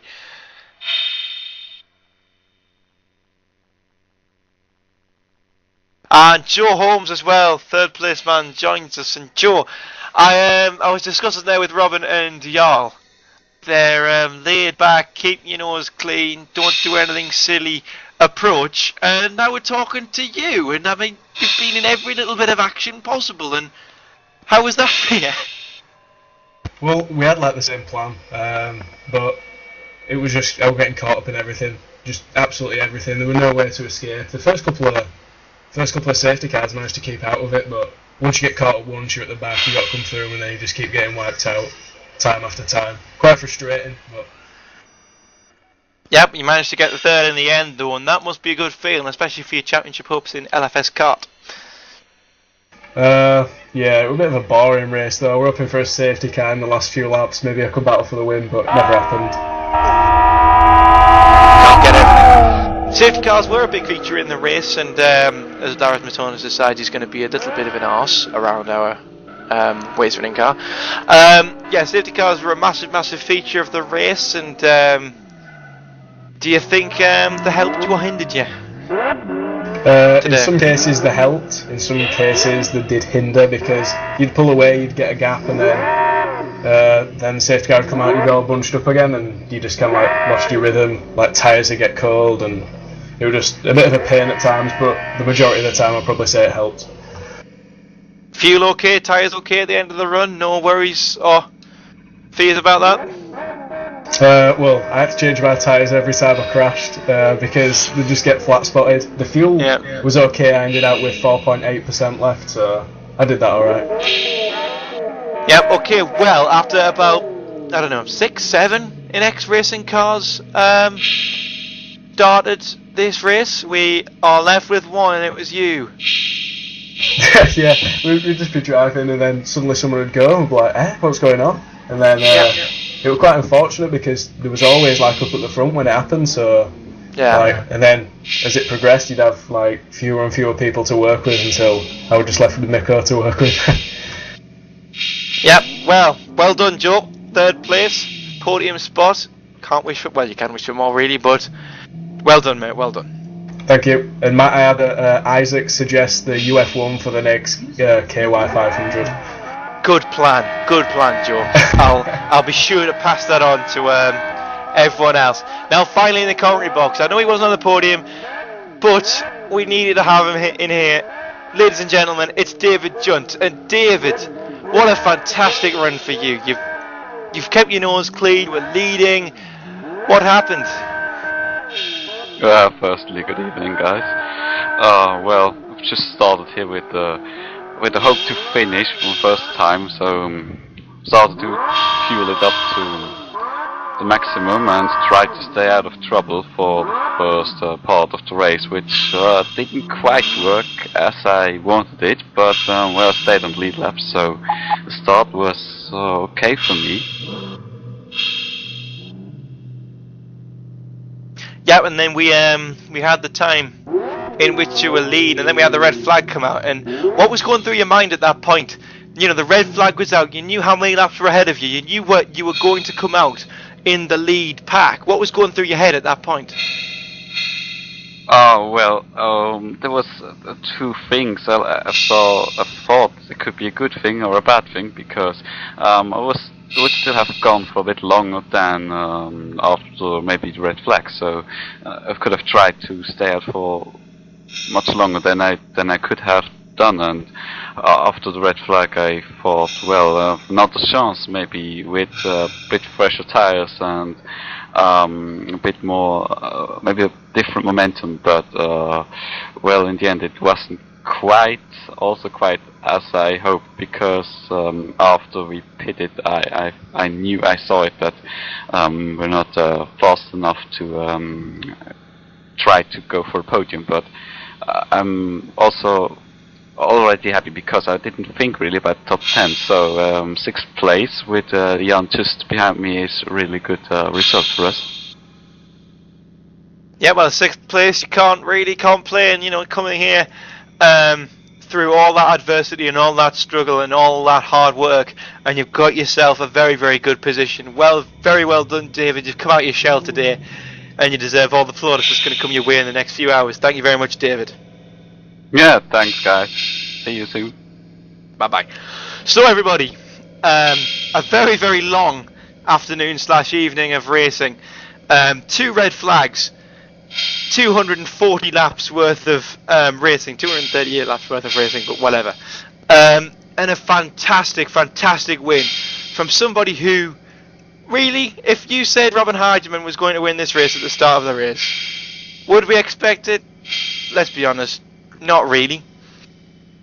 Thank you so much for joining us, everybody. I'm Chris Wilkinson. Thank you to Thilo, to Chris, to Phil as well, he's commentated with us as well. Everyone who's come in for the interviews, thank you so much as well. Also, an even bigger thank you goes to the admin team who's been able to make this possible, to Stu, who's driven the safety car, to Michael Booth, Ben Keogh, who've both been on the stewarding panel, and also as well, big thanks, I know we put so much work into Jonathan Palmer, our race director and rescue car driver. And thank you to you for coming here and watching us tonight. We've all had fun. I hope you've had fun. All the drivers have, well, not all the drivers, but you know what I mean. We've had fun. Thank you for coming. We'll see you again as soon as we can, really. Thank you very much. Good night.